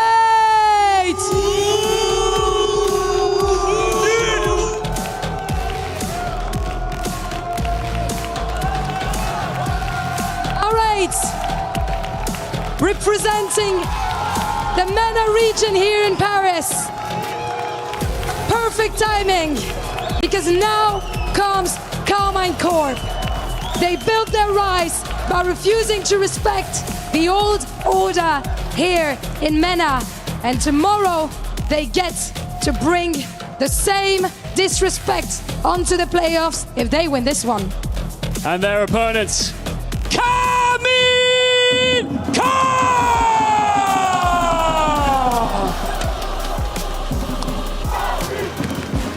KC are not supposed to be here. Defending EWC champions, Paris Major champions, the #1 ranked team in the world. And now, one best of 7 away from potentially going out before the playoffs have even begun. The crown just got a whole lot heavier. KC need to wear it. One thing in particular here is their organization desperately needs the club championship points. C'est Vatirois et ses princes face à R8, mesdames et messieurs. Faites du bruit! It's getting started in the lower bracket. We're here with KC, R8. What a match, what a chance for R8 to keep their momentum going. Another serious challenge for KC, in my opinion, as they've already faced one tough loss just yesterday. Yeah, I'm right there with you. This is no sleeper matchup by any means. Carmine Corp are going to need to come into this with a lot of respect for what R8 have done, not only here at EWC, but also online over in MENA against teams like Falcons and Twisted Minds. I expect a really good performance, especially now that R8 has had a little bit of LAN experience under their belt. And the loss to Falcons day one of the competition, it's not aging all that badly. Falcons have gone on to take down Gentlemates, so they're clearly back in form. R8 did look better in the second half of that series. They were far too much for 5 years yesterday, although I think that was, it's still promising to see 5 years get some pressure, get some chances against them. That's something that doesn't bode well for R8, but KC have struggled. They've looked nervous, and I think for me, the difference has to be the club championship. They know that they are one of the teams in KC that have got the best chance of winning for the organization and getting a pile of points on the leaderboard. Yeah, the club championship's been pretty up and down so far. If you guys haven't been paying attention to it, definitely check out the Spotlight show at some point today. But yeah, Falcons are in the running, so are KC. I know Vitality is still in it. Navi is snuck in there, but we don't have Navi competed in Rocket League. Wink, wink. We hope you guys come one day again. But yeah, club championship on the line with this KC win. They're hoping they can push them forward, but I feel like that's a bit of pressure they don't have too deep in the back of their minds right now. I would hope, I'd hope they're not thinking about it too much, because they need to win here just to score. They're aware of that. They're certainly aware of it, and I'm sure that it's both a motivation and a little bit of extra pressure for them. Meanwhile, R8, they're just trying to deal with the general LAN pressure. For them, this is still a far newer setting than KC. And although they're starting to grow into it, racking up too many losses or any more losses to top teams would be painful. So let's find out which it's going to be. R8 against KC, best of 7, something that I think does help out Karmine Corp. I agree. This is going to be a longer one for both of these teams. Karmine Corp absolutely can handle the pressure, but it does start off with R8 Esports. Reminder that this is a team that grants zero hesitation when it comes to any of the top dogs of the world. Yeah, they've been able to topple the order in MENA because they've brought a lot of the things that MENA teams do well, and then they've also just added, I think, a little bit of polish. Twisted Minds and any TRK team, so aggressive. This is good from KC. Nice little fake there, but doesn't come through for an early goal. Yeah, R8, what's impressed me most online is the fact that they don't double commit as much as Twisted Minds or Falcons used to when they had TRK on the roster. They like to spread out a little bit more, but they're still so fast, so mechanical that you're going to struggle to defend against them. But that's not an issue KC have had so far. They've not had any defending to do at all. Yeah, nothing quite too intense here. Abdullah tried to time, actually getting a touch on that there, but Atal, of course, just so much patience and experience. That's going to be the biggest difference between these two squads, is the experience diff. I also do want to add, R8 have not played against a team yet that has had a crowd this loud yet. That is a mental block that a lot of these teams have to experience before you get used to it. Yeah, there's a little bit of, definitely quite a lot of love for Falcons against them, but this is a different level. Let's see if R8 can handle it. They're starting to battle back now. That was a good chance to the near post for Abdullah. Denied by Karmine Corp. Now, Karmine Corp, their issues yesterday for me, that looked like they stem from just misplays, straight up misplay. I think the play style's fine, but they've just got to execute at a better level. So far, so good in that regard. Calm it down, out to the side. Pretty inconsistent boost collect here from R8, which is to be expected, but they are managing to still remain very strong. Like you said, not a lot of double commits, if any, ever get seen from this squad. Big clear upfield will give some breathing room to R8. Maybe they can take this ball away and give themselves a minute with the ball possession, a shot or two maybe, but right now a lot of these are just throws out to the other end with no follow-up in sight. Yeah, R8 have stabilized after being on the receiving end of a ton of pressure. Oh, Atto with a redirect from the midfield. Now he's off the crossbar and in. Out of nowhere, Atto's put in a second. Atto absolutely stepping up here in game 1. The redirect to the crossbar, but don't worry, Atto not far behind. 2-0 up for KC, and all smiles.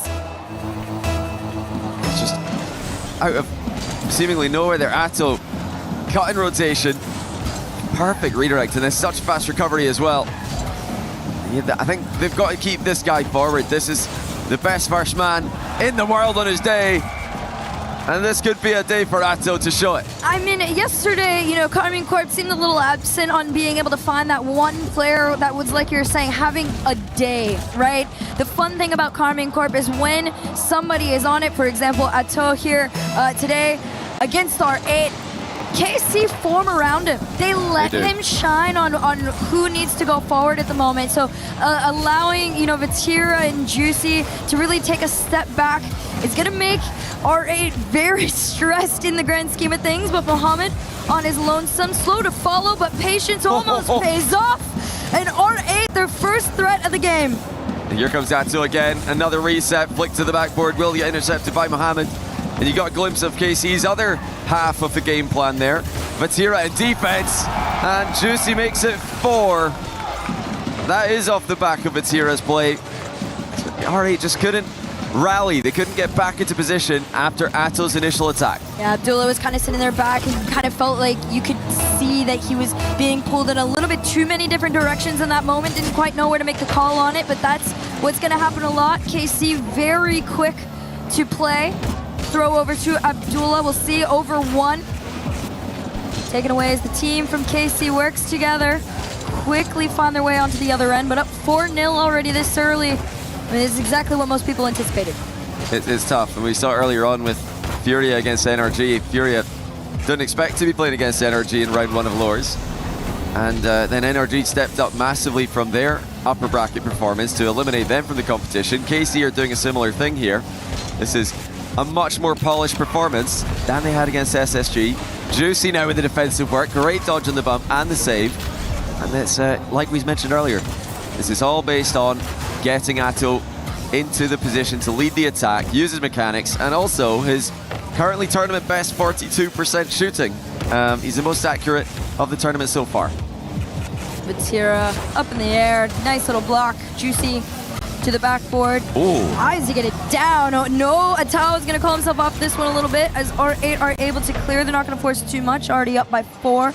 I will say, like you said, this is the best performance we've gotten from Atao. This is a player that has been long overdue for an MVP in most people's opinions, and absolutely, showing everybody why he's up in talks for best player in the world. Yeah, he's just so difficult to stop. He's so dangerous on the ball, very dangerous off the ball as well in offense. Loves to bump, loves to demo his opponents. He's just a troublemaker, and that's what you want as the guy leading the attack. You'll hear it being talked about a lot in Rocket League. The first man position as a rotation in Rocket League that requires players to play all positions at times. But, KC do thrive when they can get Atto leading the attack, going first and letting Vatira back up the team. He can sit back and make, I think, less mistakes than Atto and Juicy do in defense. Game number 1. The first brick for the blue wall has been placed in this best of 7. Crazy numbers getting put up. What is this? 6 math? 15? 14. Oh, the shots? Yeah. 14. Yeah. I'm getting there. 5 plus 3 plus 6. I'm getting there. Tricky one. 14 shots to definitely less than 10 as Mohamed left the lobby, but my gosh. I will commend R8 though on that one initial play where we all kind of thought maybe they might have found their way in. They carried it all the way to the goal line there. Unfortunately for them, Atto has all the space in the world on their side of the field. There hasn't quite been any, attention given directly to him to slow him down. And as well as getting the most points in the game by 1, Atto taking the top score there over Vatira. He got 5 demos. Atto, one of the players who can really rack up the demos in these tournaments, very often finishing as the #1 most aggressive player in that regard. In fact, game 1, he got the same amount of demos as R8 did as a team, and Juicy Vatira also got 5 between them. So KC really just crushing it in that first game. It's a tough one for R8 to swallow. They're gonna need to bounce back though. If they can't get a goal in this second game, I don't think it's gonna be possible for them to even get a game. Time is definitely a virtue, especially for anyone going up against Carmine Corp. A couple demos traded back and forth between the two.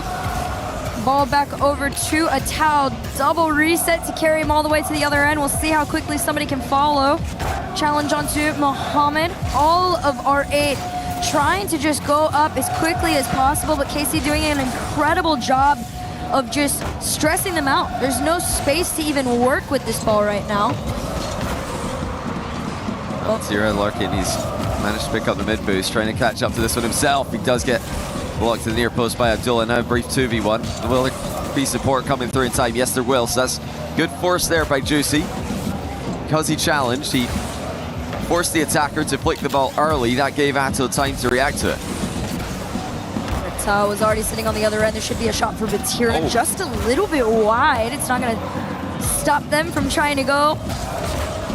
Almost all of R8 on next to nothing in the tank. Eventually, one of these shots would find their way through if they're able to maintain the pressure, but R8 defensively looking like a masterclass, honestly. They're staying calmer than most would in that situation.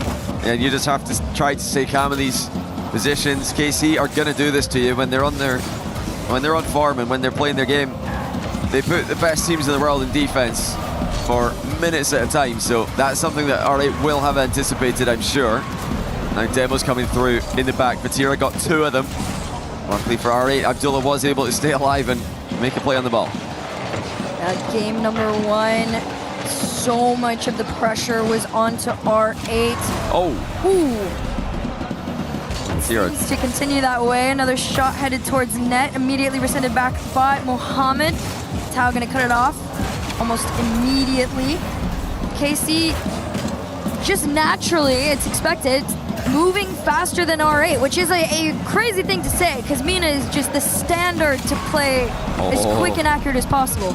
Surely gonna be one. Is the respawn is attempted there from R8 to try and get a block on this one, but Vatira catches Ghazi mid-half flip. Nowhere for him to go. Pass down the line and the finish. Every time you see Vatira start to get into that pattern of I'm gonna run up, I'm gonna go grab a demo, expect a shot or two to come after. Oh, what a read. Atto reads the fake kickoff and chips it in. He just must have seen something here that he didn't believe, and he just chips it straight into the open net. R8 trying to pull a fast one on KC there. Does not work out. Gonna have to definitely be quicker than that one. Pretty standard here.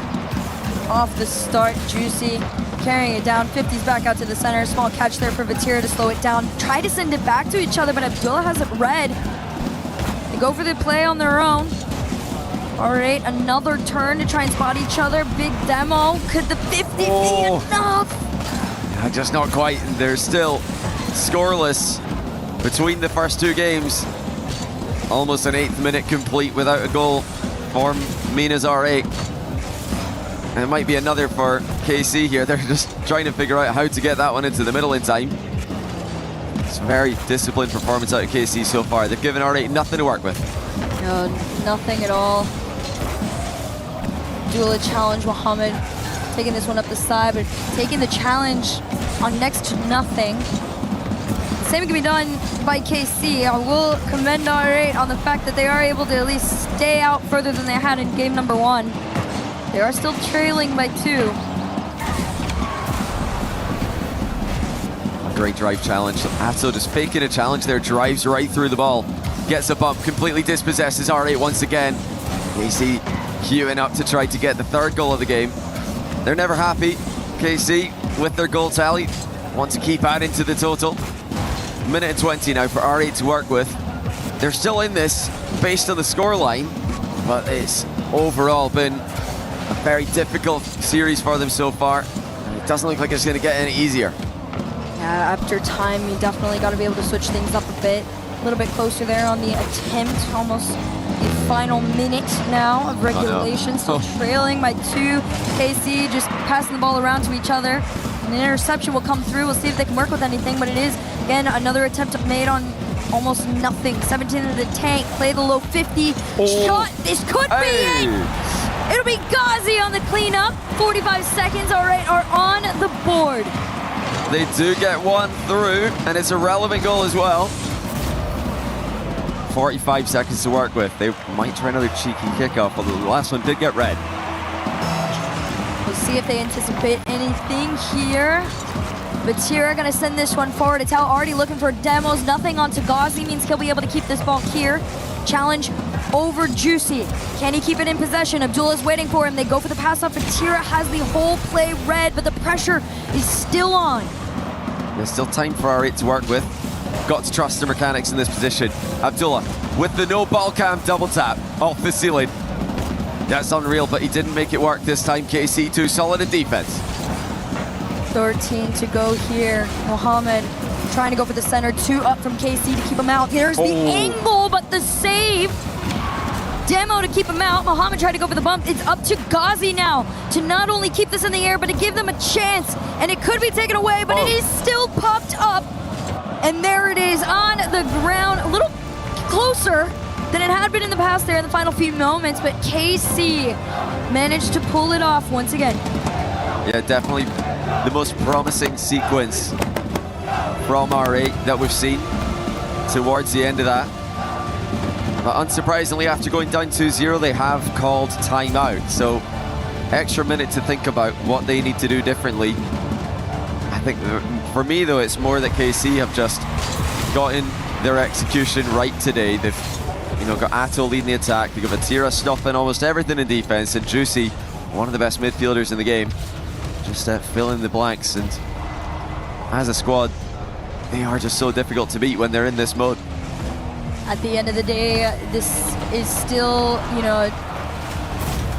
the org of the reigning EWC champions. There is experience on there that some of these R8 players have not gotten to have for themselves quite yet, but they are definitely well on their way. You can see the relief, especially again after yesterday, everybody just wondering if they were going to be able to quite get into the swing of things. I do think there's a lot of respect to R8 coming into this series, but Karmine Corp definitely playing up to their standards. And another very demo-heavy game from KC. They doubled R8's demos in the last game, and they've managed to do it again. This time 12 to just 6 of R8, and Atto getting 5, matched by Vatira. They both got 5 each, so Atto currently getting 5 demos every game, which is absolutely ridiculous. We'll see if he can keep that one up. But a lot of these demos, they're not the traditional type of demos that you would expect, where someone's, running ahead, looking for defenders, trying to demo goalkeepers. A lot of these demos are happening in challenges. Instead of playing for the ball with their challenges, KC are just driving straight through the ball, demoing the player behind it. Is a really smart strategy to do if you've got more defenders behind you, which KC in this game did have a lot of time. The crazy thing, despite that, right, between games 1 and 2, game number 2, R8 finally were able to find a way to speed up themselves, their play style, to find themselves equal with KC for the first time. So if the pattern continues on, they should be able to get a little bit more comfortable. The scary part is Karmine Corp are 1 away. Oh, wow. And 1 more on the board, closer to a playoff spot.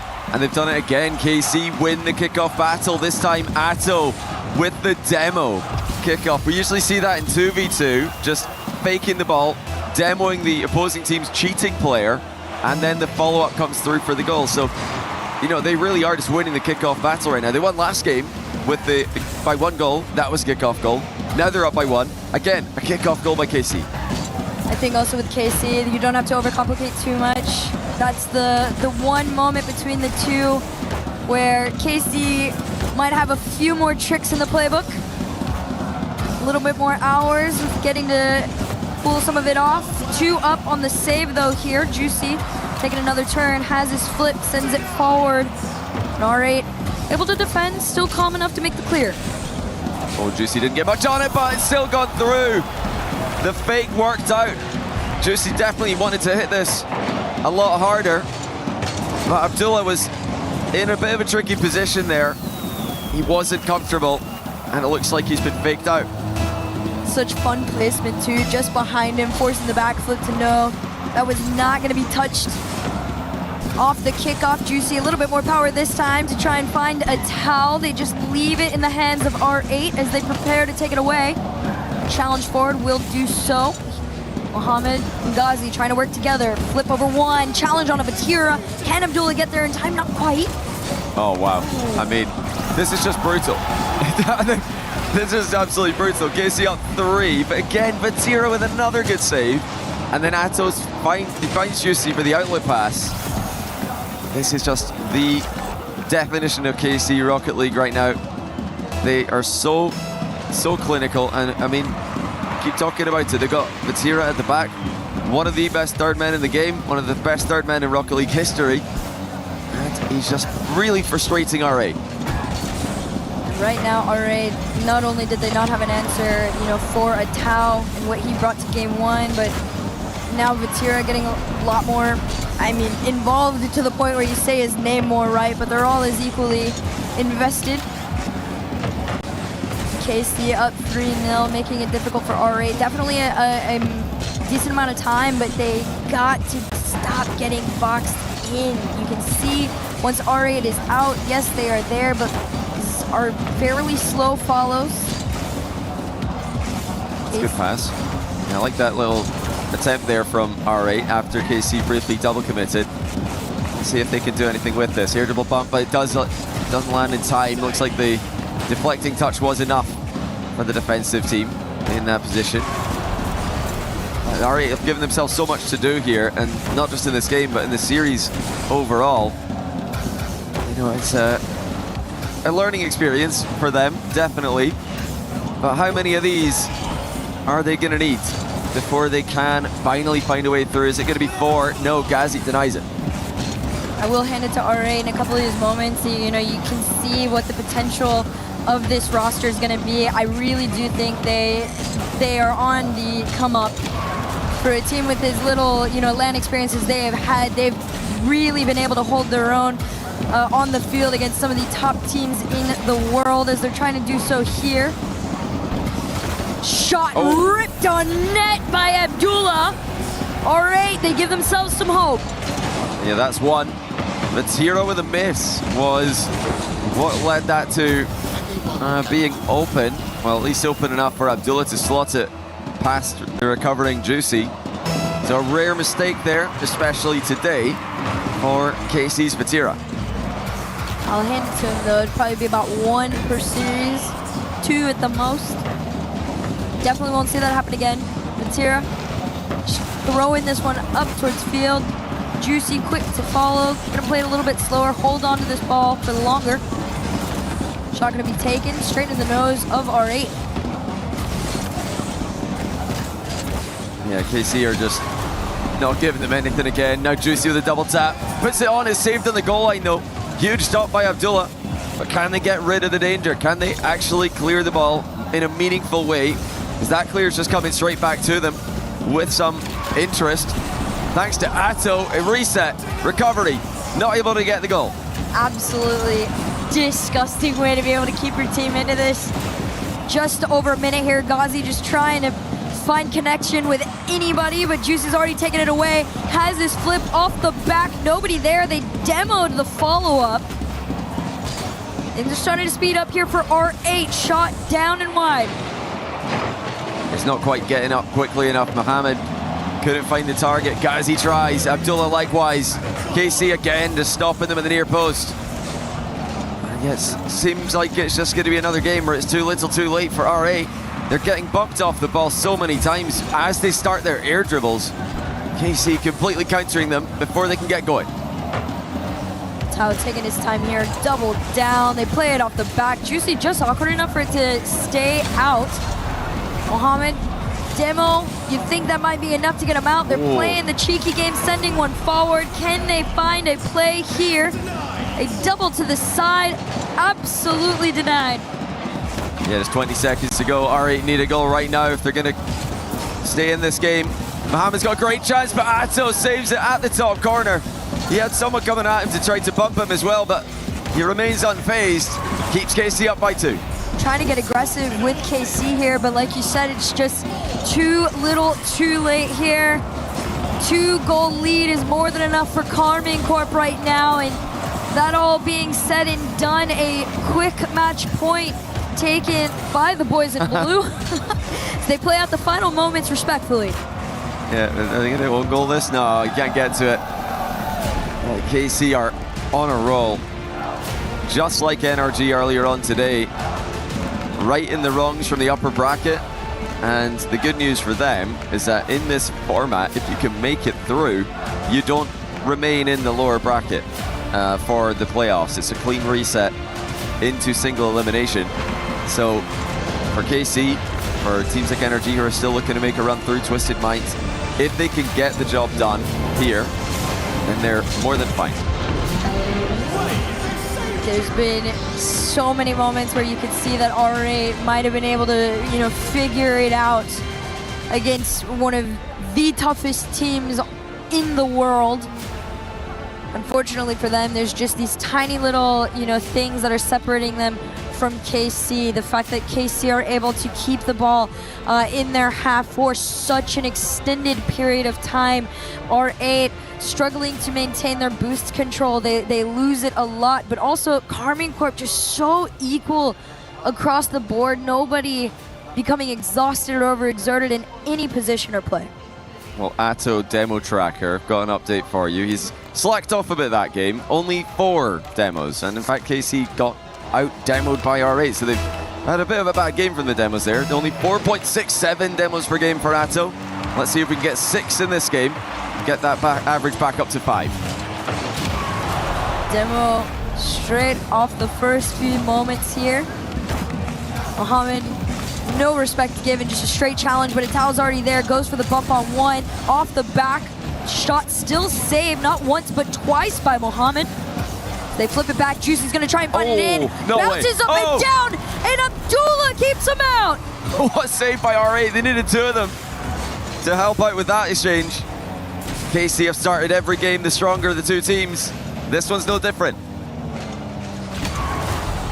These demos and these bumps are what I'm anticipating to see a lot from R8. This is a team that once the pressure is on, there seems to be a second round of lock-ins.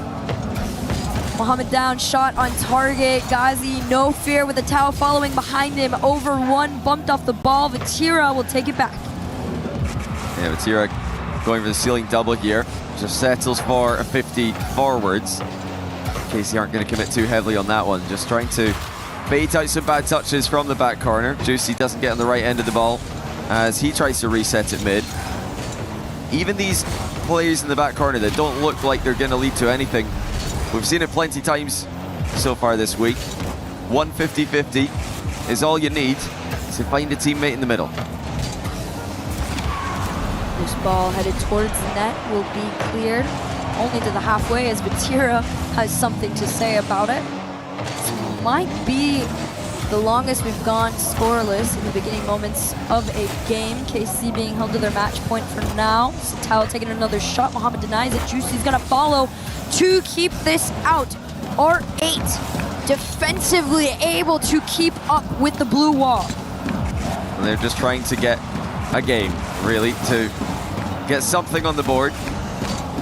The series win is a long way back, but if they can get 1 win, at least that would be the start of something, and that's 1 goal for R8 to give them their first lead in the series.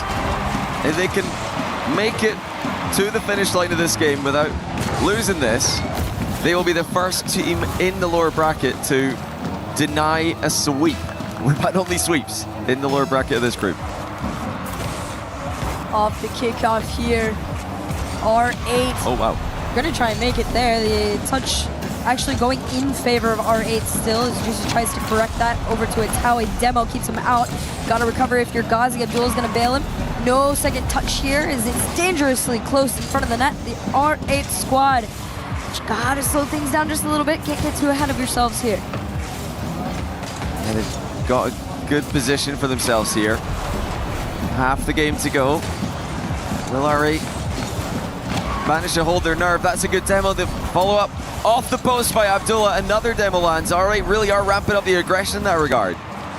This team definitely knows what they need to do. It's a matter of execution and also trusting in yourselves, right? There's been a handful of moments where R8 overextend themselves trying to find that 100 pad, but in the few moments they've been confident enough to skip it, take the smaller, just go on the low boost attack. They've been able to catch KC off guard a little bit. They're still managing to hold on with their 1 goal lead over 1. Ghazi kills it. Let's see where KC can go from here. Yeah, KC just easing into the comeback with 90 seconds to go in the game. Just a huge bump there from R8 on KC's follow-up plays. Tira staying wide on the attack there. They've done that a lot this tournament.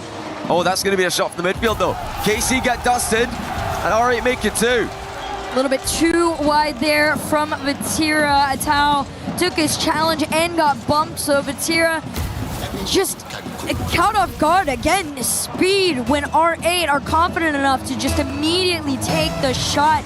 It shows. 2-0 up, just over a minute to go here. R8 have a chance to stay in the series.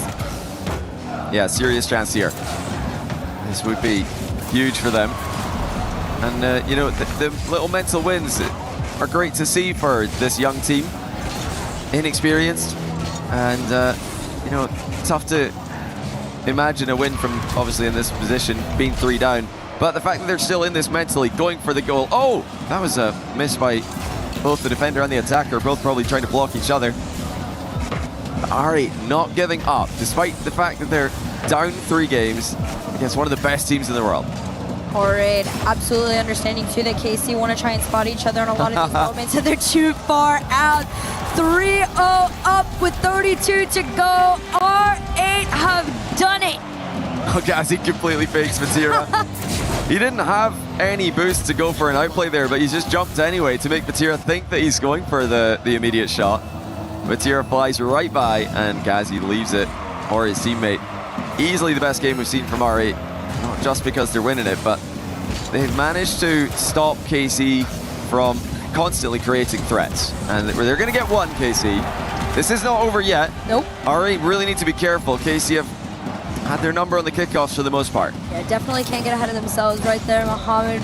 I mean, once he had made that first touch, cover was going to be really difficult to get there in time to make the second. Karmine Corp understood that. See off kickoff. Dula doing it all.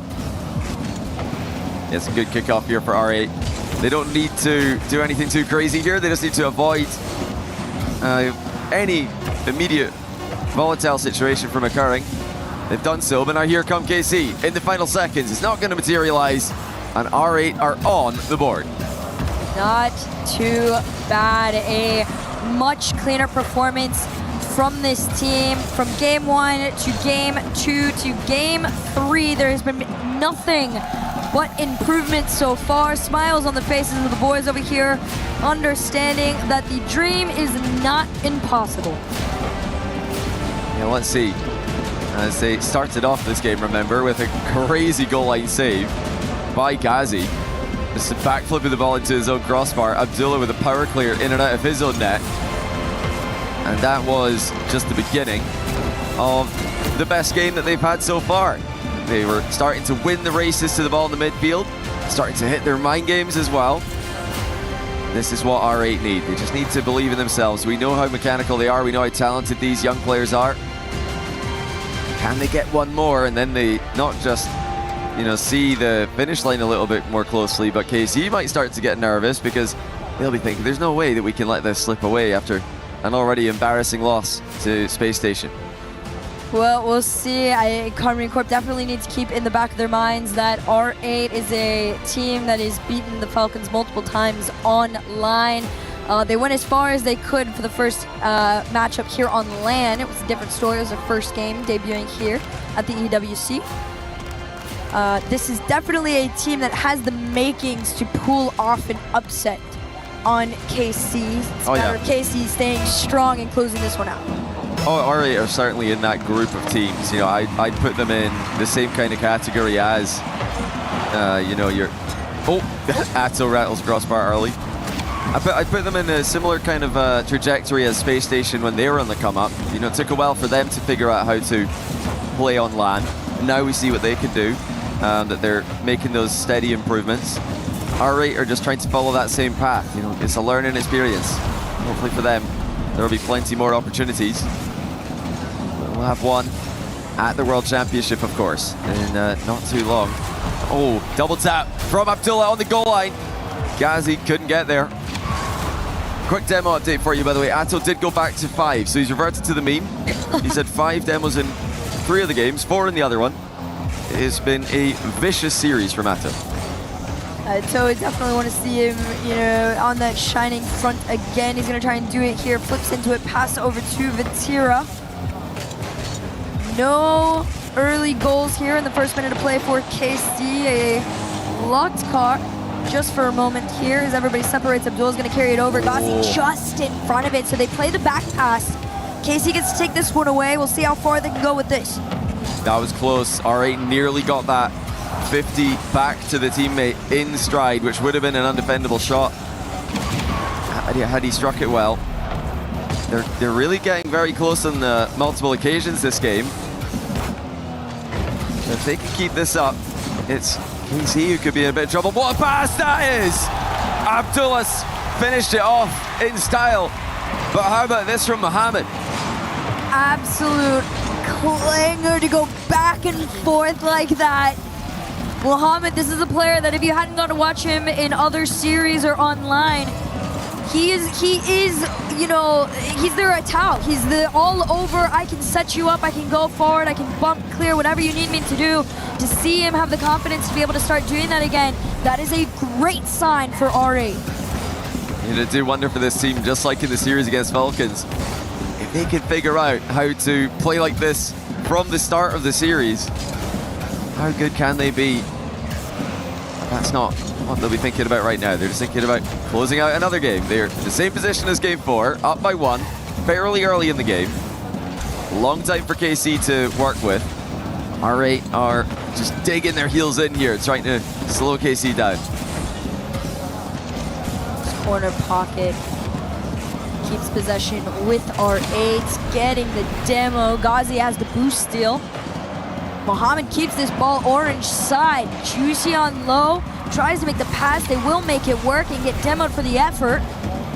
R8 still holding on to that lead at the halfway mark. Timing this ball moving forward as much as they can. And they are just sneaking in those mind games every now and then. In defense there. R8 are definitely inside KC's heads at the moment. 2 minutes to go. Now a chance for Vatira to work his magic. Trying to 50 this, but it's just gone safely to the corner where R8 will try to keep the ball. Oh, that's a good beat though by Juicy. Can he get back to it with a wall dash? He will, but Abdullah collects the ball as the demo lands, and this could be a second. Vatira scrambling back. They also demo Vatira. They traded back though. Abdullah on low boost, gonna have to race back. Gets the mid. Ball still falls to the other end with Vatira. It is a wide attempt. Karmine Corp, like you said, you can feel that R8 have definitely gotten into their heads a little bit. There's enough mind games to make them question some of their movement. Forcing KC to respect R8 now on the attack. Ghazi trying to attempt one. Juicy will make a kept close clear. It's a good bump there onto Juicy as he's trying to get his air dribble started. Now here comes Atto on the ground though. Ghazi with a good stop. It's been the defensive rock for R8 this week. Continues to be. In yet another KC match point. R8 have already staved off one. To get another would be quite special. Less than a minute to go. Ghazi sticking to the ball like glue in defense. Tao's going to play this one back from the other end, but Abdullah has been absolutely relentless and fearless in his challenges against Karmine Corp. Mohamed trying to open anything, but it does 50 all the way back. They pinball it around. Mohamed all the way to the other end. Atao has it red. Can't quite pinch it through to the last two defenders. They want to spot each other bad, but Mohamed just enough in the tank. It's here over 130 to go. This is where the pressure starts to build on KC. Atto looking for the mid pass. Vatira gets there first. Abdullah getting chased onto the back wall. Will he get there in time? He does. Get something on it as Juicy puts it to the corner. Now Ghazi carrying it out of defense. 1v1 with Atto. Bush running out. He gets the bomb! Makes it 2-0. The MENA future! Everybody, Ghazi carrying this one down. The air dribble bump onto one of the GOATs to give R8 another life in this best of 7. They have survived the kickoff, it seems. That will be a very, very interesting decision for KC now. Is it time for the timeout? R8 win 2 straight. I mean, KC, we saw they fell apart yesterday, got swept by SSG, and now they're being reverse swept by R8. And that might be even more hard to believe. I mean, from the jump, I've known R8 were definitely capable of, taking it all the way with KC.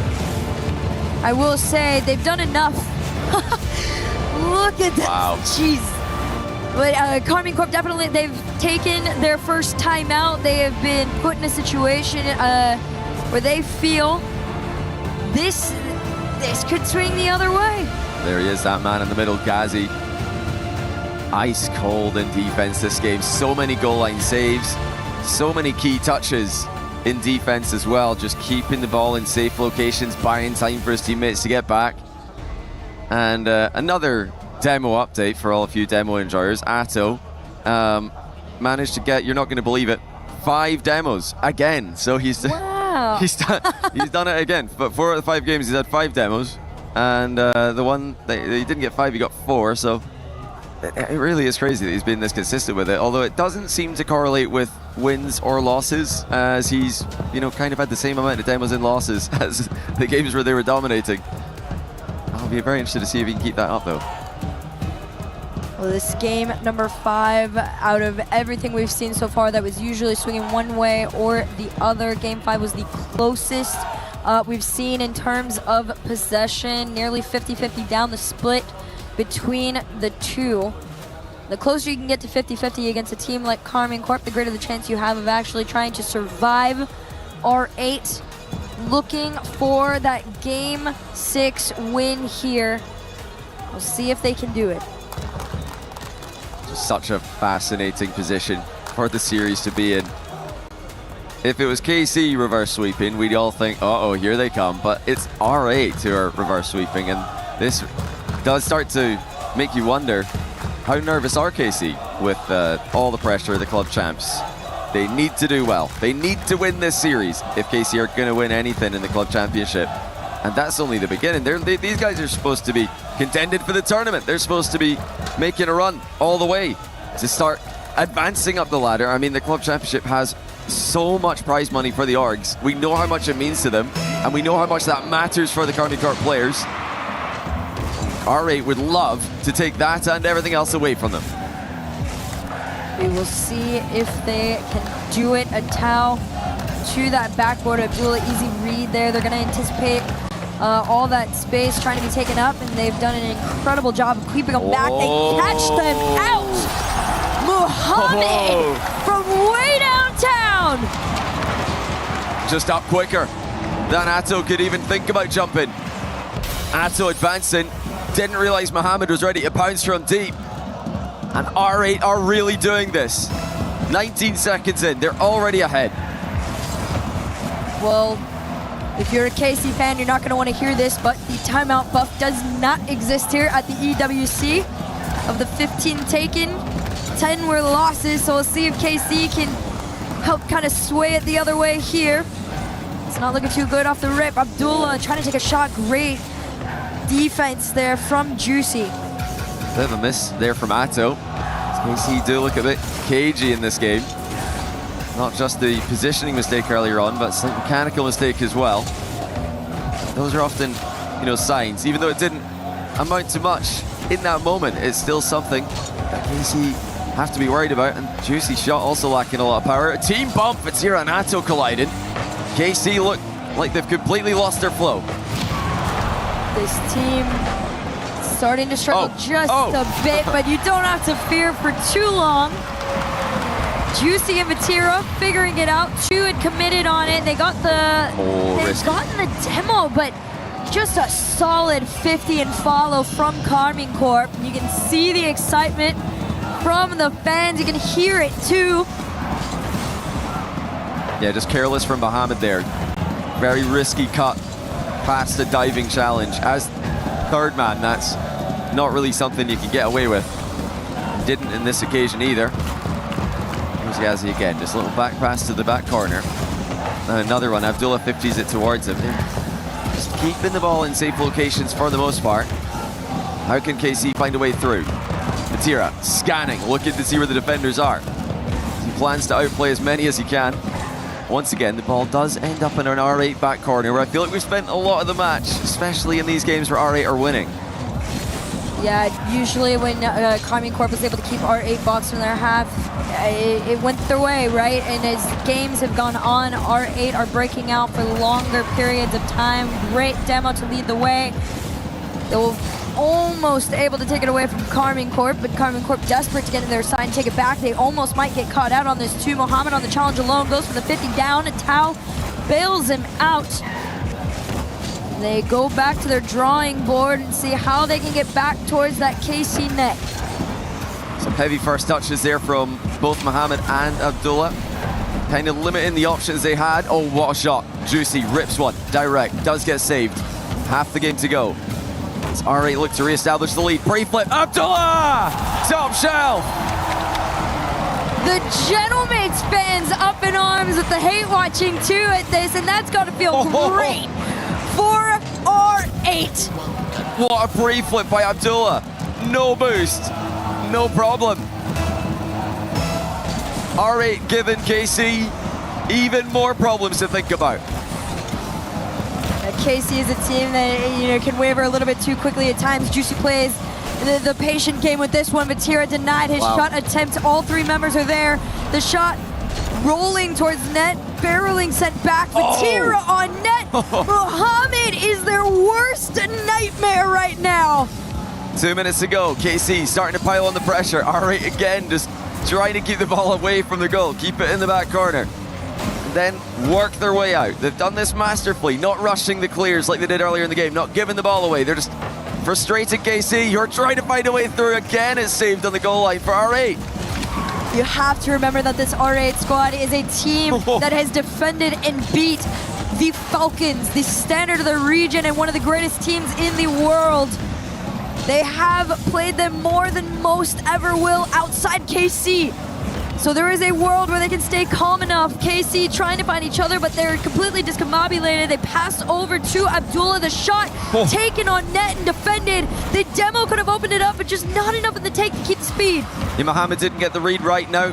KC looking to transition, get the ball upfield as quickly as they can, but it looks like it will be, again, Mohamed slowing it down. Ghazi's such a good defensive player in the latter half of this series. Composed with the back pass towards Abdullah. 50 seconds to go. R8 still ahead by 1. You got to be so confident in yourself too to be able to have the communication and trust to hit those, but so can KC. They almost do it.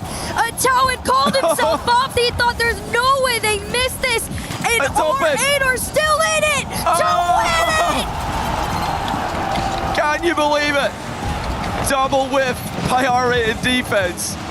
KC didn't see it coming. They weren't there to finish it off, and now it's in their net again. I mean, they're really having to survive with some very, very tricky defensive positions, but they're somehow making it work.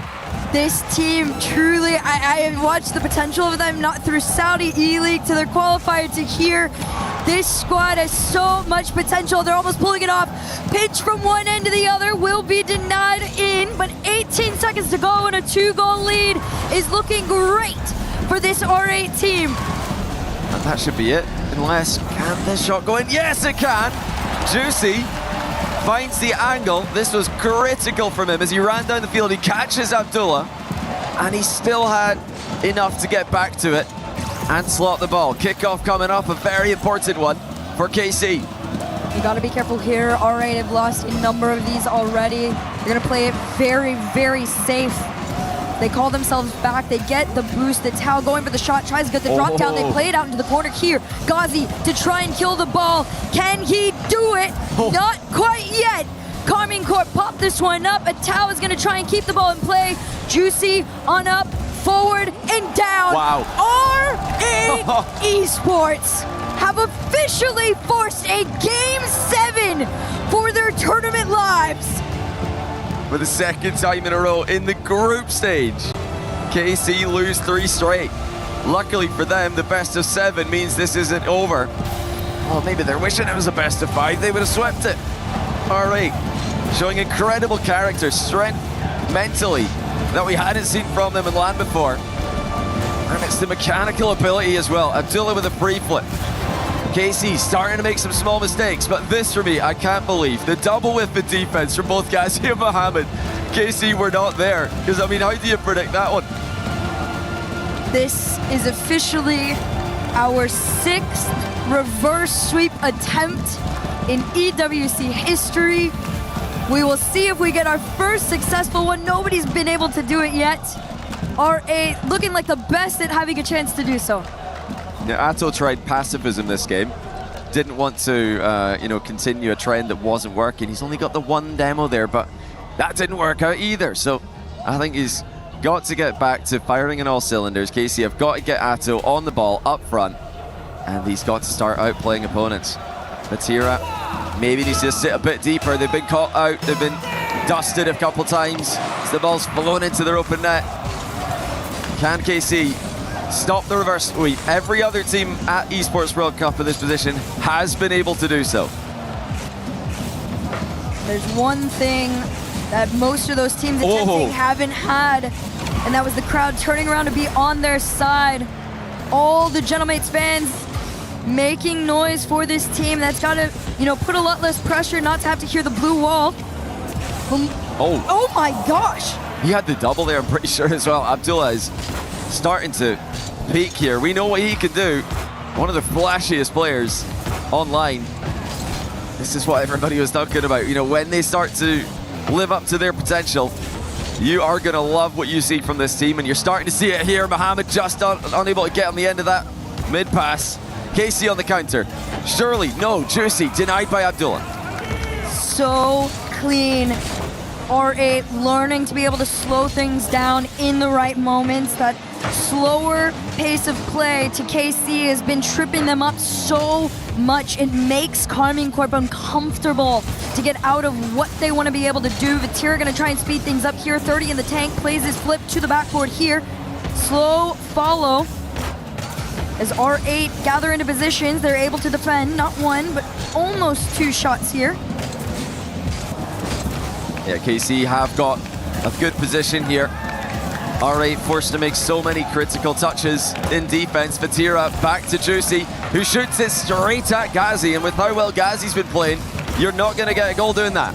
No, not at all. Right now, all respect is on R8's name. Juicy around the corner to one. First challenge from Abdullah. Second pass, Vatira. There's a demo onto the third man. If they'd been just fast enough, they might have been able to get through, but the respawn actually worked in the KC favor, but that's not going to slow them down. They got to carry it on top. Flick, not over that man. R8 are still in this. Mohamed had a good chance moments ago. His shot was lackluster like Juicy's was before it at the other end. Here's another attempt. It's going to be saved as well. Another save from Abdullah. Now Mohamed and Ghazi double commit, but it has gone well clear. They should be fine here. KC once again trying to craft away through the defensive end. And Atto, who finds it with the mind game. Atto was the one that kicked this series off and really put it in everybody's heads that KC were going to win this with ease. That is the most space we've been able to see him gather. A breath of relief, but they're not going to bank on it. Off the kickoff into the second half of the game, KC lead. Oh, a good save there by Abdullah, denying Juicy the second goal. Ghazi just trying to stay with this one. He's got Abdullah behind him. He's got a good touch outwards, but KC are following each other up, right now at least, to a higher level than they were in the games R8 were able to win. 2 minutes to go. R8 have to come back here. Atto's been onto the other end almost far too much, trying to, bump or demo or find anything. R8 break out of their half, low boost and bumped off the play means this one will be stopped in its tracks. All of R8 able to work their way back. They challenge forward. Can R8 keep the momentum? Mohamed's challenge immediately rescinded. Abdullah's boost stolen by Vatira. And it's up to Mohamed and Ghazi to keep Juicy back. KC again finding that forward territory. They've advanced the ball well constantly throughout the game. Atto has led the attack, but now here comes Vatira with the double tap. 2-0.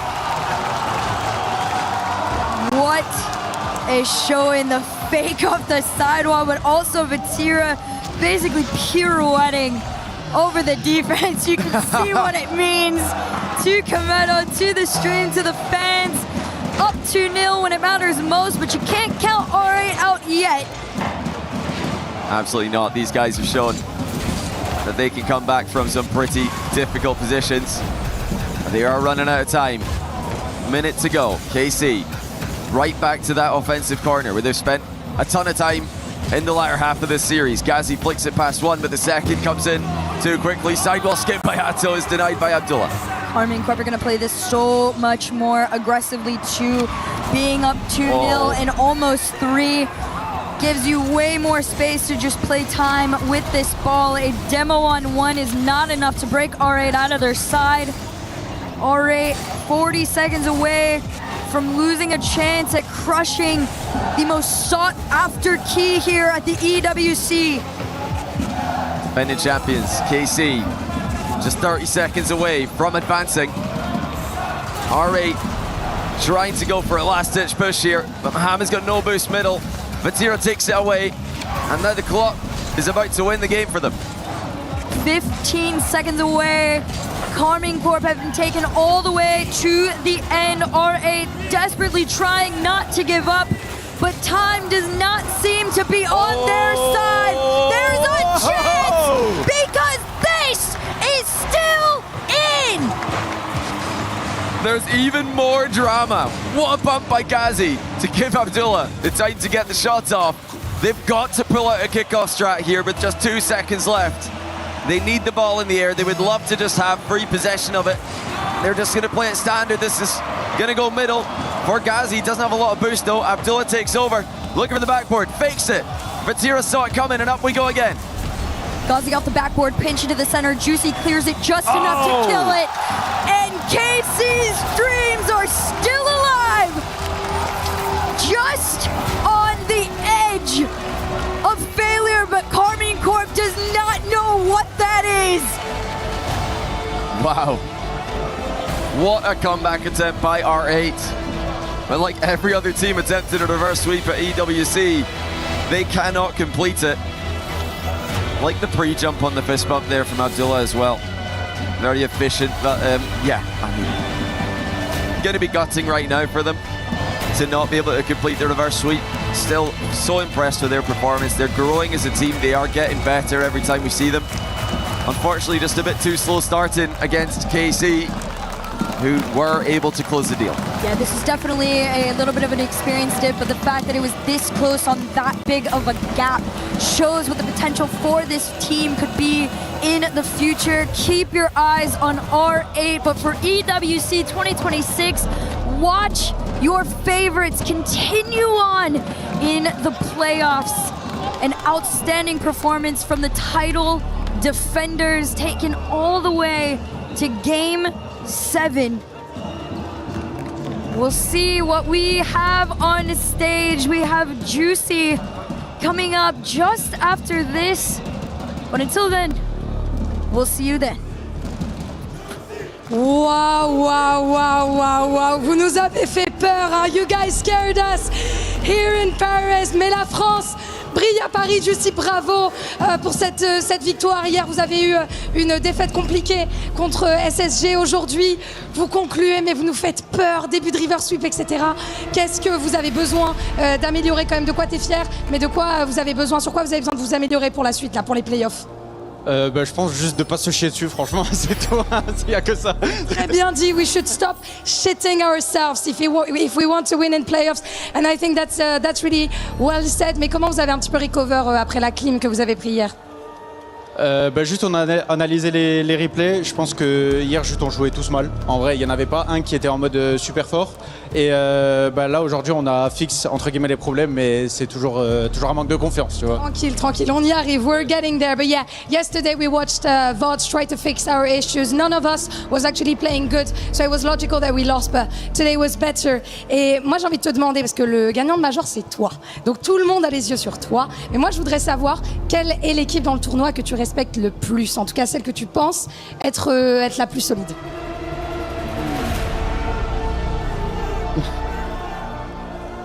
The fans are trying to influence him. Franchement, j'ai peur de personne, je vais pas me mentir. I'm scared of nobody. Mais il y a des équipes solides quand même, on va pas se mentir. Genre qui? Genre Falcon, je pense qu'il joue bien en ce moment. Pas Gentlemates? Gentlemates? Un petit peu. Quand même. M8, of course, Gentlemates. Falcons are pretty solid. And now I want to ask you a bit more of a personal question. Donc ouais, sur un aspect un petit peu plus personnel, ça a été compliqué. Franchement, respect d'être venu remplacer Drali, qui est évidemment un immense joueur. Il y a des gens qui ont douté. Moi, je te le dis, tu mérites cette place dans cette équipe. Tu as gagné un major avec Carmine, on le rappelle quand même. Donc moi, je voulais te demander, Juicy, de quoi est-ce que tu es fier de ce que tu apportes dans cette équipe? Parce que tout le monde parle de Vatira et Atto, a raison. Mais qu'est-ce que toi, t'apportes dans cette équipe et de quoi tu es fier? Je suis juste fier d'être chez la cassée, franchement, ça fait plaisir d'être avec vous les fans. Ça me fait super plaisir. Et de toute façon, comme on dit tous, fuck les haters les frères. Fuck the haters, I am so proud and happy to be in KC. Et moi, je te le dis, tu es un très grand joueur.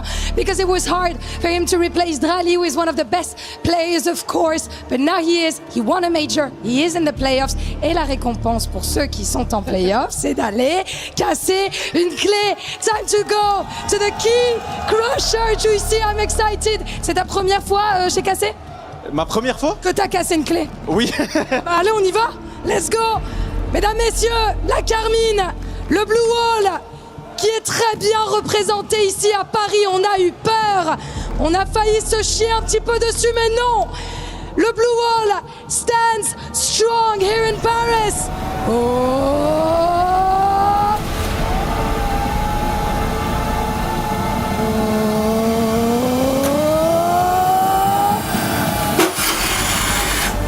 Waouh! Ah ouais! Autant la game était serrée, autant là le kick crush, t'as pas déconné. On peut se le dire. Of course, congratulations again, Juicy. Let's go near the fans. I'm gonna bring you here. On va y aller avec eux. On le disait, ça a pas toujours été facile. Mais cette relation avec les fans, cette espèce de famille chez Carmine, ton CEO, il y a Kenny aussi qui sont en train de regarder la game. Et je pense qu'ils doivent être soulagés. Qu'est-ce que t'as envie de leur dire? Franchement, je vous kiffe les frères, il n'y a rien d'autre à dire. Juste vous kiffe, continuez comme ça, on va le chercher, I love you guys, just keep going, keep making noise, we're gonna go and get it. Mesdames et messieurs, je vais vous demander une dernière fois pour Juicy de faire du bruit. Juicy.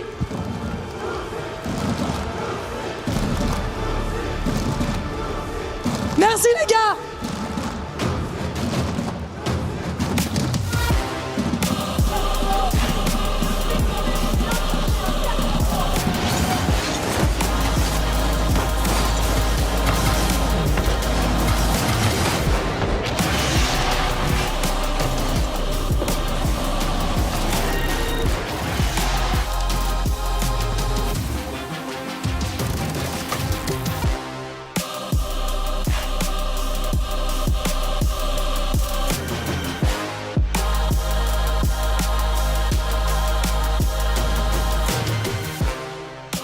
Vas-y, t'inquiète.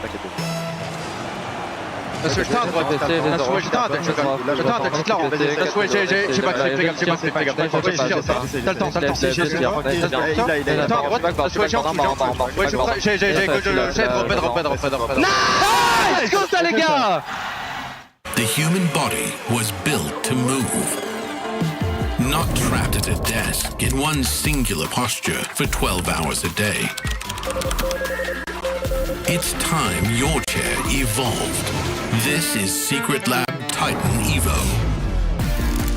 Ergonomically engineered for you, gamers, hybrid workers, artists, backing your every move.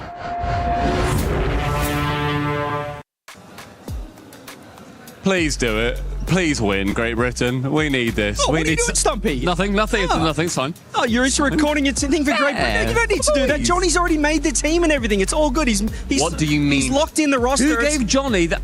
No. Don't ask me. No. Yes. No. Yes.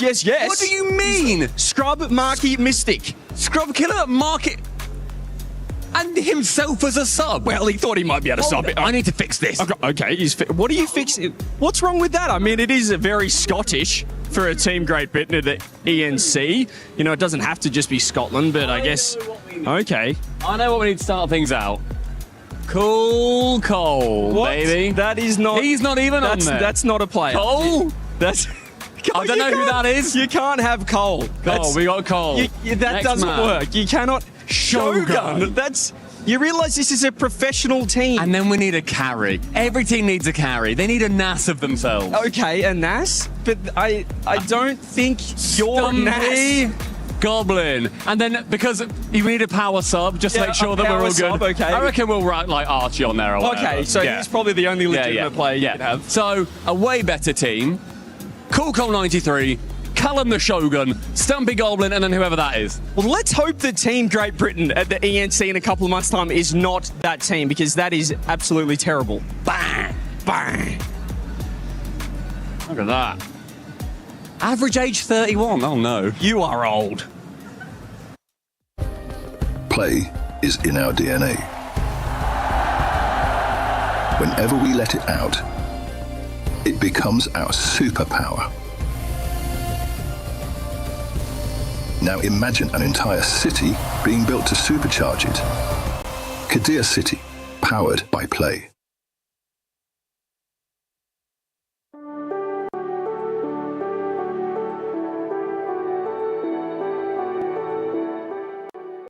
I'm here with LJ's family in the crowd. Shopify Rebellion finally getting a win on the board. We've got LJ's dad, mum, and brother here. It's a whole family thing. I'm trying to get into the family. Hopefully I'll get accepted by the end of it. But Shopify Rebellion, Esports World Cup. They had a rough start, but a huge win there.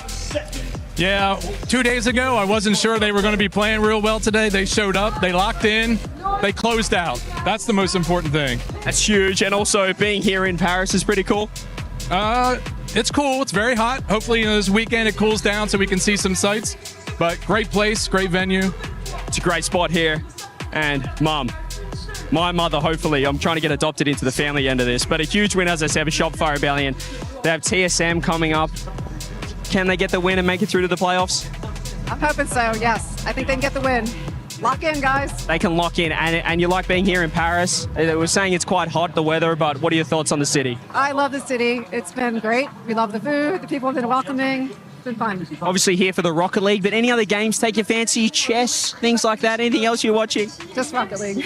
Just here for Rocket League. That's the passion that LJ, that's the family. That's what we're all about here. And of course, LJ's brother. Are you SSL? You've been on the game yourself? I'm terrible at the game, but you know, it's not for everyone, right? So not everyone can be a winner, you know. I mean, but seeing your brother compete, surely you think, well, it's in the genes, it runs in the family. Maybe if I just jump on, I could be like him. The game has proven to me that it's not for me. It is a very, very tough game. But as you said, TSM, the team from APAC, Shopify will be playing next. Are we confident that your brother can get the job done and get the win? I think if the team puts their mind to it, I think absolutely. I'm confident as well. And finally, can I be a part of the family after this? Because I am already in the Rebellion family. Can I get some thumbs up approval from... Yes! LJ's fam, we're all having fun at Esports World Cup. Come on, Shopify Rebellion. Let's go.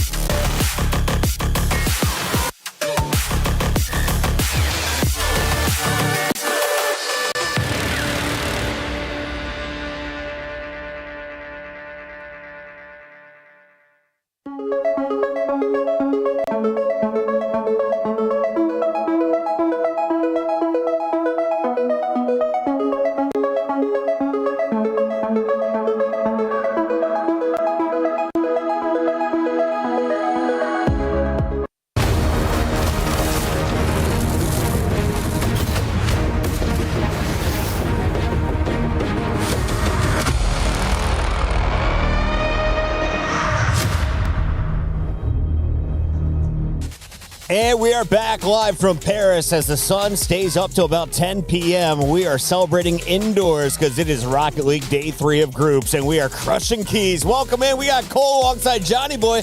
Johnny, why are you so smiley right now? I just really enjoyed seeing R8 try to come back against KC. I thought they were going to be, down and out, to be honest. Same. I thought it was over. And I've been one of the biggest hype men for this team. So to see them, show their actual level is really cool. Cole, we are now 0 for 6 on reverse sweep attempts. We've had some close attempts, so let's talk about the teams we're about to see, though. Can you tell me about CJ's favorite squad? They go by the name of Shopify Rebellion, and apparently one of the mothers is a NASA rocket scientist. Yes. I don't want to call her an astronaut yet. We haven't launched her yet, but she's working behind the scenes. So you got some smart players on the Shopify squad. Yeah, and apparently they've also got CJ in the family now as well. So that's the best decision they've ever made. Some good decisions, some bad. LJ's dad was like hesitant, but he went with it in the end. And I can tell you about their team that earlier on against Foot, it looked like it was just coming away from them. They were 3-1 down in this series, and then they woke up. And I think the player nearest to us, Kofa, is the one that seemed to change the most. He's the one who really stepped up to my eyes, Johnny, because he was a little bit flat before, but he's not a flat player at all. Such an exciting player once he gets going. Oh, look at that little pass down from LJ as well. I mean, they're just such a good team when they get going. Yeah, this is crazy. I mean, what a read by Kofa. Yeah, they need everybody to perform if they're going to make the run that they want to make in this tournament. And, they've got to just stay, I think, disciplined in the next series. They cannot underestimate TSM. TSM have taken Shopify very, very close in Paris just a couple of months ago. They went to Game 5, and it was a 0-second goal for Shopify to win it. So I think TSM have definitely got a chance. Heartbreaker for Foot, meanwhile. Yeah, that's our LCQ team that took them the distance to that overtime Game 7. So I'm a little worried for Shopify. I'm not going to lie. If they are going to come out clean, is it First Killer still the guy to watch? Oh, for sure. First Killer's the guy. I mean, he is such a good player. He always has been, such a great player. And I would love to see him get one. I think I can speak for everybody now when I say we all want to see First Killer win the LAN at some point. It'd be nice if it was this one as well. $400,000 top prize at the Esports World Cup. And First Killer would be more than worthy of that if they can get it. Shopify Rebellion have been battling to become NA's best team throughout the season. There's a lot of talk for SSG being NA number 1 now. No one's talking about NRG anymore. Rebellion want to remind us that actually they are the ones who've really overtaken NRG this season domestically. Let's talk about the team on the other side. It is TSM, and no one had expectations for them on day one, and they handed an upset. Then they got beat down 3-0 by Vitality, a little bit bringing back down to earth. Where are they at right now? Are they truly a threat? I do think they're a threat, and because, if they can almost beat Shopify in Paris before they've gone and beaten NRG in this very same tournament, then of course they can take down Shopify. But they are going to need Shopify to play just a little bit off, or maybe a lot off of their game. If Shopify play to their top level, I don't think TSM have much of a chance. Well, in an interview with Sphinx, he said that Kevin is a variable, and I think that is such a good way to describe him. The variable, it's a great nickname as well. Yeah, and honestly, it suits him so well. He's a wild player, entertaining. It didn't happen for him against Vitality in particular, but he lives and dies by the sword. He'll always go for pre-jumps, he'll always go for crazy goals, and it's nice to have a player with such an identity performing so well here. Now, they said they actually copied NRG's style preparing for this event. So what is that style, and does that style cause problems for the way that Shopify likes to play? Well, when TSM are playing their best, for me, I'm seeing the mechanics come through, the flair. I think that's what they've taken from NRG, trying to get the solo plays on the ball, trying to get the outplays as a big part of their game. But they also do like to pass the ball around. They like the team play. So it's all about just moving the ball around the pitch in offense, giving each other space. And, it worked out well against NRG. It can work against Shopify. Cool. Let's take a look at the numbers, because over on esportsworldcup.com/play, 84% are siding with CJ in Shopify. Is this 16% accurate for TSM? I think that's actually the closest one we've had. Normally it's like 90-10 for 50-50 games. That one is like, well done, everybody. You've done really well. They gave them 16%. Let's get into the predictions. How many games do we play? Who wins? Who moves on to the bracket? I'm taking Shopify. They've taken down Foot, so you've got to give it to Shopify here. But I do think that TSM will get a game today. They're not going to get swept. Cole, you don't get the answer because we got to go to the stage. Game time!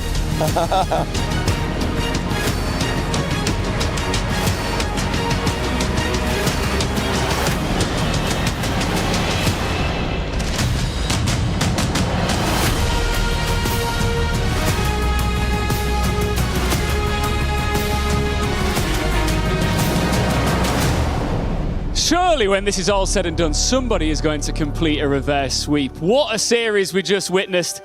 I actually thought that the defending champions, KC, it was a little bit touch and go there. I thought we might be about to lose them, Lou.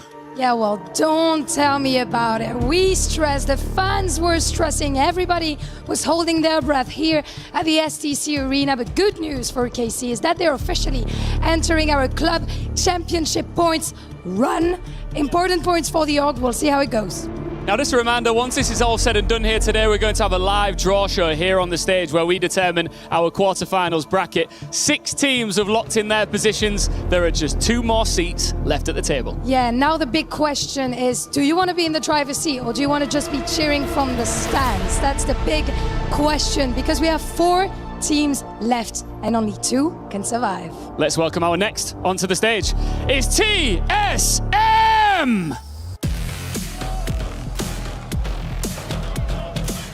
APAC has been knocking on this door for years. TSM are 1 series from kicking it in. They invite the pressure live and they live on the knife edge. Then punish the first bad touch with ruthless counters. They already shook this tournament once. Now they can make history.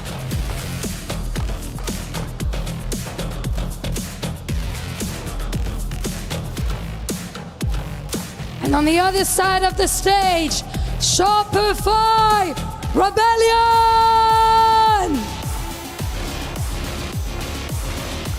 They have already been through the fire today. Down 1-3 against Foot. They found another gear and dragged the series all the way back.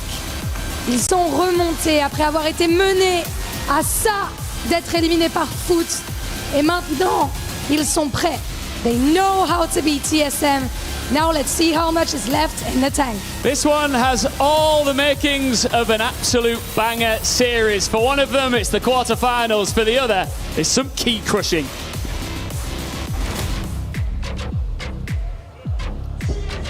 So we've already seen what TSM are capable of when they attempt to go through the best team in the world reigning champions, and they were successful in that. But then they came up against another world champion in Vitality, and they weren't quite as successful.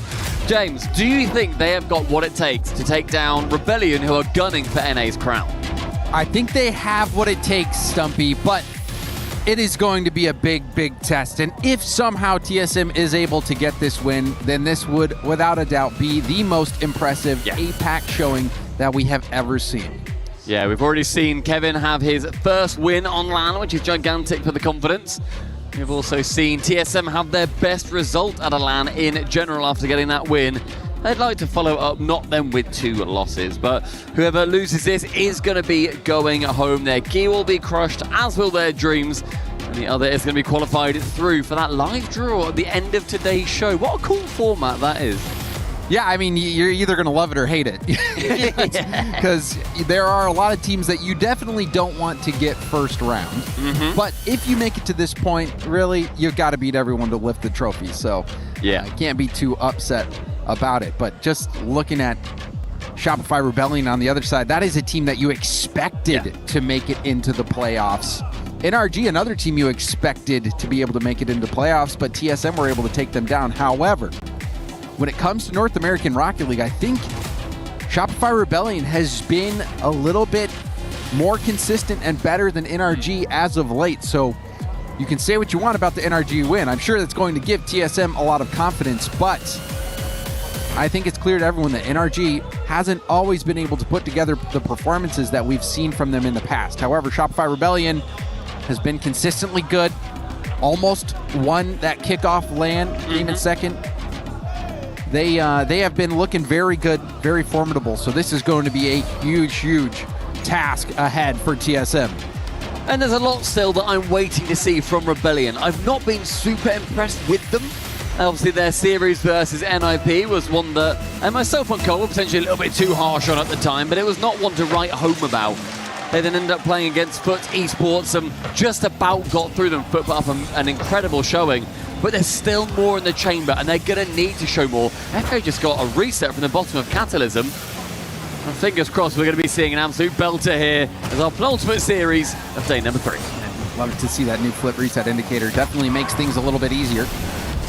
Visual indicator, audio indicator, lets you identify when you'd get flips. Like in that situation, normally you wouldn't realize you have a flip. But also, I will say, Stumpy, You might not be as impressed with Shopify Rebellion, but I think you can just tell from NIP's performance that this is a different NIP this tournament. That's very true. That's a very fair point to make as well. They ended up going through Twisted Minds. I think that even then, Rebellion did look flat. And I think they looked still pretty good, but you don't expect pretty good out of a team trying to get that #1 spot in North America. But TSM, they've defended pretty well so far. Kofa wants to make it a little bit harder. Does shoot it just wide of net.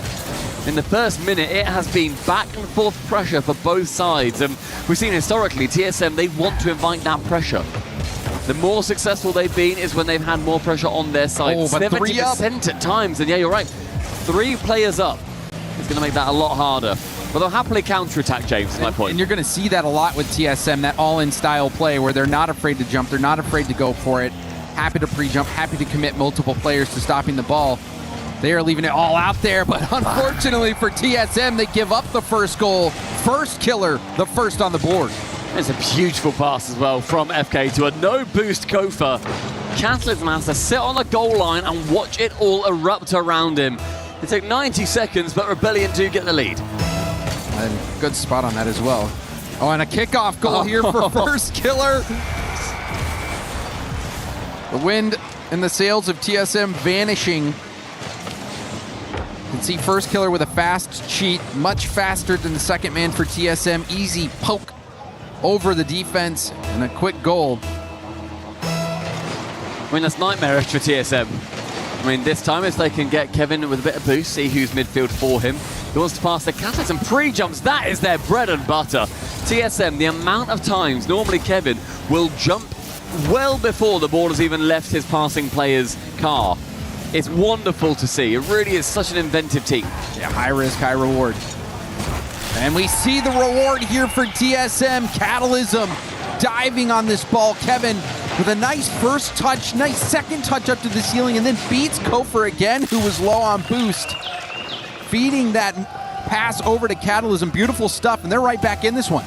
Great speed from Kevin. And that's what they need on these counters, on these extended periods of play. Not only do they go for those counterattacks, in some of their previous games they've had the possession and the ball placement 70% against them. That is such a hard bit of defense to do. And that was 100% against them. Rebellion lock in their third, and I think Kofa will be quite happy that Sphinx is on the other end of it twice. Yeah, that's a tough one to give up, but you saw the bump threat. Sphinx had to jump quickly. There was that bump. I think it was LJ who was coming through, wreaking havoc on that back line, and TSM was struggling to just get back in rotations because you saw they had a bot kickoff. 2 players going for that kickoff, and now again, quickly off kickoff, they give up another one. These kickoffs have not been going well for TSM. They haven't been able to find that possession, and they're punished once more. It's a gorgeous pass cross from first killer. Finds his man in the 6-yard box, and LJ will happily receive from his teammate. And you see the vibes as well on Shopify Rebellion. They are laughing, they are smiling with each other. If something goes their way, that's very easy. It just depends on how they react if and when something goes wrong. But right now, they are sitting on cloud 9 as Kofa secures another. A nice little air dribble here. The 50 right to Kofer. Kofer's first touch beats that player, and then just enough boost to air dribble that ball right on target. Making it look easy. We're not even at the halfway point. 5 goals to 1. Shopify Rebellion are obliterating TSM in game 1. It's a kickoff again that's gone so heavily in favor of Rebellion. Straight pressure back into TSM's half, and I was saying that they like to invite pressure. They do, just not 5 goals that can sometimes come along with it. This game started so well. Kevin with the pre-jump. First killer can read it, and this really is a horror start for TSM, who would have felt they were doing a pretty good job early doors. Yeah, but really, what did TSM in this game was those kickoffs. You even think back to that first goal first killer got. Just seconds later, off kickoff, they give up another goal. Off kickoff, it has been a huge struggle for TSM, so we'll see what kind of adjustments they can make. We have seen them try to go for some creative kickoffs, like the bot kickoff, where you send 2 players right away at the ball, but nothing has worked. Hopefully then that doesn't continue. They're able to get something going. 100 seconds now as 4 goals. Nigh on impossible. As Rebellion, they continue a little bit of domination. Sphinx on the other side of things. I thought it was going to be a pretty routine clear, but the backboard was left wanting. A really nice play from Sphinx. Gets the boost, hits it high enough, just high enough to where Kofer's not really going to be able to make an easy read on it. And the pace on that ball, so nice from Sphinx, making sure that it had that pace to also make it even more challenging. Great stuff from Sphinx. And you're seeing those little flashes here and there from TSM. You're seeing what they're capable of. And I think even this loss isn't going to deter them. They've had a series go the distance before with Shopify Rebellion, and they let in 8 goals one game, so I'm sure they can bounce back. Yeah, there's a lot of opportunity, I think, for TSM. They're a very streaky feeling team. When it starts to go their way, as we've seen previously, they're happy to lean into that. And also, we spoke about the vibes of Rebellion, as they're going to be scoring their 6th. The vibes of TSM, I think, will struggle to be shaken. You know, Sphinx yesterday, when they were talking to CJ in a pre-match interview, said, yeah, we're about to get 3-0'd by Vitality, by the way. And it wasn't wrong, but they were quite happy to say that. Yeah, I did hear that he had a new controller against Vitality. Yeah, that was Kevin had the new controller. So, which Sphinx, I believe, is now using. It seems to be working okay for Sphinx, to be honest. I'm sure he would like it to work a bit better. TSM can have a lot to figure out. We've seen Kofer quite a bit be first up. Another open net here for Shopify Rebellion. The beatdown continues. Rebellion looking so comfortable out there. I was also going to mention how often we see Kofer upfield. You see him even ahead of the ball there, ahead of First Killer there. Kofer has been such a nuisance for TSM. You saw the pass that he received from First Killer, that little give and go. First Killer always seems to be, or Kofer always seems to be upfield, aiding that attack for Rebellion. And everything seems to be going right for Shopify.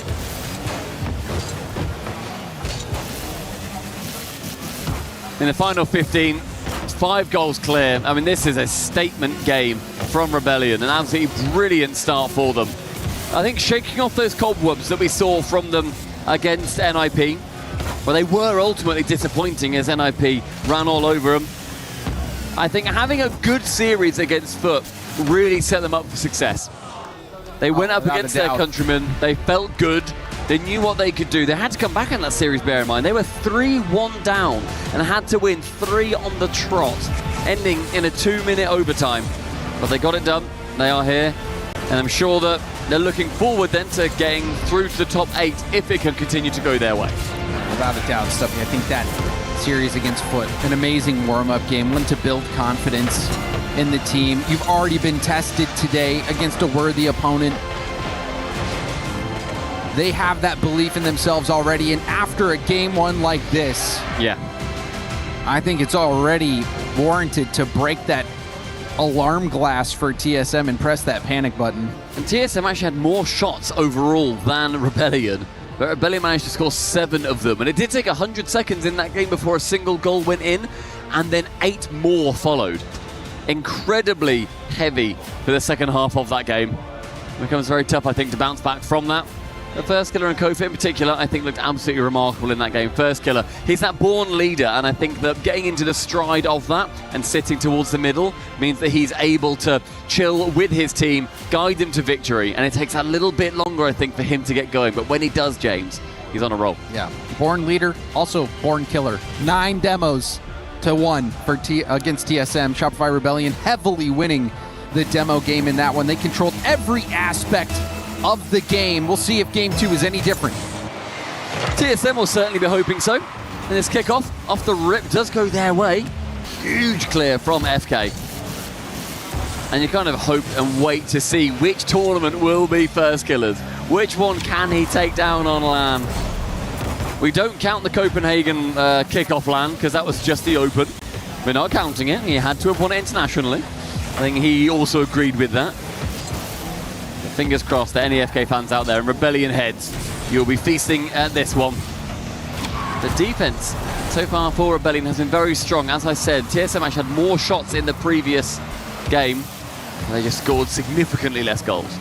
But it's all about the quality shot opportunities. We saw a decent amount of open nets, decent amount of kickoff goals for Rebellion, or goals Quickly after kickoff, we do see the first goal of the game go to TSM. Catalysm again, the one who puts it through. The lovely shot, well placed, really brilliant, cracking pass from Kevin. I'd love to see when Catalysm was up for that. How was he up so early? This is the pre-jumps that TSM That pass was crazy from Kevin. That is not one you can really predict. He can't possibly have pre-jumped that, and yet maybe TSM with a team that can. I don't know. That's one where I wish that we had a different angle on it. Production, get on it. Catalysm there for the shot, but really powerful pass from Kevin to make that possible. Sphinx being tested off the backboard. Good stuff from Sphinx. I think this is the start that TSM was looking for. Good speed again from Sphinx.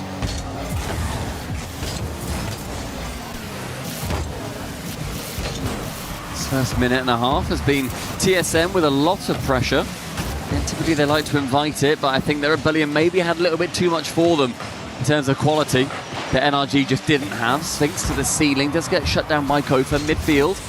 Kevin, I think, gets in the way of Catalysm, so he just has to boom it out of the way in the end. But with a lead after the first 2 minutes, TSM will think, oh, this is a lot nicer than being 4-0 down or whatever it was. Yeah, it was just before halftime. I think, they were down 5-1. That's tough. Much different game so far. Catalysm seems to be that shooter for TSM. LJ, though, will have a reset. Goes for a double reset. Bump attempt. Dodged by Kevin. But First Killer with a beautiful touch to the corner will also let him get that boost steal. The attack starting to build for Rebellion. Another 50 from Kofer is going to go back-to-back 50s. Ball across middle. It's awkward for ball. 2 miss. LJ, little lob towards net, and that hits off the bar. You can see the panic for TSM. That was 3 misses from TSM. And yet Rebellion couldn't quite get anything. Kofa sinks in top left corner, but then thanks to Psionic's gods, it bounces back out again. Oh my goodness. I don't know how TSM survived. TSM still preserving this 1-goal lead. I wonder if it's going to continue to be Catalysm, who has been not only a top goal scorer on his team, but across the entire tournament. Currently sitting in second in goals per game. Catalysm really having a wonderful event. I mean, he's had such a fantastic couple of years, moving over to APAC and competing there. He's shown off what he can do. Being part of this top team, I think, has done an incredible job for the region as well. I really like seeing APAC succeed at this level. So if you're 2/3 of the players being from APAC themselves as well. Catalysm, chance to get it round 1. FK didn't like that, but Sphinx did. Gets a shot on target. Kofa back into the corner. Still this lead being held. Feels treacherous for TSM. It feels wibbly-wobbly, like they're walking a tightrope bridge. But the lead does stay firm for now. Rebellion, where has the offense gone? How many goals did they score last game, and now they can't get one? They used them all up early, James. I guess so. As we approach this final minute, this single goal from TSM, enough to maintain the lead so far. Ooh, that's dangerous. It's the fake low as well. Sphinx had to make very vital contact. We sneak into the final minute. FK with a 1v0 until the final man dives home and First Killer kicks down the door. Great stuff from First Killer. Not going out of the play, staying in the play with low boost. Gets the 50 on the goal line, generating a goal out of nowhere for Rebellion. And that's what you want from First Killer too. Just keep that initiative. Know what you can do with low boost. It was TSM thinking they were safe for a second. How silly. There's always more players coming through. Sphinx, redirect opportunity. Passes, Catalysm, backboard, opportunity for the double, but shut down again by FK. Great game from First Killer so far. That was a very dangerous double tap ball. First Killer breaking up that opportunity just on the back of getting that low boost goal. First Killer showing you why he is one of the world's best.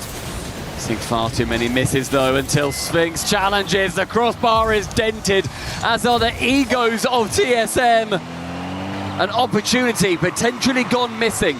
10 seconds. Who's pre-jumping for Big Kev? It's going to be Catalysm. No chance to get to it though. Sphinx bumped away from this into the orange half. The ball lingers and lurks, as does an attacker. Overtime in game number 2 found. See if kickoffs are any better. for TSM. They do land a demo and see if they can get possession. First killer, the hard 50. There's a miss as well. Sphinx will try to slow things down. Hoping his teammates can get back in position. Ball high up in the middle of the field. Sphinx, great speed to get that ball up to Catalysm. Catalysm, the double tap pass around the corner. TSM playing fearlessly. Huge clear from the back just to alleviate some pressure. Bounces out back middle again. Kofa dead central of the net. Can then therefore dive through. These opportunities, they are coming for TSM. There are moments that they can sink it, but the defense from Rebellion has been great and they continue to be so. Dustkiller clears it only as far as Kevin in his own half. Who's pre-jumping for him? That's normally what I'm thinking. Look to the skies, there will be someone. This time it's Sphinx on defense. Ball right back to LJ. LJ looking for Kofor, who has to half flip, also gets bumped a bit. Tries to stay in the play, but ends up getting the ball taken from him. Sphinx. Reset didn't do much. It's a battle in the trenches right now for this ball. Oh, LJ! When the game seemed to slow down, he knew where he could put this on such low boost as well. Sneaks it around Sphinx and Catalysm low boost, knows where it's going. Just about sneaks past his fingertips. And Rebellion in an overtime secure their second win.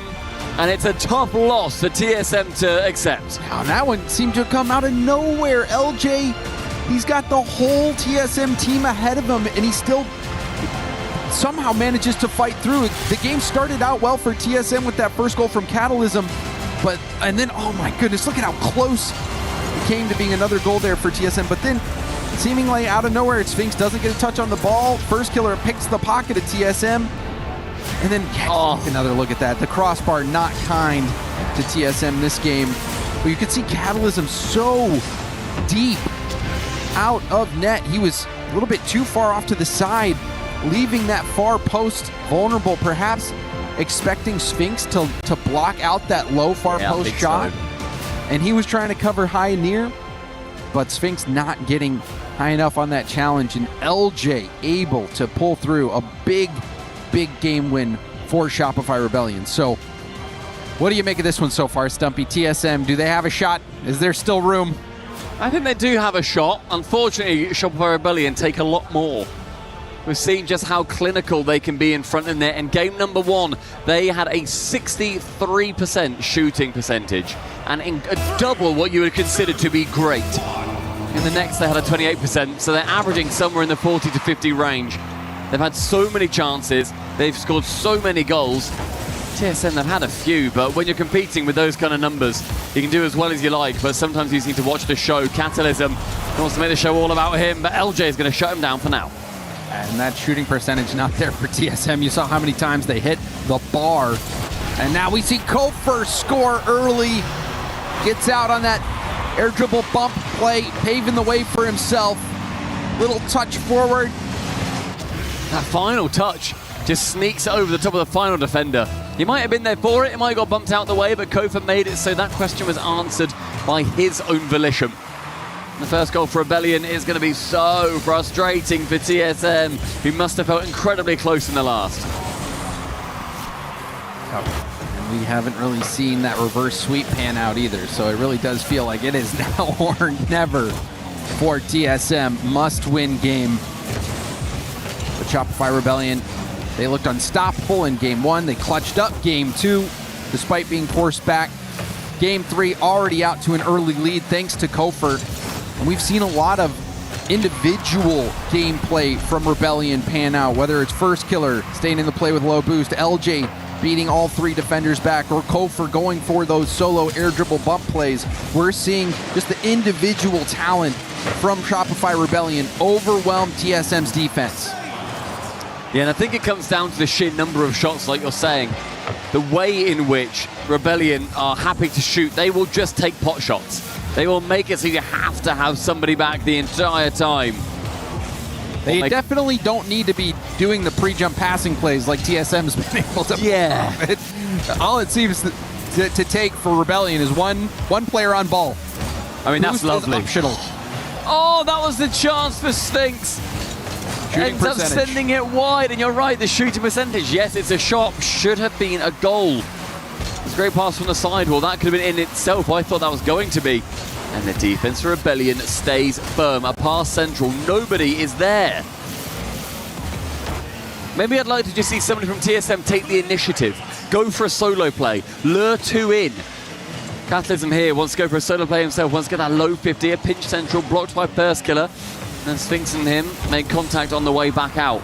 Good boost steal from Catalysm. He is there! And the pass, this time of asking, is successful. Yeah, I think TSM disagrees with your analysis, Stumpy. I think they're going to stick with the game plan of pass the rock over to Kata. Find the man, find the goal. There's a nice equalising goal too.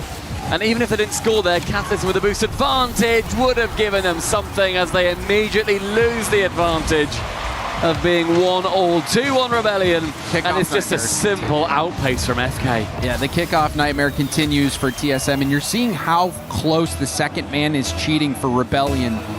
TSM just lagging behind enough to really do them in. But, you know, credit to Rebellion for being able to get a touch on the ball when they're cheating so close. And now we see back-to-back demos as well. The confidence. Good block. It is there for Rebellion. It's a good block with 2 boost steals as well. Sphinx trying to go for that solo play that I was so desperate for. He does lure 2 defenders in, however, so may well be something they can look towards in the future. LJ outplays everybody with 0 boost in the end, but now he's going to be slow back. Sphinx, a pre-jump, contact made by Kofa. He saw that coming from a mile off. Chance as it pops across the box, and LJ, I think, realised that might be a bit too dangerous. Great fake. Catalysm, can he pop it low? Instead he clears it. Say what you want about this TSM team. They are entertaining on the attack. They are fun, aren't they?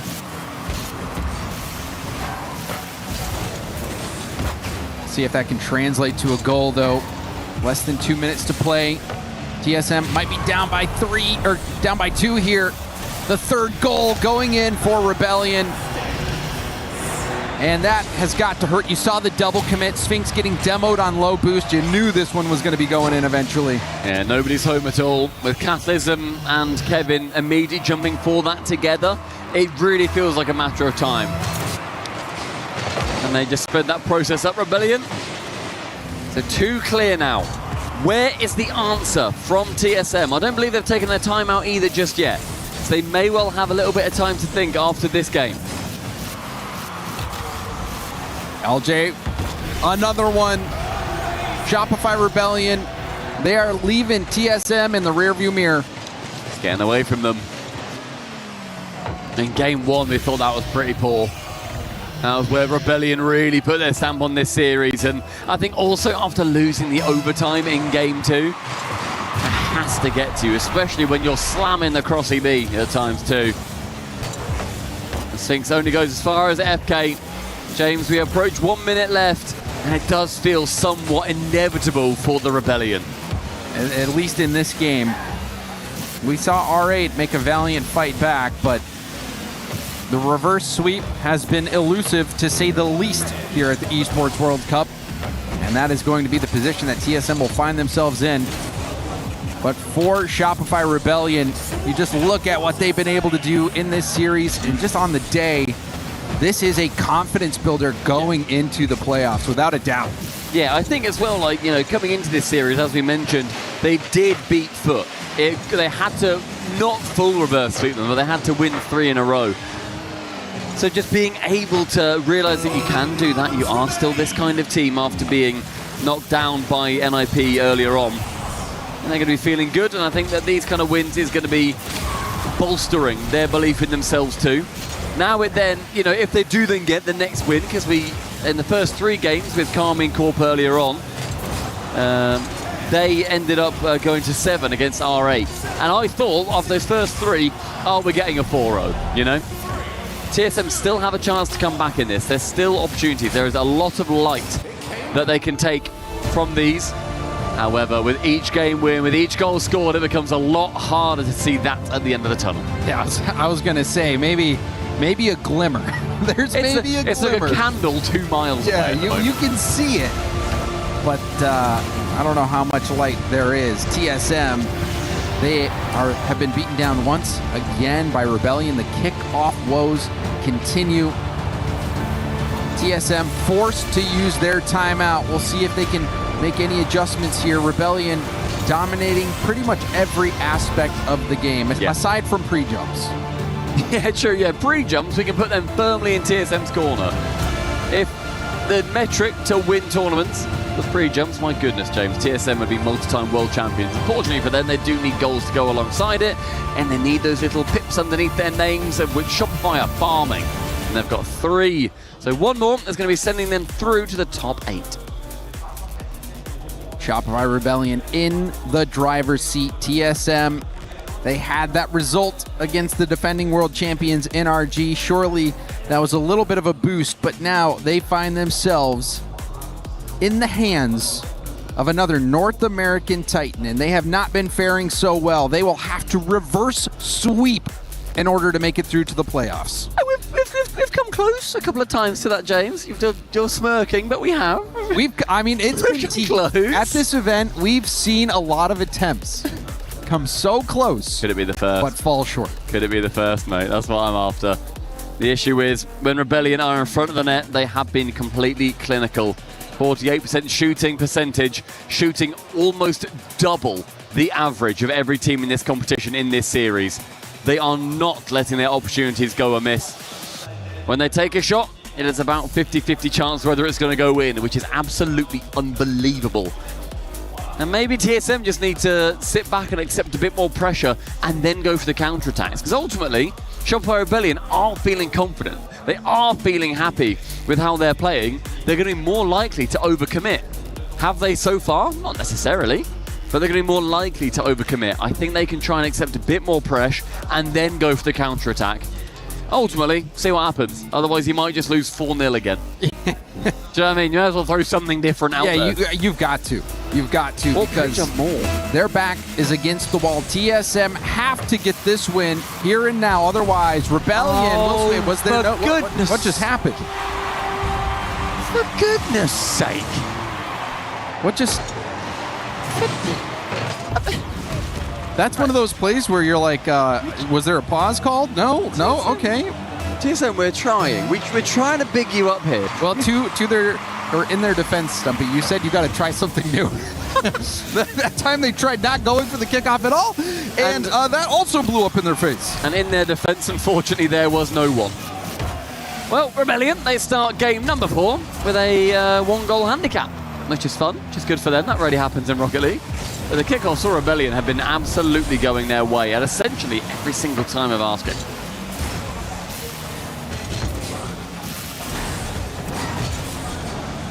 Shopify Rebellion didn't waste much time getting out in the lead. Catalysm has been that main goal scorer for TSM. Will he be able to help equalize things? Kevin has had some great passes. Sphinx also some very good beats. You saw the mechanical excellence out of him as well. Even for TSM, if they don't manage to take the whole series, even just a game, help save some face. They deserve a game after, like we've said, they've gone through NRG. They beat NRG. Unfortunately, they're going to be conceding another goal here as Sphinx is positioned a bit too far out. I think it was Catalysm trying to find him. Sorry, it's Kevin. Yeah, that's trying to find that's somebody. Tough for Kevin. For Kevin, the one thing you don't want to do is pass it out on a bounce pass to the opposing team when you have no one back. That should be a coach. That was awesome. Well, I mean, I've played enough ranked. You've done that enough times. I've done it enough times to where people grill me for it. So if you're gonna bounce pass it mid, make sure someone can at least get a 50. And this game continues to go wrong for TSM. It started out a little painful, and I think we're getting to the point where you are sprinkling some salt into the wound.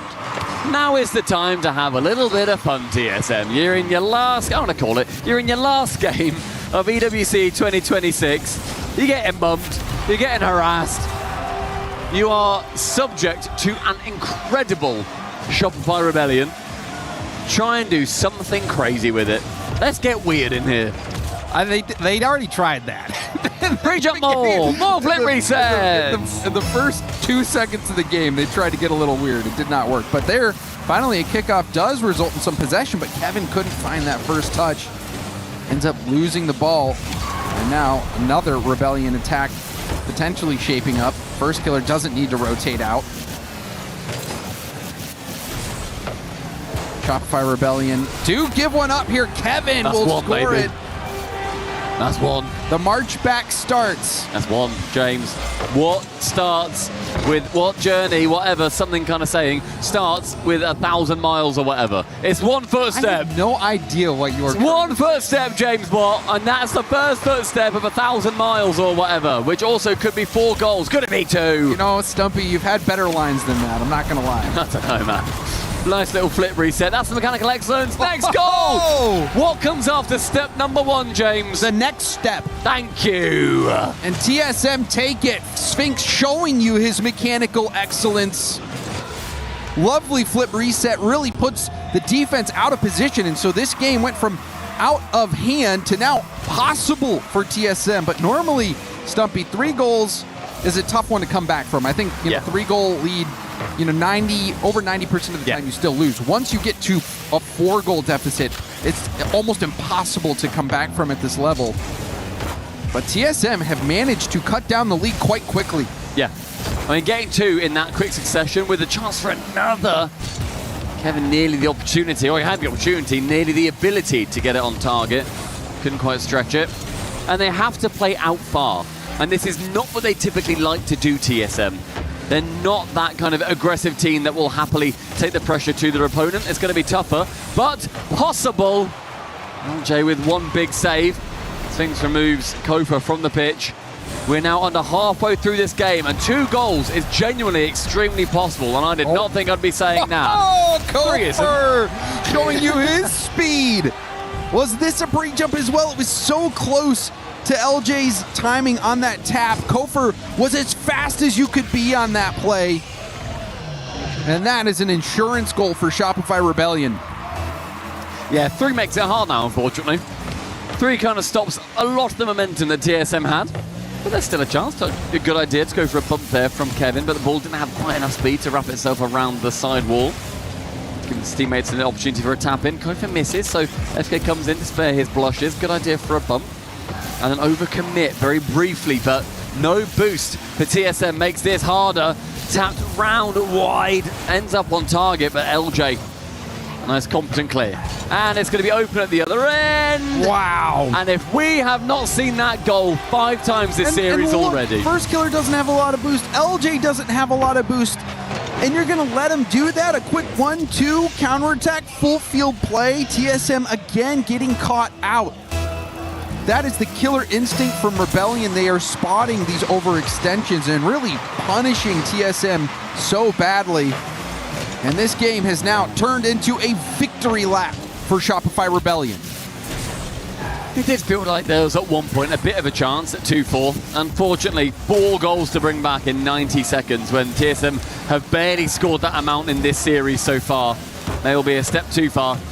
But Rebellion, James, truly do feel like a team that see themselves lifting a trophy.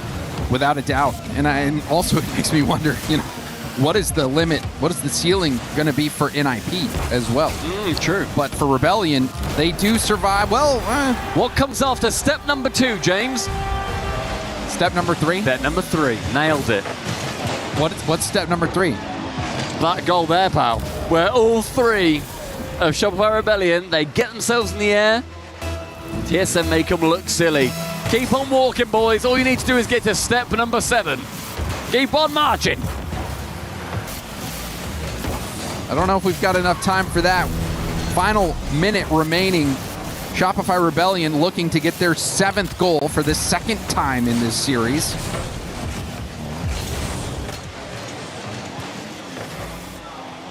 First Killer. Gonna try to go ground to air. Intercepted by Sphinx. LJ happy to preserve that boost. Sphinx going for a backboard pass. Broken up again by First Killer, who's been so good on those backboard reads, the awkward backboard reads that are above your head. A ball that has pace. Doesn't seem to phase First Killer. Just rock solid on defense. Rebellion, they are hunting their 20th goal in this series.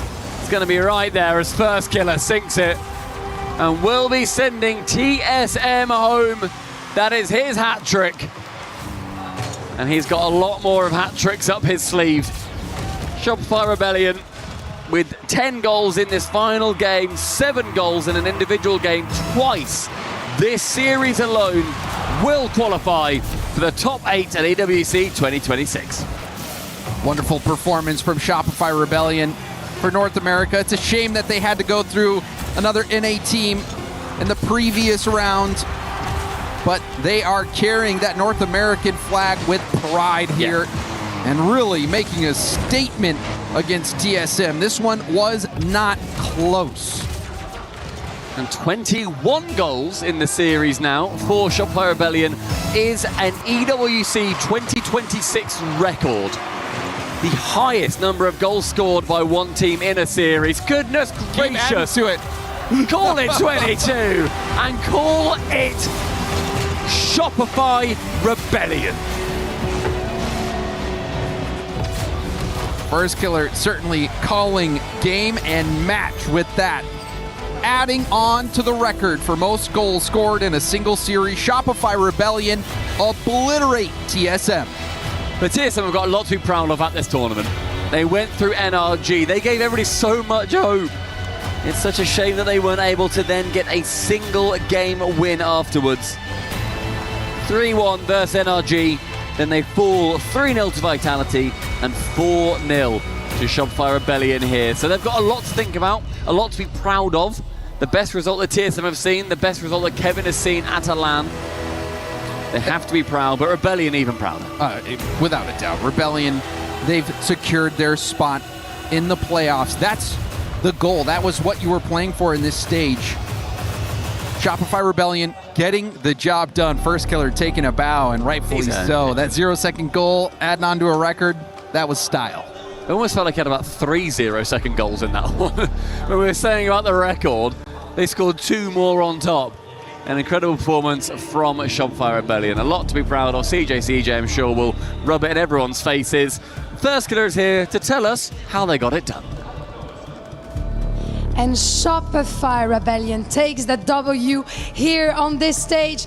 And I'm joined by First Killer Jason. Congratulations for this win and for moving into the playoffs, of course. First question I wanted to ask you is that it feels like you guys are a little bit in between. You're not too fit, but you're not, underestimated either. So where do you see you guys? What do you think are your strengths going to the playoffs? I honestly think our strengths are our communication and our team play. We can be very aggressive if we're feeling it. And yeah, we aren't rated the highest, but to me that doesn't really matter. We in scrims we do pretty well, and I know if we play our game, we can be the best or one of the best. So it's just gotta play with confidence. Yeah, the odds are for the social media yappers and us analysts on the desk. So, for you guys, of course, it does not matter. Donc, première question, vous êtes un petit peu dans un entre-deux. Vous n'êtes pas sous-estimé, mais en même temps, vous n'êtes pas trop craint. Comment est-ce que tu vois ça? Où sont tes forces? Franchement, notre team play, notre com, en scrims, ont joué extrêmement bien. Je pense qu'on peut être une des meilleures équipes du monde. Donc, forcément, ça, on s'en fiche un petit peu aussi des prédictions. I would like to know what you enjoy about these lands. Traveling around the world, being on the other side of the world and getting to play Rocket League, in front of crowds, this kind of stuff. How has Paris been for you? Paris has been amazing. I always love competing in front of a crowd, and especially a French crowd. I think they always bring that energy that's amazing. So I love it so much. And I think they love you as well, of course. We have some French fans cheering for you here. Donc ouais, qu'est-ce que tu penses de Paris? Est-ce que tu aimes jouer dans des grandes LAN comme ça? Franchement, c'est incroyable. Paris, j'adore. Je suis très contente de jouer devant un public comme ça et surtout devant un public français qui donne de la voix. And talking about French crowds, I want to ask you about French teams. We have the big 3 here in Paris that made it to playoff: Gentlemates, Vitality, and KC. Which one's the best? KC for sure. Oh, you're gonna get booed by the Gentlemates fans on the side of the stage, but of course they won the major. It makes sense. C'est qui la meilleure équipe du Big 3 en France? KC, Vitality ou alors Gentlemates? Et la réponse, c'est évidemment Carmine. And being amongst the best in the world allows you to go to the key crush with me. Jason, let's get it. I know TSM tried to give up a good fight, but you guys were just too strong. Excited about it? Sorry? Are you excited about crushing the key? Yeah, of course, of course. Okay, let's get it. Our Keymaster is going to walk you through how this works here in Paris. Shopify Rebellion represents proudly the NA region as First Killer gets to crush the key. From TSM here at the STC Arena, Shopify stands strong.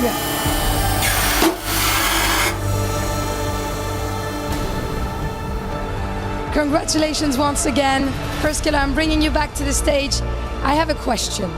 You're going to be facing a big team in the next round. We don't know which one yet, because we're having the draw show later on, but it's going to be either Falcons or SSG.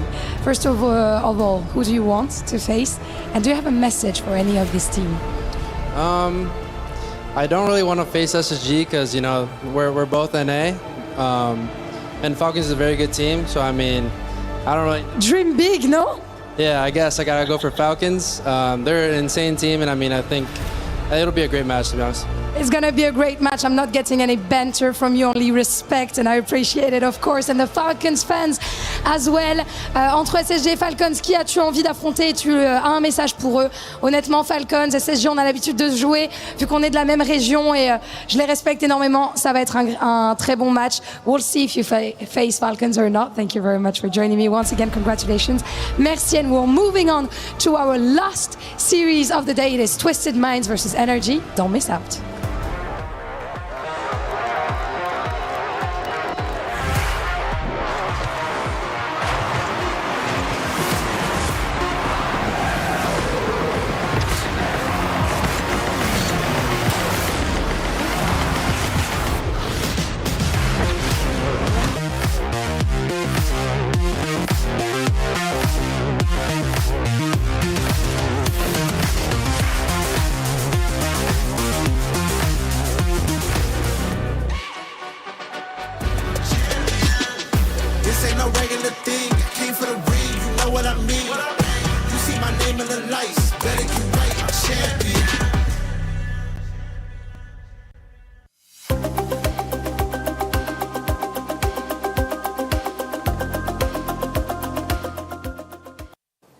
Ginny here with Lauren because as we promised, we're going to give you a club championship update when it comes to PUBG Mobile. 4 games of the first day of the finals have already been played. Where's Vitality at? I'm glad you asked, because when we checked in last time, they were in 10th. They've managed to move up the rankings just a little bit, now into 6th. While that happened, that also means Aurora dropped down from the top of the leaderboard into 4th, because we've had some couple good performances out of non-CC teams like E-Arena and Tianba, so it's shaken things up a little bit, but like we said, still lots of matches left to go, so we don't know how it's going to play out yet. All right, well, thank you so much for that update. That's it from us.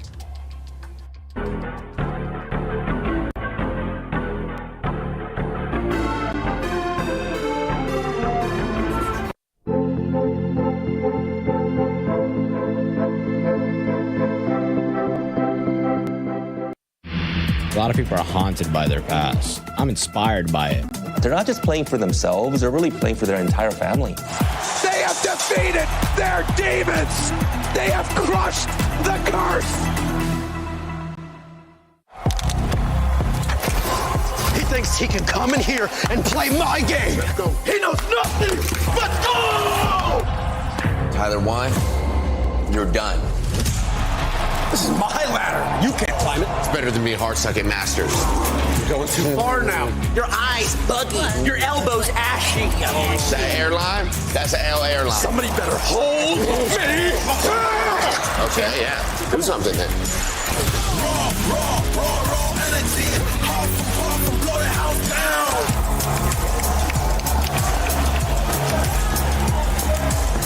You look nervous. You look short. Everything's good? Mm-hmm. Fight.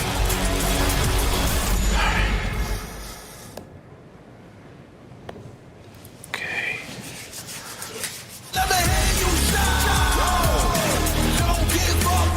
Do you really need the wraps? Yeah, that feels like overkill to me.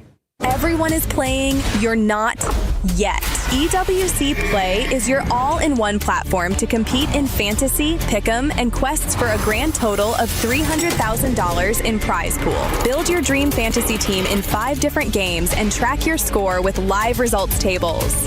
Predict the winner of every game, every group stage, and every tournament. Complete daily and weekly challenges to earn boosters that help you climb the global leaderboard. Got what it takes? Join EWC Play now.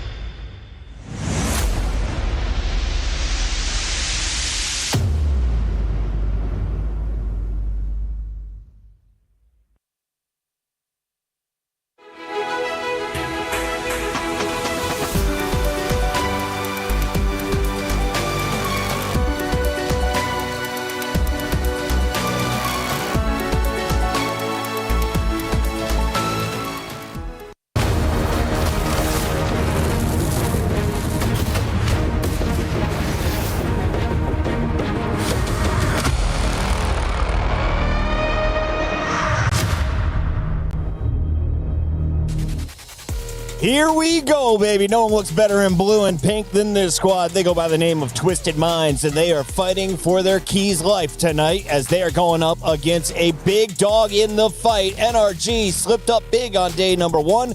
Now they have to fight for their own spot in the playoff bracket. We welcome in Stump alongside James Bott. And James, are you amazed to see 22 goals going in just 4 games in the previous round? I want to say yes.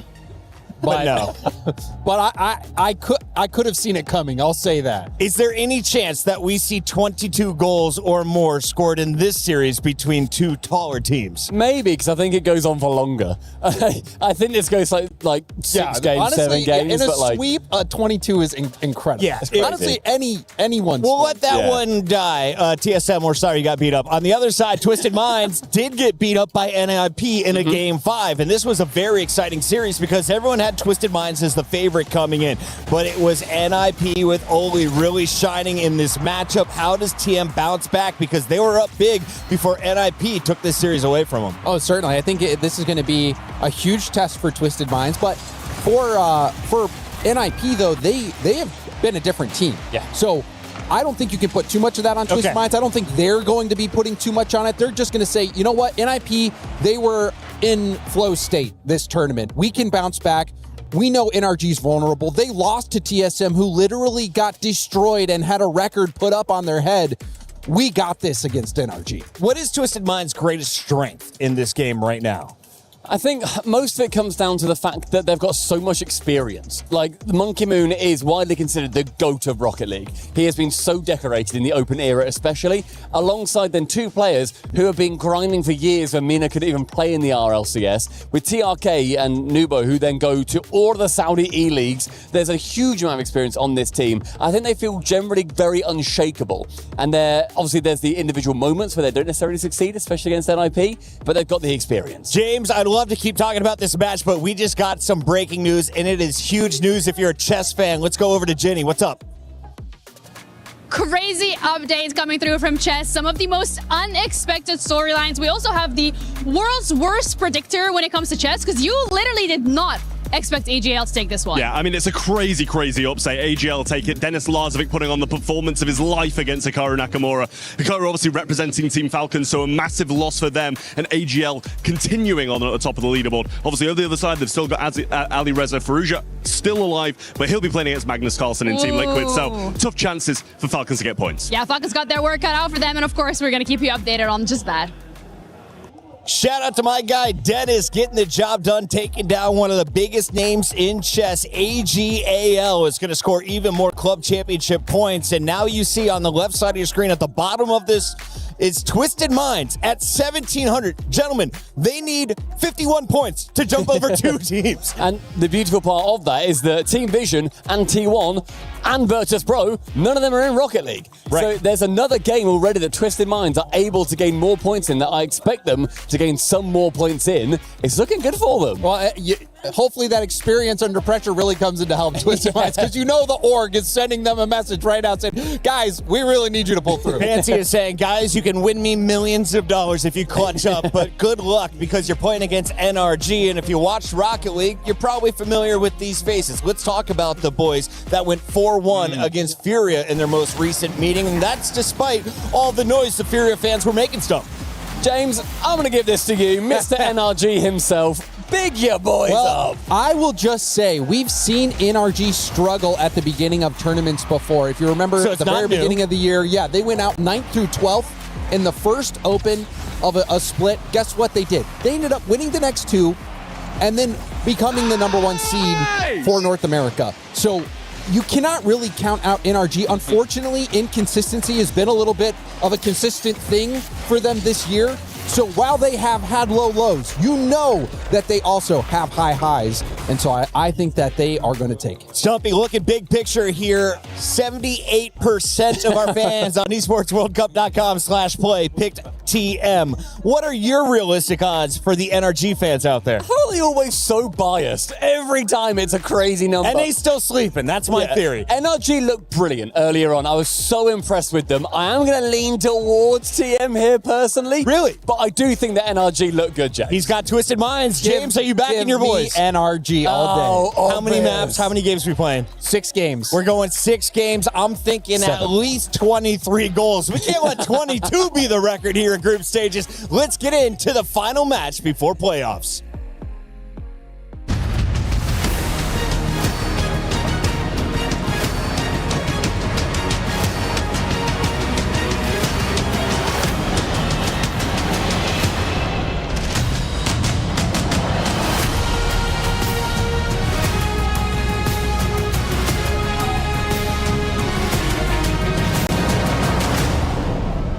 Mesdames, messieurs, les équipes qui étaient favoris aujourd'hui ont toutes répondu à l'appel. Mais il en reste 2.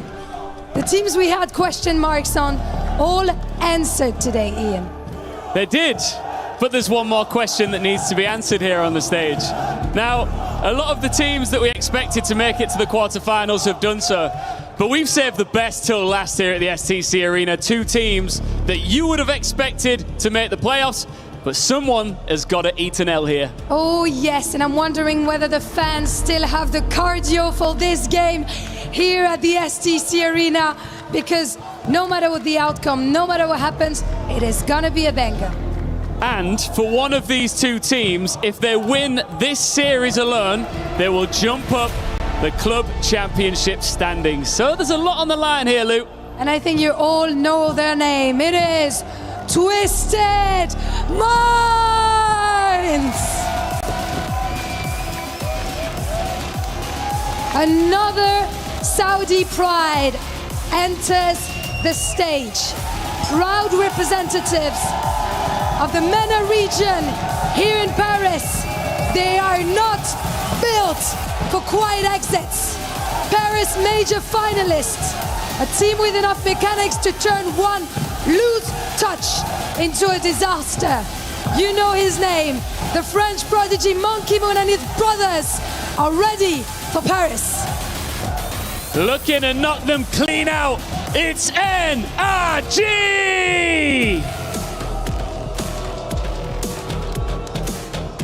As they arrive to a chorus of boos from the Twisted Minds fans.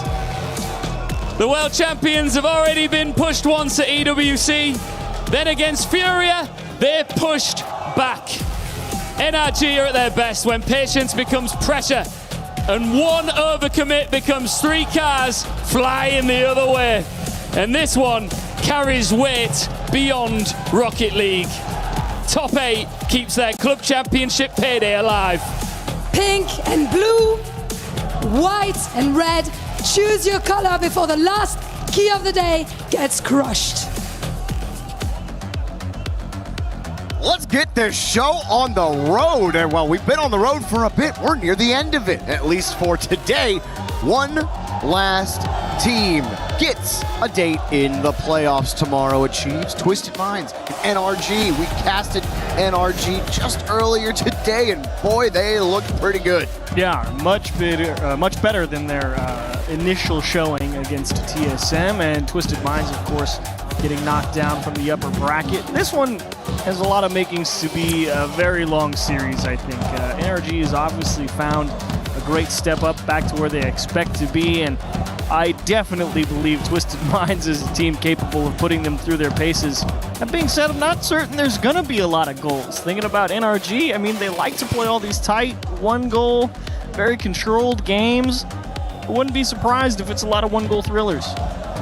Twisted Minds, coming into this, you have two players that are leading in goals scored at EWC. TRK at 51, and then Monkey Moon at 49. So it is a high-powered offense, and if NRG can thwart that, then their chances just may be pretty good. But Atomic has to be real frustrated, constantly running into Monkey Moon, and wondering when he'll finally get one up on him. Here's your chance to do it here, but I think this, I've been waiting for this ever since I knew the matchup. It's going to be a banger. It does have all the makings. It better be a banger. If it's not, we failed you. Yeah. Well, we didn't fail you. They failed you. We're just telling you what's happening. We'll see what happens, I suppose. Only one way to find out. I'm wondering... The Ratatouille chef hat, you see that? On who? It was on the cam. You were looking at in-game because you are a studious analyst that is really trying to lock in, but I am looking at the goofy stuff. That's a high-quality place to look, though. If I've learned anything from Ratatouille, it's that anyone can cook. And I don't know if it was actually Ratatouille. It was just like a rat with a chef's hat on. So I just... Yeah, that's Ratatouille. Okay, just because you put a chef hat it's in the game. on a rat... It's in the game. That doesn't mean that he's Ratatouille. Well, it is. Okay, well, that's fine. It probably is. Ready for battle, Achieves? I am. I'm ready to see it. Me too. Players are taking their sides of the field. Last best of 7 of the day. Last playoff spot to be filled out here in the group stage.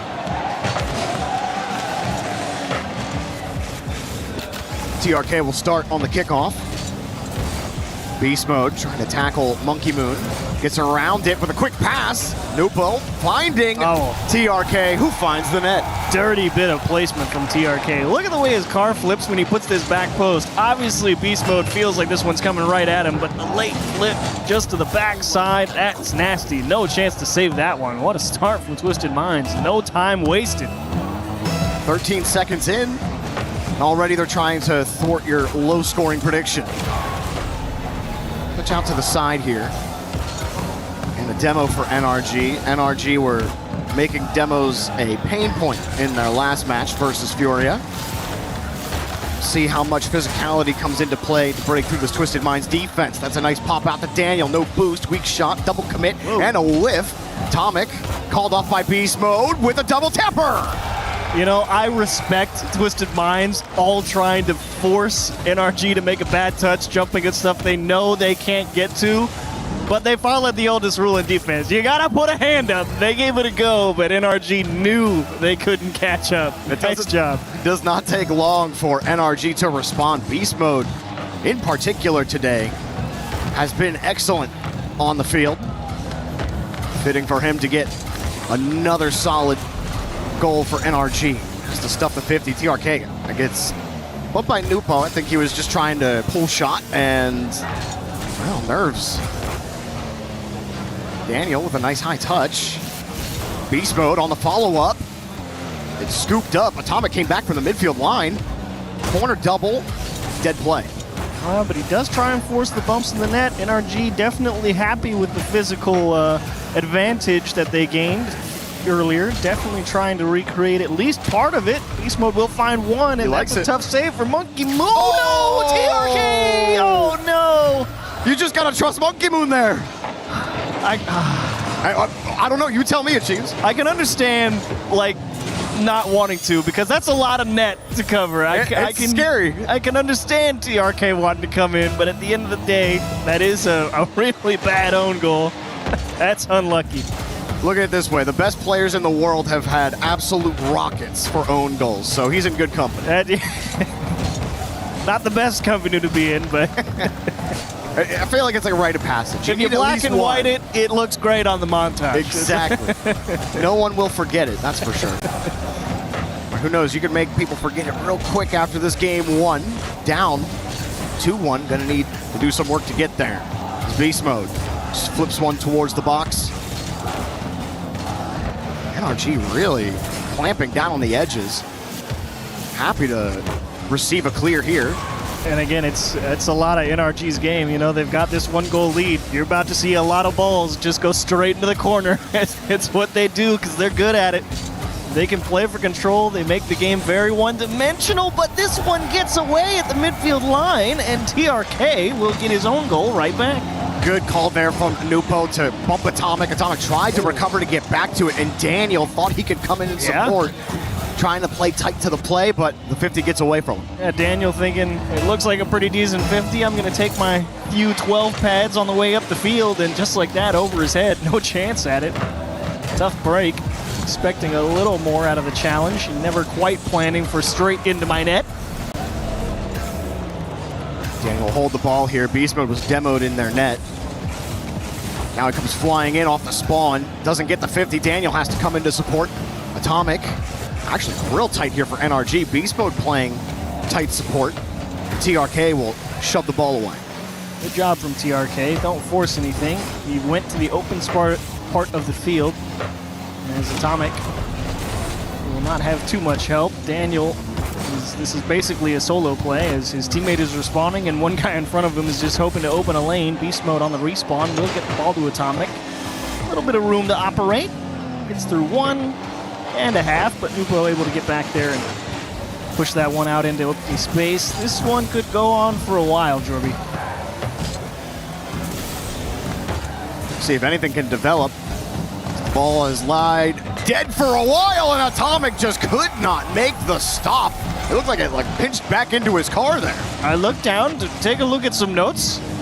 I hear a goal explosion go off. Oh, he was so close. That feels bad. That's tough. You take it if you're Twisted Minds. Down 2-1 earlier, 2 unanswered goals now. A minute 37 remaining. Beast Mode.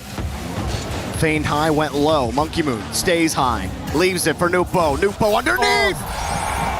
4-2. It ain't going on for that much longer, I guess. Twisted Minds heard that, and they're like, nah, let's just put 2 on the board. Let's move on. Great challenge from Nupo. Daniel definitely got pulled up a lot higher than he thought, maybe expecting to perhaps have to defend a double tap or something. It's great bit of adjustment from Nupo midair. Able to drive that one down and under. More importantly, keep it between the sticks. Also not getting the low scoring you might thought we would get, at least in game 1. But with this Twisted Minds offense, it's going to be hard to keep them pinned. Yeah. Daniel's got a full tank of boost, but he's back as third man. Beast Mode trying for a bump. TRK avoids him, gets the 50, and Daniel coming back across bumps Monkey Moon. Beast Mode sets it up back to Atomic, who just tried to win the 50. TRK takes it away, and the midfield boost. Beast Mode, though, gets a touch out. The shot's too weak. Monkey Moon floating in the box. Has the save and an open net. Wow, what a save from Monkey Moon. I mean, he came so far across the net there. It feels almost guaranteed that the back post is going to be open, but Monkey Moon, great pace control coming back and across the net. Just drops that one into the middle. All of NRG, I mean, obviously they're trying to get back in the game with limited time. Not surprised to see the back end completely open there.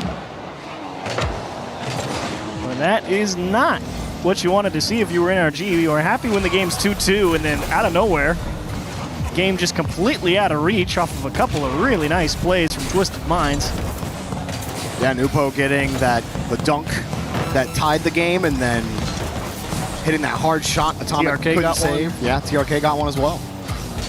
Very good start for Twisted Minds. NRG back to the drawing board here after game 1, as Monkey Moon continues to live in the nightmares of Atomic, at least for now. Oh, okay, not again. Daniel's not in the mood to allow 6. He will find the clear as NRG just looking to run out the clock, I wager. Go down across. Jeez, I just won't stop. Yeah, that's He's Give mad. it to us. We're going to put it in. TRK's like, how did we not score? You put 5 on him, brother. It looks It's okay. better when it says 6-2. It does. It does look better. I'll give that to you. That was the initial real nice goal from NRG. The unfortunate own goal, I believe, from TRK here. Yeah, I can understand why you wanted to. You do have to trust Monkey Moon, I guess, but TRK was thinking he could make that one to the near post. He thought he could get it out. You know, there's probably a universe where he just smacks it off the post and it's a save. Seen it before.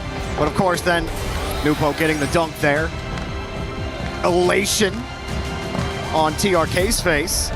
And all smiles here for Twisted Minds. The Brains. Many folds right now on this side of the pitch. 5 of them, in fact, into NRG's net. 41% shooting. 27 points for Nupo. 3 goals on 6 shots. Excellent start to the series. Good bit of shooting for Twisted Minds. 12 shots, 5 goals, 41%. You'll take that. We love that if you're a Twisted Minds fan, NRG. Honestly, I don't know if I actually want to change too much. I kind of liked all of the game up until, they just ran away with it. A couple of really nice goals, like the first one that got out of hand, right, with Daniel was coming up out of the net. They thought it was just going to be a better 50. That put him down 1.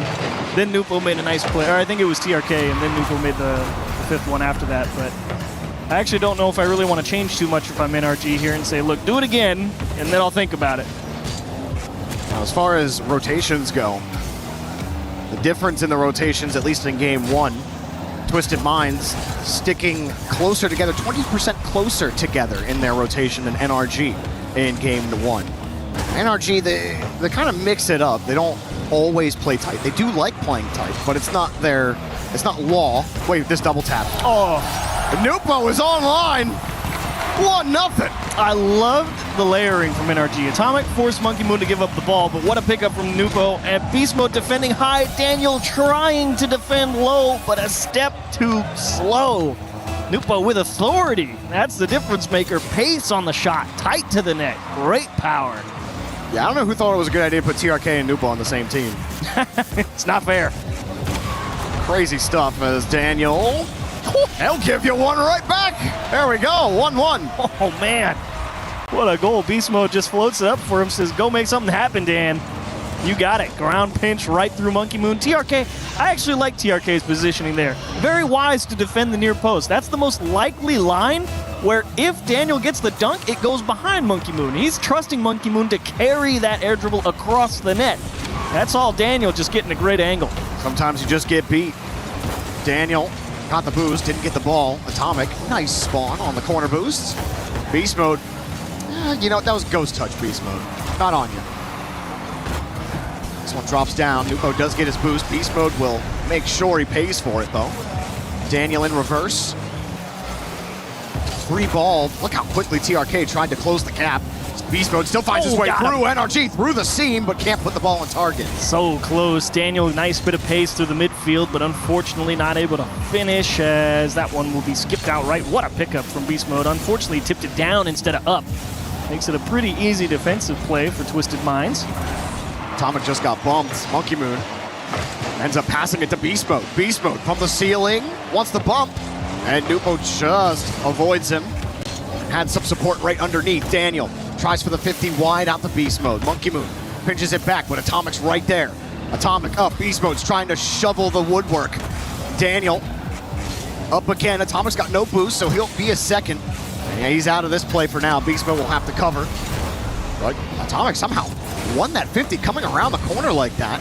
And they still can't really move down the field. Monkey Moon just wow, stuffed what them a job. completely. I mean, Monkey Moon buying all that time there was huge. I mean, Beast Mode did a great job zoning out all of Twisted Minds. NRG actually stole all their boost. So Monkey Moon finding 2 big 50s there, and Nupo making this save is a great job defensively. TRK will pull one off the line at 0. Daniel pressing the attack further, but unfortunately no momentum behind it anymore.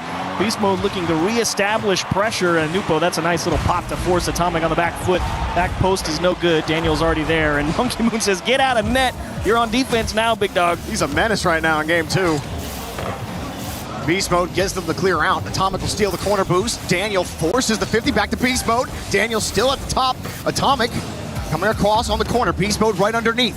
He's next up with the first touch. Has to leave it. Atomic also leaving. He's got the corner boost. And Daniel and Atomic run into each other. Atomic will try to collect something out of this and does buy some time to get reset. Yeah, not the worst thing. Good adjustment there from NRG on the accident. Sometimes it does happen through the smoke. Beast mode, no chance. That's tough. I mean, that shot came right as the smoke screen appeared. That's got to be a brutal save to try and make. No chance. No chance. Straight through the smoke cloud. Had no idea which way it was coming through, and that one had some heat on it. And that's tough after they just had such a good possession in the blue half. And then Daniel and Atomic running into each other. It's like, sure, you know, it didn't turn into complete disaster right away, but you lost all that momentum, and now you have to dive to make another stop. Monkey Moon on top of the ball again. Atomic just hoping for some breathing room. And Monkey Moon gonna bring it down. Good read. Daniel sticking with the play is Nupo.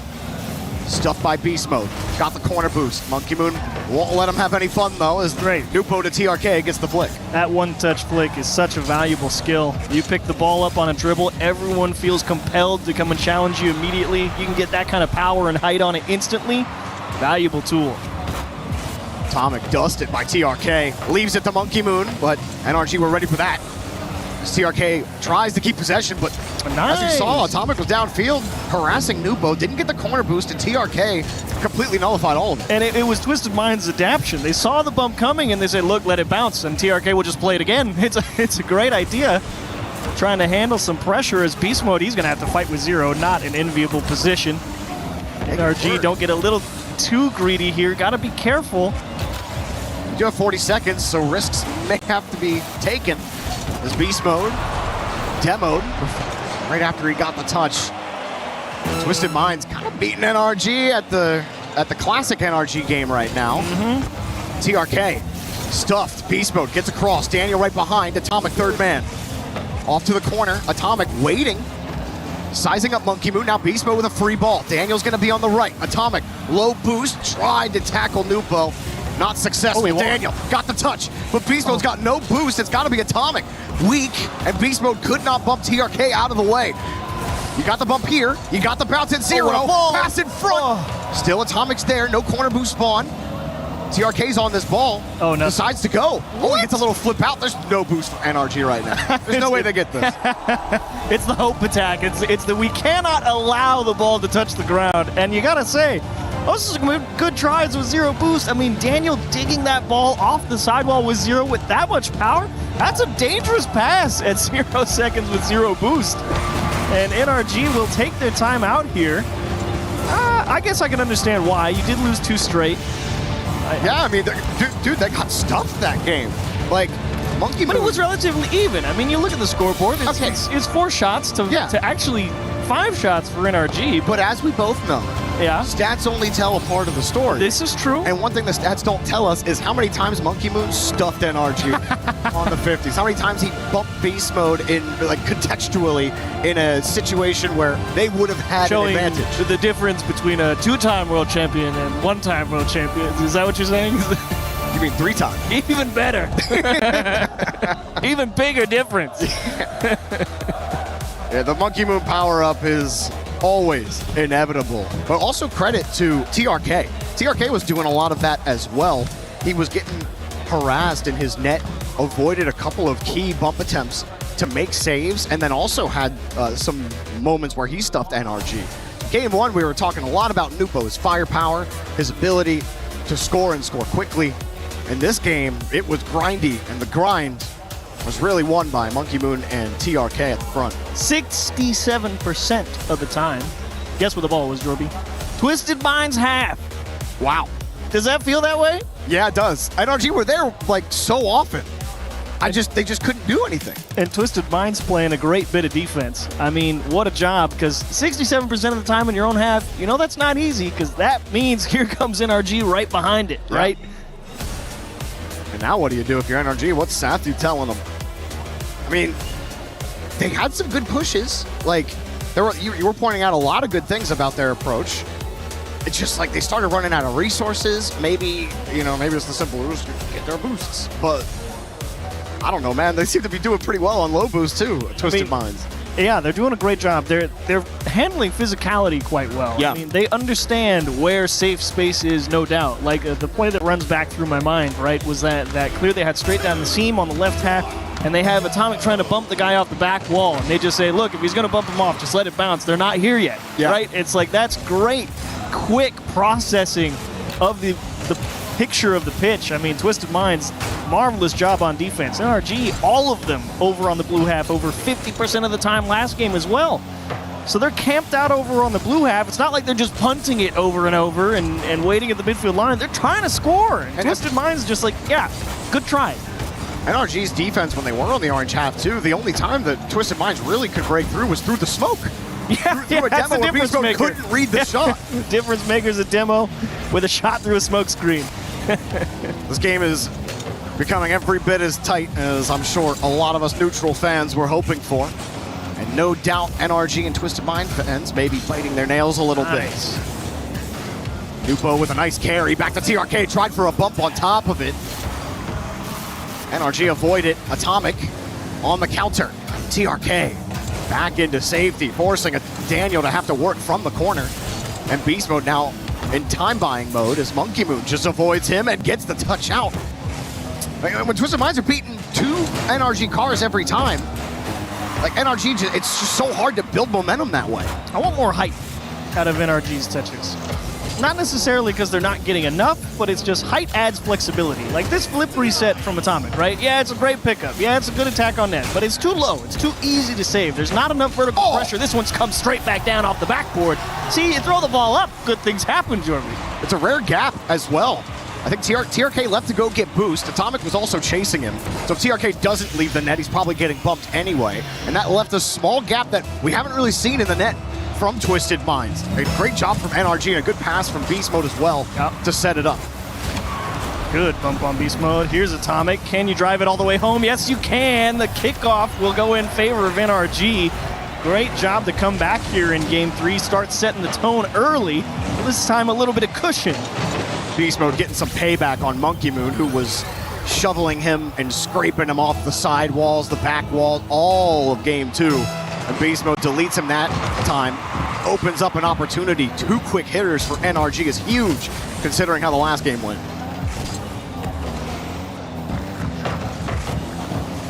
Ooh, kicks out hard. TRK was hoping for something tighter. Able to shuffle underneath Beast Mode. Bit of a chain dash for Daniel. Whifty. Works out for NRG. They get some time. Daniel gets the corner boost here. So here we go again. Oh, maybe just straight in. In the blue half, just saved. Off the post, got the boost steal as well. Twisted Minds maybe starting to feel the squeeze as Beast Mode takes the pass way wide. Monkey Moon did have a full tank sitting in the box. Twisted Minds get a chance to break. Well, quite shootable there for Beast Mode as Nupo actually, I think, wisely not wasting too much boost there. It's been a fight with physicality and a lot of boost steals. I think Nupo just knew that even if he tried to take that one all the way to net, he was just going to end up stranded on the other side with not a lot in the tank.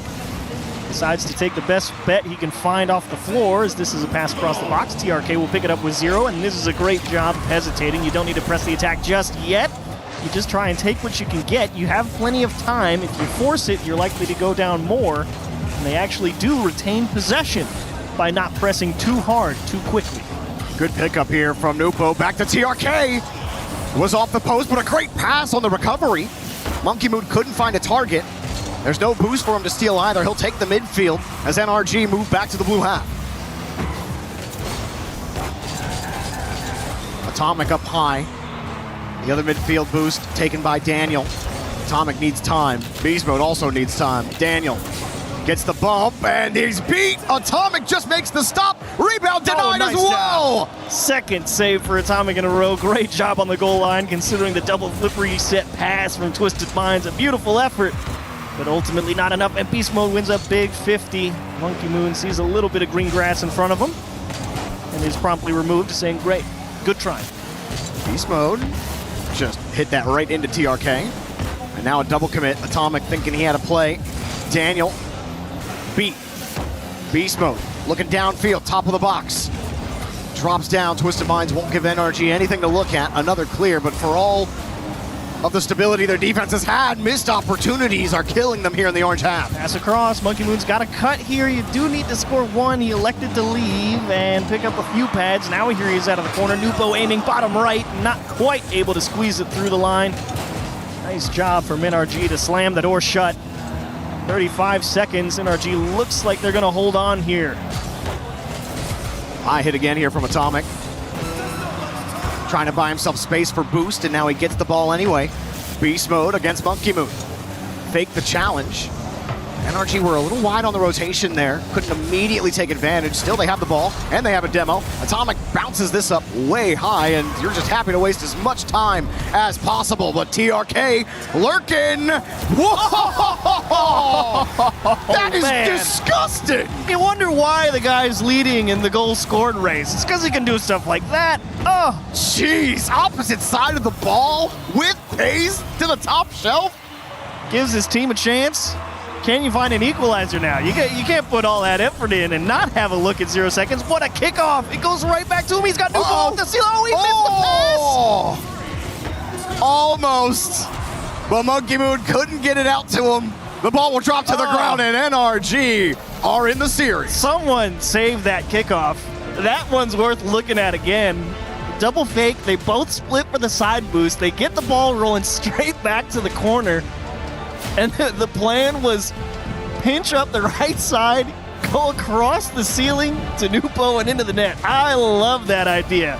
When you need one, that's what a game plan off the kickoff. I love that. Well, both of these orgs, Twisted Minds and NRG, they've only played each other twice, and it was last year, 2025. Both of those series went the distance. So, maybe we keep some trends going, eh? NRG, I think, just glad they got that kickoff goal, and Nupo, great save on that shot. You thought for sure that was another goal. And TRK, this is a beauty. Yeah, I could watch that. I could watch that 3 or 4 more times. I'll probably get on Reddit later and watch it 5 more times. It's worth watching again. Yeah. Great shot. Great bit of shooting from TRK, but NRG do hold on. If only just. They're happy with the results post-timeout. Absolutely.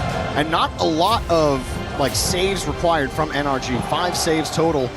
The shot totals aren't ridiculous, but I just think the gameplay between both of these teams has been really fun to watch. The off-ball play of both teams is so, there's just so much going on between them, trying to counter each other and how they're moving around the pitch, really trying to utilize physical play, but having it be quality rather than quantity. That is an excellent point, Jorby. You say quality over quantity physical play. NRG in games 1 and 2, 12 demos. In games 3, 4. Hit downfield, Twisted Minds. We're really turning the screws on this NRG team in the first 2 games, but into that game 2, it was tight. NRG were, 67% of the time in the blue half. Now a little tactical fake. TRK will take it across, back to Monkey Moon, right into Atomic. Scary save, and Daniel, he was a little worried. Someone was right at the top of the box. That's why he jumped across, and then when he saw nobody there, he was hoping his teammate would go get it. Problem is, Atomic still on the line with nothing. The only one who can bail him out is Beast Mode, and Nupo, great piece of shooting. Don't think too hard, just hit it hard. If they had boost in the net, they would have went to clear it. Just hit it hard and high, make them stop it. Atomic had been denying all of Monkey Moon's opportunities in the last game and a half. He denied that one, but then Monkey Moon went right into the net and bumped him out and said, yeah, do it again. Atomic trying for the 50. NRG set up. Well, they were set up, but seeing Monkey Moon getting back to the corner. Beast Mode looking for a release, and he finds it in Atomic. Atomic quickly back to the ball, trying to read where TRK was gonna put that. Trying to get ahead of where he thinks safety is. Beast Mode trying to go down underneath on the touch. It's a good catch and flick from Atomic off the bar. Rebound for Daniel. Denied. TRK float. Thank goodness TRK just for whatever reason didn't believe that clear was coming through because that one was just going straight in, popped high and just wide. Beast Mode with a free ball here. Just kicked it. Did get back to it. Nupo will play with Monkey Moon here on the left side. Atomic gave it right to him. Nupo all by himself. 2-0. 7 out of the 10 goals now scored by him. Goal scoring machine this series. Atomic oh so close, but you're not keeping that one out. Too much power and too much cross face. Credit to Monkey Moon for setting that up. He knew where Nupo was. Drops it right in front of Atomic. Doesn't try to drive through the challenge. Says, sure, Atomic, you can think you're putting it somewhere your team can get it. Instead, you gave it to my teammate. Monkey Moon, really well played from him so far in this series as well. Daniel kind of stranded out in no man's land. He'll need just a second here. Nice fake from Atomic. Love that. Give and go. Does he give it back? Yes, he does. Nice job, TRK. Such composure on the line with 0. I mean, if they knew TRK had 0 boost, it was going in the net. But they had no idea. They tried to get fancy with a pass. And TRK just broke it up. Great job. His goaltending has been awesome. Now Beast Mode gets deleted and Twisted Minds are twisted NRG. Uh-oh. Does not feel good. Beast Mode tried to just cut and he went straight into the teeth. I mean, I think it's easier if you just go across net, right? But I guess he couldn't because Daniel was coming back on that line. Yeah. So if he goes across, he just runs into his teammate. So he tries to cut it forward, gets demoed for his trouble. And just like that, NRG down 3 with 2 minutes. NRG feeling the struggle right now. As Monkey Moon tried the wind up. Beast Mode just too far behind it. Beast Mode still downfield, getting the corner boost. Up in front, nice doink from Atomic! And that's how you start the journey. Everything starts with the first step back. Nice job from Beast Mode and good enough to get it to his teammate Atomic. Like you said, great doink. Right off the post. And off the post, just for good measure. Absolutely. Could be deceptive if you weren't looking. Daniel on the kickoff loses to TRK. NRG have started the clock for the comeback. They bought themselves a little bit of time for it. Beast Mode, a demo, but Atomic back to the corner, having to chase it, and Daniel flying to nowhere. Beast Mode. Oh, but he lost the boost. That feels bad. You bait TRK into going over you, and he beats you to your own corner. And a little cross, thankfully not in off Daniel's nose. That would have been a real bad sign for NRG. That's equally as bad, getting punted out to the opposite corner while the guy in the net stays flat-footed with the secondary shot coming in. Twisted Minds looking great shape here in Game 4. It's at least a hat trick for Nupo. Scoring the last 3 goals. Actually, he might have scored all 4 goals. Either way, it has been painful for NRG. Twisted Minds have been dishing it. Just got their number, man. It's kind of like, you know, the Space Station Carmine Corps game. They know what they're going to do before they do it. Feels nothing, like nothing they do is sometimes. going to work. NRG have not had as much leeway, though, in the blue half in this game as they have in the other games in this series. Have not spent a lot of time pressuring this Twisted Minds half, and when they have, well, TRK has just made every stop. Something for everyone here on this Twisted Minds roster. Everyone getting a piece of the pie. TRK with good recovery. How You can hit him. does this kid do this? He's still there. That is crazy. They Can't still get got a rid shot. of him. It's cleared out. Monkey Moon. Wow. You're like, yeah, TRK, do something with that ball. yeah, try that one. Turns out there's something you can't do. He says, yeah, win the game, tough. Look at the scoreboard, loser. Great job from Twisted Minds here in Game 4. Honestly, I mean, just had their number, and that's going to go in off an NRG player. TRK will make it 5. Twisted Minds with a route. A full route. 16 seconds left in this game, and NRG starting to come back, had that 2-0 win. Really locked Twisted Minds down, actually capitalized on the good things that they had done way back in Game 2, where they spent almost 70% of the time in Twisted Minds territory, but being unable to score. Now, we're back to Game 1, where Twisted Minds just start piling dirt. On the freshly dug grave of NRG, is that where that's going? They're getting close to 6 feet. It's Twisted Minds 1 game away from the playoffs. What a job. Twisted Minds as a whole. Good grief. You were right. Nupo had all 4 until TRK scored that one. Great job. I mean, defensively, no surprise. TRK with the most saves there. Just letting Monkey Moon and Nupo do their thing out on the other side. Good effort. There's that very first goal that Daniel just felt a little antsy coming off the backboard. And from then on, Twisted Minds not willing to give up the keys to the car. Just kept driving straight at NRG, and they couldn't find an answer. Well, it turns out, my eyes aren't always 100% accurate because NRG did spend 60% of the time, or the ball was in Twisted Minds territory for 60% of the game. But, I mean, like, how much of NRG's pressure was actually there? Most of the time, Twisted Minds were just keeping the ball, putting it into places they could get it. I mean, they seemed happy to let NRG go into their corners, try to play across the box. Like, NRG have no authority in front of the box. Excellent positional play from Twisted Minds. I mean, it's all about where you can put it for your team and how you can make it difficult for the opponents. Twisted Minds putting on a masterclass of knowing where the ball has to go and making sure someone's there to get it.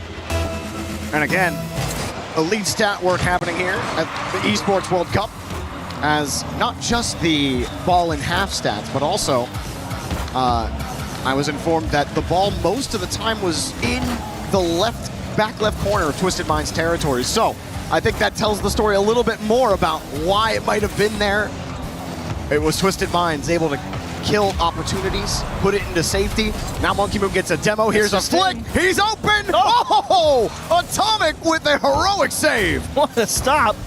But honestly, if I'm NRG, just stop turning into these challenges, man. Twisted Minds is not letting you take that cut challenge. They're just taking you back to the scrapyard and making you wait 3 seconds. I think you gotta, at some point, you gotta just let it roll and go up and around them or something, because you're just getting hit every time you've tried that. This time they do get the 50 on Monkey Moon. NRG were able to avoid early disaster and another early Twisted Minds lead. Now what can they do with this ball? Beast mode, fishing it back to Atomic.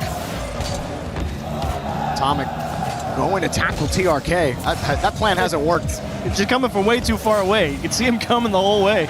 Beast mode with the read. Monkey Moon awkward. New post there. Rebound comes out top of the box. Denied by Monkey Moon. And they've all still got just enough boost. Monkey Moon's the only one really strapped here. Wow, he got across. That was a risky pass. And Beast mode will leave it. TRK with some control. He sees the space and just kind of lofted it towards the box. Monkey Moon's smart enough to know it. It's not even worth going for. He knew that pass was too far forward. This is not every attack must be followed up on. It is okay to let it go if it's not there. Decent attempt there from Beast Mode. Daniel was hoping for a bump to open a gap for him to go.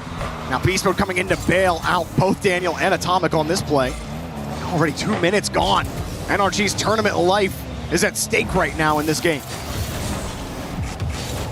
Another free possession for TRK. Flip reset, extra touch, pulls Beast Mode off the line as well. Daniel doing a great job to get all the way back to that nasty pop off the wall. Makes it difficult for NRG. TRK 1v1, no boost, but it's gonna look real good. Here comes the help. Nupo can't put it in. I think he got pushed by Atomic as he went for that shot and it threw it just wide. Dude, Atomic got bumped, recovered off the bump, got the save on top of it, and then had that rip off the post. How in the absolute world is that not a goal for Twisted Minds? That is insane, Atomic. I think that's kind of gotten lost in the sauce of all of the Twisted Minds offense. Is Atomic on the goal line has been insane. Ooh, job not done. Beast Mode takes a pot shot, see if he can catch Nupo leaning. TRK, again, another nice free possession off his backboard. Leads smoothly to Nupo, and bounce off the backboard. Daniel equal to it. Great speed off his line. We'll need a little bit of help. And again, that's just a punt. And, sorry, that's my favorite word. That's a donation. Yeah, I mean, I think he wants to donate so he can also take the boost or get a bump. Like, he's done that several times. Just hasn't really worked out for them. Now he leaves it. Beast mode. Calls a double commit. Daniel with the catch. Nupo up to the challenge. Beast mode rips it quickly. Atomic not in the area. He was at the midfield line. This one rips off of Nupo's car. Monkey Moon will keep it tight. Playing in the corner. Beast mode goes to the opposite side. Atomic, Great no boost. speed. Wow. Nupo, left corner, all the way across the box. Knew exactly where all the players from NRG were, where the danger could come from. TRK is going to play this best he can. Elects for high because he knows it's a tough play to make back towards net. And Beast Mode, while he might stop it, won't put anything dangerous on, will make NRG come from deep, and they will make the save. Beast Mode coming from the back post, equal to it as well. TRK just stayed with the ball the whole time. That was nothing. Daniel fighting against Monkey Moon. Gets back to the ball. It was so fast. Got up the wall instantly to challenge that. And Twisted Minds get to keep possession off of it. Beast Mode. Tied by Monkey Moon. Really lost control there, but Nupo is a problem. NRG lurking again. Feathering, got the bump, and no contact on the ball from Beast Mode. And that might have been their best opportunity in Game 5. Was a lot of traffic. Job's not done here. NRG still pressing down on a cross. Atomic elects for the boost. What a ball. Twisted Minds forcing a deep clear from NRG just for a little bit of room to breathe and look for OT, I imagine, as that one's definitely down. All right. Golden goal situation for Twisted Minds. One goal separates them from the playoffs here at the Esports World Cup. NRG just trying to fight for Game 6. Beast Mode off the ceiling. Got it through, but there's Nupo keeping it away. He's got the corner boost. He's got the ball. He's got the pass. The shot just high. Monkey Moon! Game! And you see the difference. Twisted Minds, they can rally to the loose ball in front of net. NRG had a look at the start of overtime, but they didn't believe it was going to get through. They rotate out, and Twisted Mind beats them on the extra life. Incredible series from Twisted Minds. You can point at every single player in each game and about 4 amazing things they did to beat NRG. NRG had one breath in this game, one game where they were able to dominate fully. Other than that, though, this was Twisted Minds series front to back. Monkey Moon doing classic Monkey Moon things and eliminating Atomic from another tournament. Brutal, but true. Tough.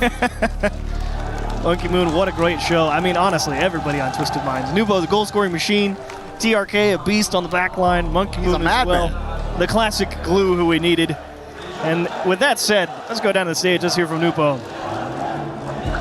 How about that? Twisted Minds lock in that last quarter-final spot. I got Nobu with Twisted Mind alongside Mahmoud, who's going to be doing our translation here. First things first. Yesterday was a brutal loss to NIP. How did you dust yourself off and come back again looking better than ever for this series? أنزل صراحة أمس كان بست اوف 5 احنا مو مرة كويسين والتيمات كلها عادي تخسر بست اوف 5 في كاس يخسر جنتلمان تخسر عادي فكل التيمات بتطيح ترجع اقوى عادي. So yesterday was a best of 5, and best of 5 is not the best for everyone. Even gentlemates lost, but I mean we can pick that up easily. Yeah, and that's exactly what you did. I'm glad you understand me. That's cool. In the 1v1 world, you are the world champion, right? How much does that give you confidence playing in 3v3, and how does it carry across when you're playing with your teammates? صراحة صعب إني أوازن بين الونز وثريز بس الحين بس فوكس إن ثريز وإذا جاء وقت الونز إن شاء الله بركز بالونز.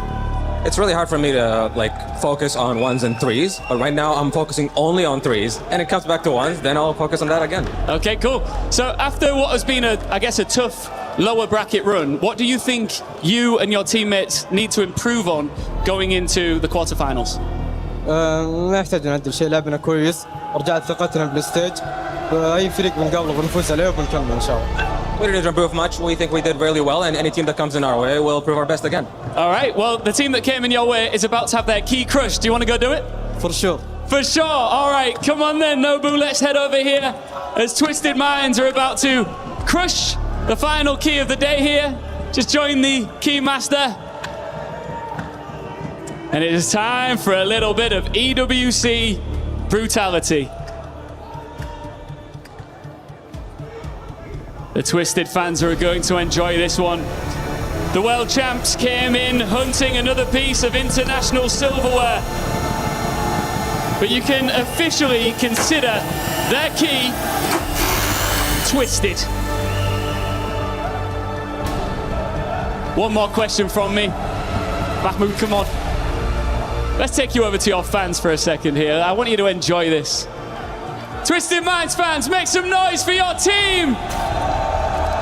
And for Nobu here, who put in a phenomenal performance. I think I know the answer to this, but in the quarterfinals, you can either have Falcons or Space Station. Who do you want?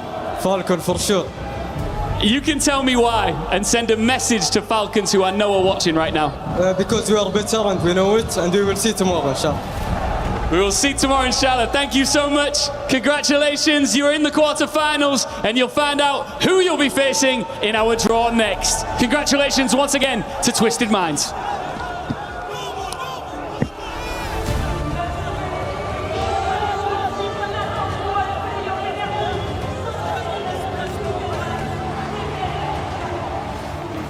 The greatest 1v1 player on the planet getting the teamwork in after a close goal at the start. A strong finish for Twisted Minds. It goes to a game 5, and here we seal the deal. Congratulations as they are locking in another 200 points to the club championship.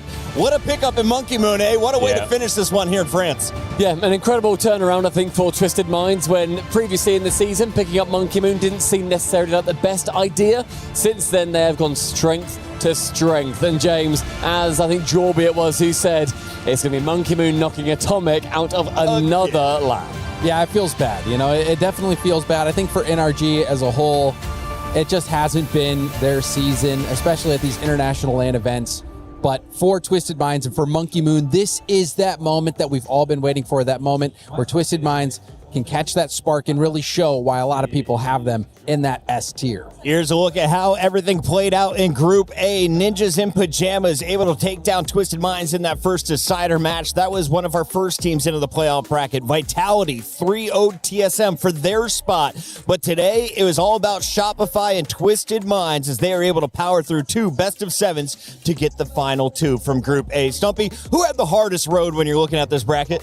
I think, to be fair, Ninjas in Pajamas had an absolutely incredible run through. They managed to take down Rebellion and Twisted Minds. They did it in fantastic style, even if, you know, that first series didn't necessarily excite people. They got it done. Yeah, they had to go through 2 playoff qualifying. Precisely, yeah. They did an incredible job of that. I think also you can see the strength of schedule for some teams is slightly different compared to others, but everybody that we have through, aside from NRG maybe, was almost assumed that we would get them through. But the quality, James, across the board in Group A is unbelievable. Yeah, it was great. And I really am excited to see NIP. They were able to triumph over opponents that they fell short of last time. So my question is, what is their ceiling going to be like at this event? It seems like they really are changing things up in a meaningful way. And now, how far can they go? I said CRR looked like a male model on day 1. I've learned he's more of a bouncer in game, removing goalies, opening the door. What did you see from this NIP win over Twisted Minds to kick off groups? I think, to me, a lot of it comes down to how much they believe in themselves a lot of the time. And they definitely seem to be turning that corner where they can have a lot of doubt, I think, especially when it comes to Jorius, when it comes to like top 8s and stuff. He started to banish that. But they are playing around each other so incredibly. Their teamwork's unreal. And I've loved what I've seen from Oli. Yes. Oli was the catalyst for so many of those goals. One of the best strikers we've seen. And so his confidence level, it continues to go up. And I love seeing Oli have success. He's had times where, you know, he's been the scapegoat on many rosters, but he continues to perform at high levels and get these amazing results. So Oli, he's the real deal. That man on the far right is your player to watch for NIP, but if you're a French fan, you might want to look no further than VIT. Vitality seems to be a fan favorite. They finished on top of the club championship podium in the past. Will they be able to make another run? Well, 1,000 points are up for grabs, and some people are saying this could be the team that seizes them all.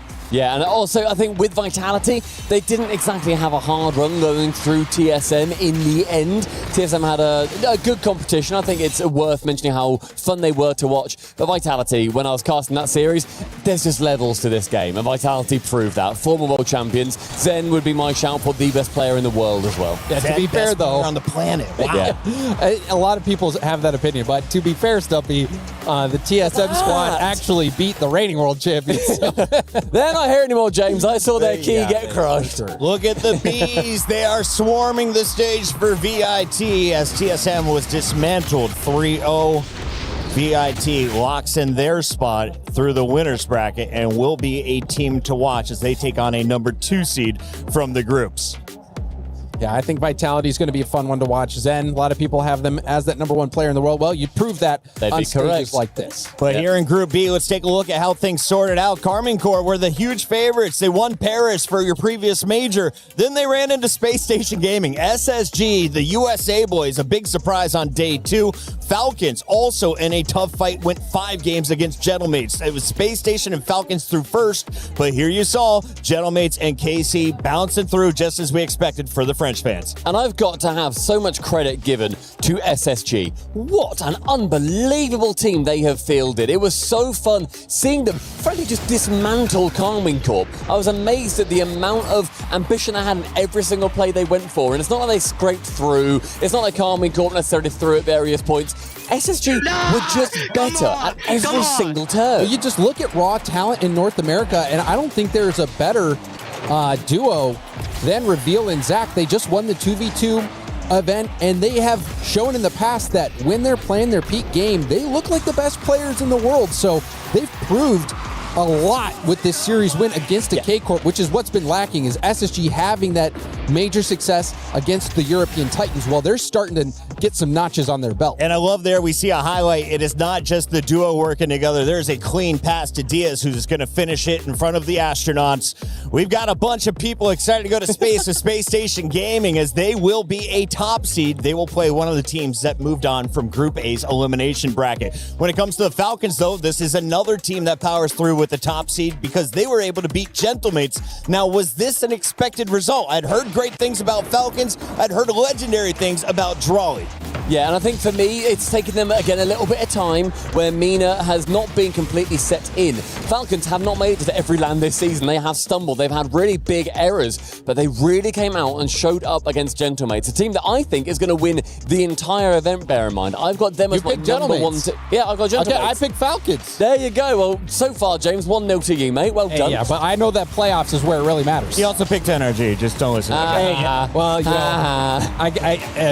we won't get into that. But no, Falcons, I mean, obviously it came down to a single overtime goal. They were extremely well organised, and it's really nice to see a team take a bit of a risk in grabbing Drawley, and Drawley going for a risk, moving to Saudi and to compete with the twins. One of the coolest stories in esports. And really, even though they haven't had the best splits leading up to this point in the RLCS, if they can salvage an Esports World Cup win and then go into a World Championship win, you will look at this season as an immaculate success and justifying that move for Drawley. So I'm just waiting. I'm at the edge of my seat seeing how Team Falcons finish this out. Now, only 0.001% of esports competitors are twins. Are these the best twins to ever grace Rocket League? Yes, easily Rocket League. I don't think I can think of literally any others, so put them number 1. Number 1, in esports, you're better at esports. I was going to say Ogre 2, Ogre 1 and 2, and Ogre 1 back 20 years ago. They set the scene for Halo. We saw Lunchbox and Roy come in, a number of twins through other FPS games, but it's amazing to see a 3-person game with twins at the helm. They're only going to push each other to get better throughout their whole career, and they're still very young, James. They certainly are. They have a lot of longevity left, I think. You just look at their individual ability as well. We were talking about Zen. Well, it was Rawas, one of the twins, who ended Zen's legendary 1v1 show match win streak. Everyone was raving about Zen. It was Rawas. He said, I'm not like the rest of them. And he's got a twin, so you're in trouble. I ain't like the rest. Let's take a look at some of the players who didn't play like the rest of the competition. They played at a whole nother level when it comes to your strikers. It looks like Oski put in 21. Playmaker, it's Nas, and Abdullah is our savior with most goals denied. What do you think of these rankings, Stump? Any surprise names jumping out in your top 6? Gentlemates are at the top. That's all I'm seeing. We're seeing striker and playmaker, and Oski and Nas. They were the 2 best players, as far as I was concerned, at the Boston Major. They're showing it again. They've fumbled this season at various points with the open events where they've not necessarily qualified for those top spots. They have looked stunning. So I've loved seeing Gentlemates play so far. James, I know you love statistics in Rocket League. So what's the one I need to really pay attention to? Which column do you think is most important to success? Honestly, I really think it is goals scored. Save behavior is usually an indicator of your team is not doing the best in terms of possession. It means you are having to defend all the shots, and that's not the position you really want to be in. So striker's the one you want to look for. Oski, you look back to the Boston Major, Oski was the key dude who carried them all the way to the finals before Ness stepped up.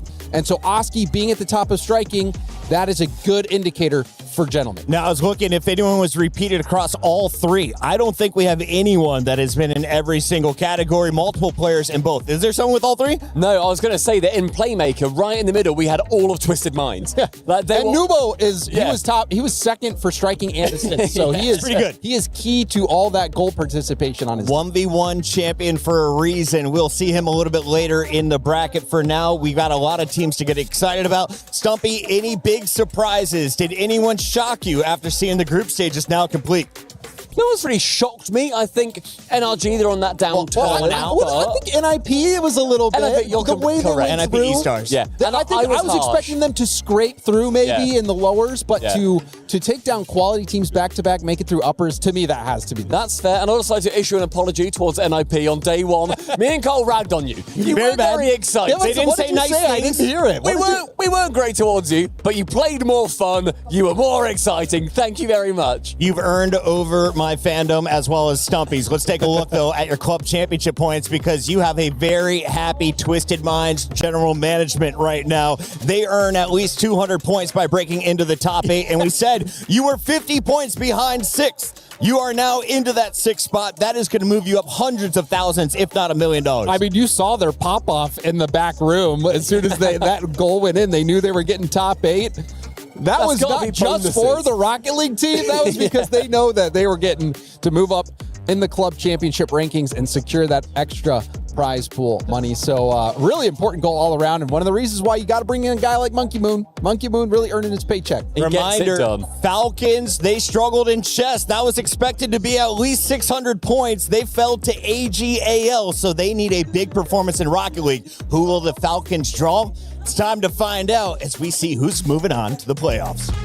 Ladies and gentlemen, we're ready for the draw show for the playoffs, and we are with amazing Rocket League guests, of course. Ian, don't touch it too much. I don't want I'm you getting to... excited. Yeah, I don't want you to rig the draw, of course. Bon, moi, je suis avec toi. Fury, très contente de te retrouver sur cette scène. Évidemment, Vitality est en playoff. Comment on se sent dans cette compétition, sur ce tirage? Eh bien écoute, on sait qu'on va forcément affronter une bonne équipe puisque ça va être soit mate soit cassé.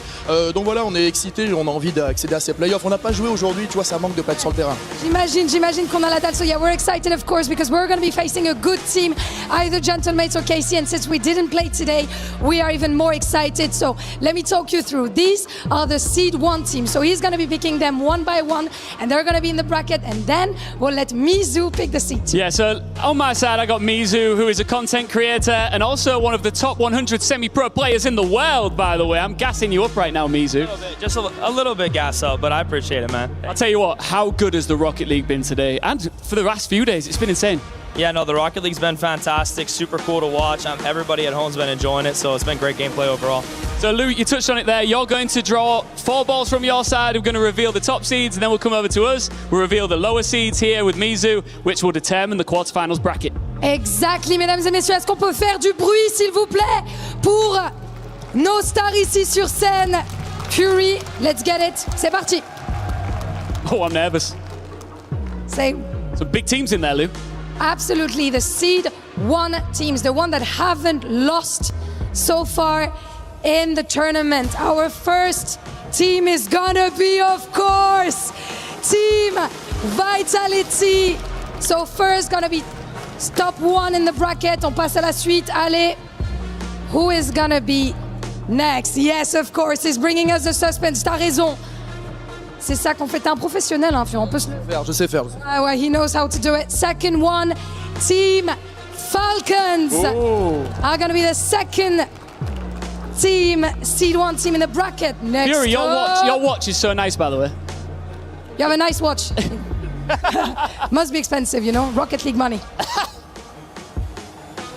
So what do we have here? The third team we have Space Station Gaming, of course. The American prodigies that took down KC with a fashion, and of course, on sait we know who our last team is gonna be. We do the big reveal anyway. Still. Oh! Ninjas in Pajamas NIP are gonna be our 4th seed 1 team in the bracket. Are we ready for Yeah, the we're ready. matchups? Mizu, you ready? I'm so ready, man. Let's do this. All right, let's get it. Let's start with the first one. Ooh, you're adding a bit of spice as well. I like this. Okay, the first team is about to be revealed. The drama in the air is there, and it is Kamin Korb! We're standing by the... So yes, you guessed it, you're right. Carmine Co versus Vitality. Zen, Atto, you're gonna come here in front of us. Messieurs, on va se serrer la main et vous allez rester ici parce que j'ai une petite question à vous poser. On voit déjà que ça s'ambiance. Content d'affronter Cassé, comment on se sent? Je suis très confiant, c'est toujours des beaux matchs, surtout jouer contre Apto, c'est un moment spécial aussi parce que maintenant il y a eu les 2v2 etc. Du coup c'est toujours des beaux matchs et j'ai hâte. Ouais, puis vous êtes le meilleur 2v2 d'Europe, on peut se le dire, vous êtes le meilleur duo d'Europe finalement. Ouais, on est les meilleurs, je pense au World on va les écraser et voilà. Oh wow, okay, we're the best 2v2 in Europe, of course, so it's always a pleasure facing him. It's gonna be a great matchup, on est confiant. Atto, c'est quoi ton plan pour lui montrer qui est la meilleure structure française? Je pense qu'on les a déjà battus au Major de Paris, donc c'est juste une partie à remettre. We already beaten them at the Paris Major, so we're just gonna have to do it again. Je vous laisse vous serrer la main encore une fois, et on y retourne les gars, bonne chance à tous. Next. I can't wait for that one, that's epic. Okay, let's move on. I'm excited. That's a powerhouse matchup right there. Why don't we say we draw another one? Falcons versus whoever I'm about to pull. Let's do it. Let's see, of course, who is gonna get. We're not sure it's Falcons. Yeah, we're not sure against yet. this one. Depends on the rules, of course, since teams from the same group cannot be paired on the first round. But let's see. You're really taking your time here. No, I like it. It's a big decision here.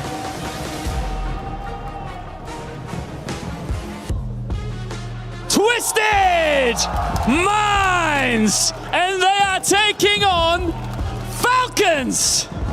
Twisted Minds Falcons. Yes, it's gonna be, of course, Nobu here with Killers. Wow. Gentlemen, you've been talking about each other all week. What do you want to say to him? I want just to say good luck. Very kind of you. What about you, Nobu? Good luck. Oh, so kind. Let's get a handshake. I imagine that respect will disappear once they get into the game tomorrow in the quarterfinals. That's another banger, though. Yeah, it's another big matchup. I'm just drawing all the dramatic matchups right now. I wonder what's going to be next. I'm excited. Hold on. We're getting the regional matchups. I want to have Fury's thoughts on this. Le derby MENA, le derby français, on en pense quoi? Le match va être exceptionnel. Je veux dire, là, pour le moment, le tirage, c'est que pour le show, c'est que pour le spectacle. Yeah, for now, you know, it's been only show, only insane matchups, so I'm waiting for what's next. Okay, let's do it. I love how he's getting excited about it, man. He's doing an eeny, meeny, miny, mo right now. All right, here we go. I think he might have already seen it. Did he see it? Did he peep it? The big reveal is incoming. And it is Gentle Mates! So it's gonna be Gentle Mates versus NIP. We're gonna get onto the stage, of course. The two players, Joras and Nas. I'm gonna let you guys shake hands. And real quick, I'm gonna have a chat with you both. You're facing your former organization. What do you want to tell him? Good luck, and I hope it's going to be a good game. I hope it's going to be a good game. Only good thoughts, only nice words, or do you want to say something to the Gentle Mates fans that are going to be booing you when you enter the stage, man? No, I mean, they can go ahead. I don't really care. You don't care about the booing. Love that. Another handshake for the go, for the run, as we're moving on to our last matchup, Ian. Oh, I'm really enjoying how respectful these Rocket League players are. Look, we know what this is, but let's give it all the drama anyway, please. I mean, it could be anything. It could be anything. It could be a mystery team. I don't know. Let's find out, shall we? We got to have you back for this, by the way. He's a pro, man. Both of you have been class. We're bringing you back, for sure. Did I gas you up too early there? Is this a prank? I can't open. Oh, there you go. Okay. Yes. Here it is. The final team to be drawn here in Paris is, of course, Shopify Rebellion, which means you will face off against SSG. Heartbreaking. Familiar foes here. Okay, listen. This is your last chance to get in his head. What do you want to say to him? I don't need to get in his head. I'm already there. He's already there. He said he doesn't need to get in your head. He's already there. Okay, fair enough. I mean, whatever you think, man. Okay, guys, let's get a handshake. That's another banger of a matchup. Gentlemen, thank you so much. Wow, let's just get some final thoughts from both of our guests here. Yeah, because we have many regional matchups. We have NA versus NA, Yes. MENA versus MENA, and Europe versus Europe. What do we think? Qu'est-ce qu'on en pense, mon cher? Bah, je pense que, comme je t'ai dit tout à l'heure, là, les match-ups pour le spectacle, il n'y a rien de mieux. C'est sûr que demain, forcément, on va perdre des bonnes équipes. Mais voilà, moi, je suis confiant avec les petits. Là, ils vont tout donner. On vise la victoire. Ouais, confiant, vite à casser, c'est aise. Ouais, bien sûr. Je sais que ça travaille. C'est bon, j'ai confiance aux petits. Ils vont y aller. I know that Vitality boys have been working, so I'm not worried for that matchup. And of course, it's all for the show. The regional matches are going to be a banger. Mizo, I don't think that draw could have gone any better. No, I really don't. I mean, you talk about drama. I mean, teams are just playing each other within their own regions. I'll be completely transparent. I came out here hoping to like gas up NA, no matter the matchup, but they're playing each other, so now I don't really know what to do. Okay, so what I am going to ask you to do is give me who you think is going to win this entire tournament. Oh. The entire tournament? Yeah. I mean, I think Falcons have been playing really well recently. They're in form, so if I had to guess, I would say Falcons, but NA's been a sleeper pick in my opinion. Obviously, I'm biased, but keep your eye out for NA. I think they could take the whole thing too. Thank you, bro. Falcons, vraiment, c'est quoi pour toi ta finale de rêve? Vitality, forcément, déjà. Et qui on peut affronter de l'autre côté Bah, tu sais quoi, il n'y a pas de finale de rêve. Il y a juste une victoire de Vitality, c'est tout ce que... Wow, there's no dream finals, just Vitality, Vitality, Vitality. And we're gonna see if he's right or not. We are indeed. Let's just give a big thank you once again to Fury and Mizu. You guys were brilliant. And what we know for sure now is exactly what quarterfinals Saturday looks like. Let's finish off by taking a look at the bracket now that we're locked and loaded. Thank you, Lou, Ian Chambers, and our excellent orange peelers. We have our bracket complete. Team Vitality, Carmine Core, Team Falcons, Twisted Minds, Space Station, Shopify, and NIP versus Gentlemates. As you heard them say on the stage, Stumpy, this is going to be a regional showdown almost every single matchup. We are getting the best of the best from each region into the semis. It is so cool. Like, we just get to see, eventually in the semi-finals, which normally absolutely pop off, them to be a completely different regions, to that be guaranteed. Everybody has got a shot to get through to the final, and then the third place match is unreal. James Bott, I heard the Twisted Minds fans boo when they saw Falcons pick them, and of course, Carmine Core fans are not excited to be playing Vitality. So who has a tougher first round out of those two matches? Honestly, the Vitality K-Corp is tragic. It is tragic. Those are true titans of the game. K-Corp, major winning team. Vitality obviously has won the world championship multiple times as an organization. So I mean, all of these are pretty tough. Like, let's be honest. This is the friendly fire bracket. It is a friendly fire bracket. It is not going to be friendly by the end of Sunday. Only one team will remain, and all the other keys will get crushed. Stumpy, before we go, if anyone missed any of the matches today, we're on youtube.com/esports World Cup. You can scroll back and watch any of them. What was the best match? James, you answer first. There's so many. Not energies. Maybe the reverse sweep attempt by R8. Yeah, that's good. Yeah. All right, we got a lot to talk about. Join us on Twitter for the conversation to continue. In the meantime, we got to throw to the STC recap from the final day of groups. And of course, stay tuned for a new episode of the EWC Spotlight. We'll see you tomorrow.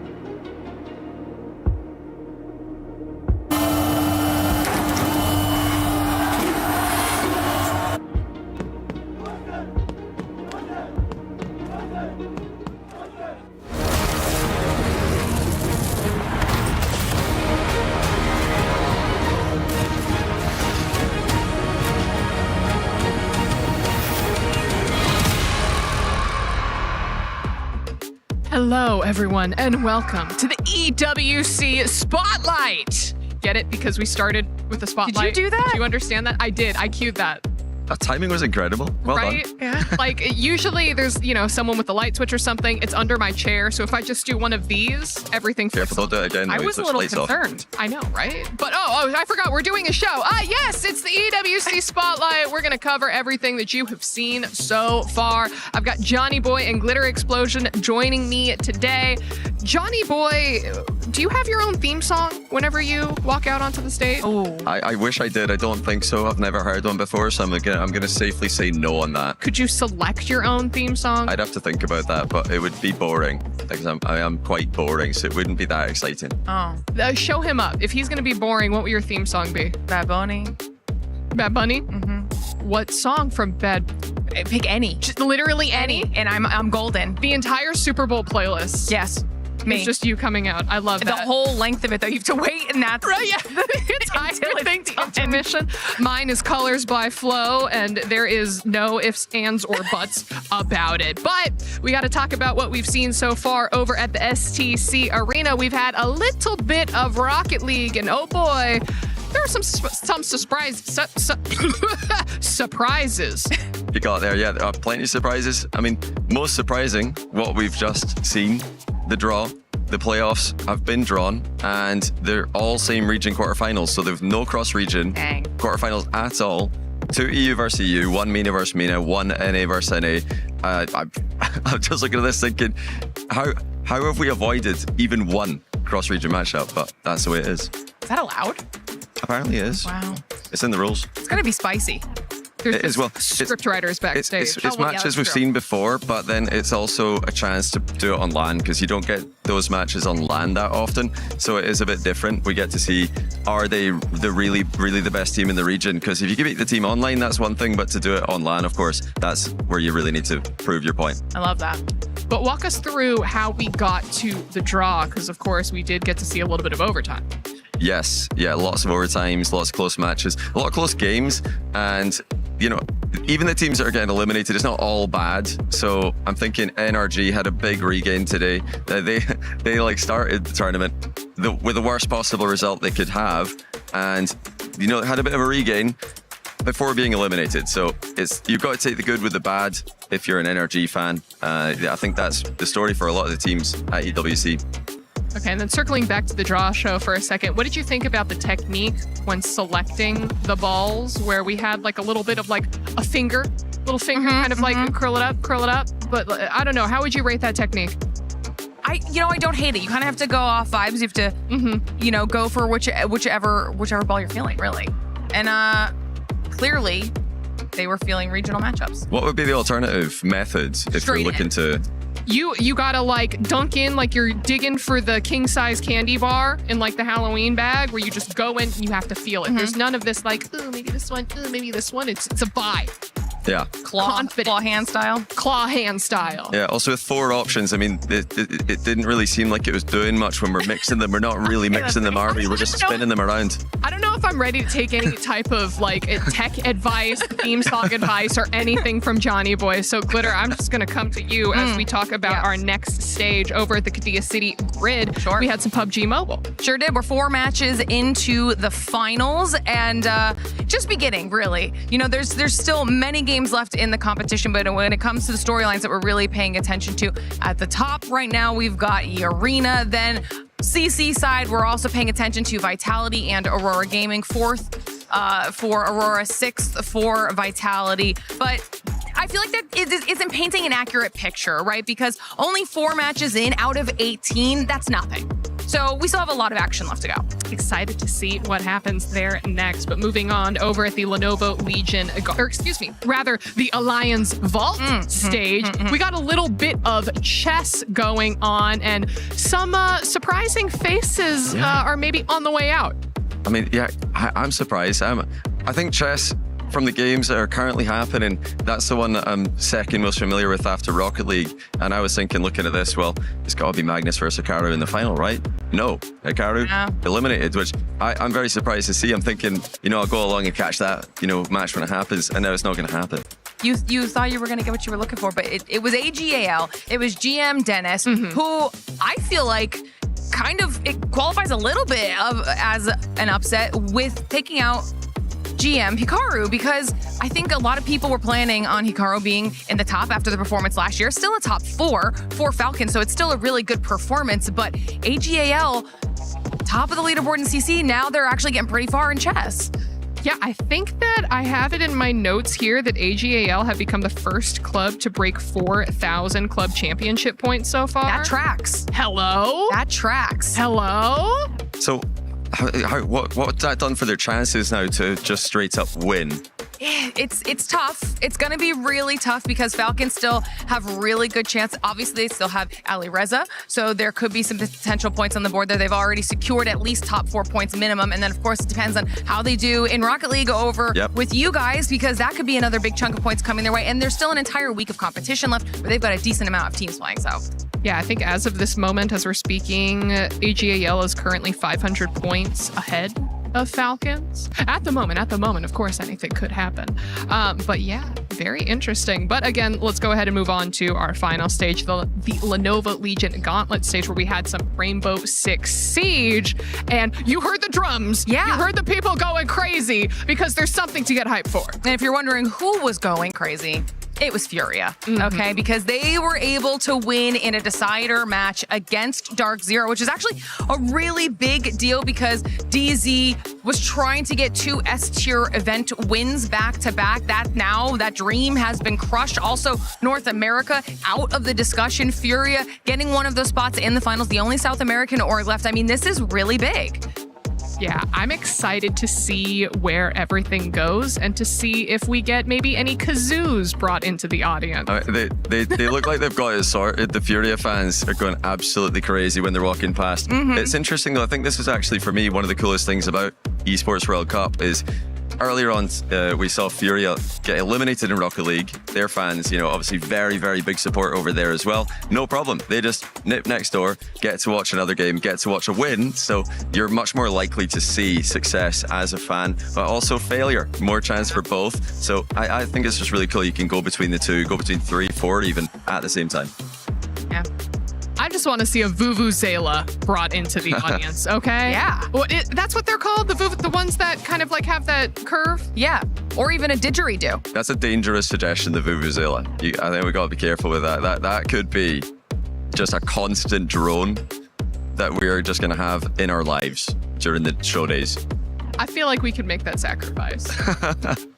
Putting out the call. Putting out the call for Vuvuzelas in the audience. But okay, we talked a little bit about club championship points and what that means for AGAL and Falcons at the moment. But Glitter, are there any other teams that are potentially looking like they can make a run to some of these higher standings? And I'm actually pretty excited about the team that I'm about to say because one of those teams is absolutely Vitality. They are a favorite out of PUBG Mobile. They've put themselves in a decent spot heading into the rest of the matches, and they feel like they could potentially also do well in Rocket League, right? Yeah. So this could be a huge week for Vitality. I like their chances of winning, but, and you're not going to like this, they are up against their nemesis in the quarterfinal. That's Carmine Corp, who have a winning record against them. Now, Vitality have beaten them, but KC have got a winning record overall, so it's a tough quarterfinal. If they get past that, they can absolutely win the whole thing.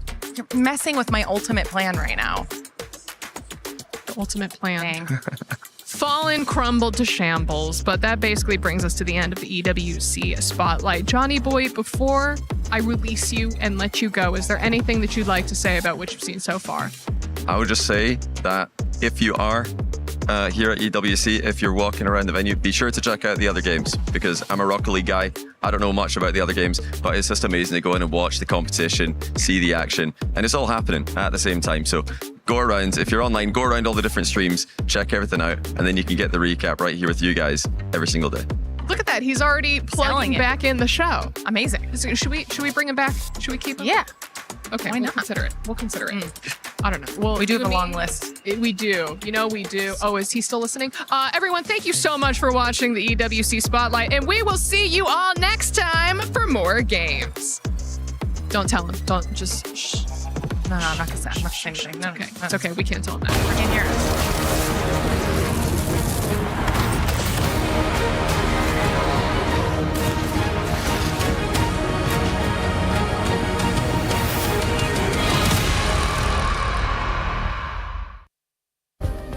Play is in our DNA.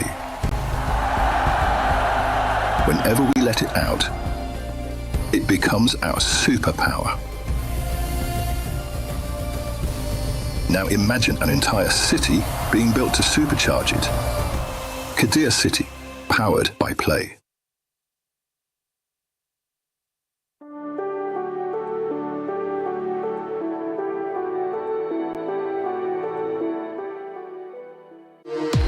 We were there. For every click, every clutch, every respawn. We were there for the years of grind. And we're here. Now. The proud founding partner of EWC. Powering the biggest event in gaming. Shoulder to shoulder with the world's best. Making history. Greatness deserves a stage. Lenovo Legion. Reach your impossible.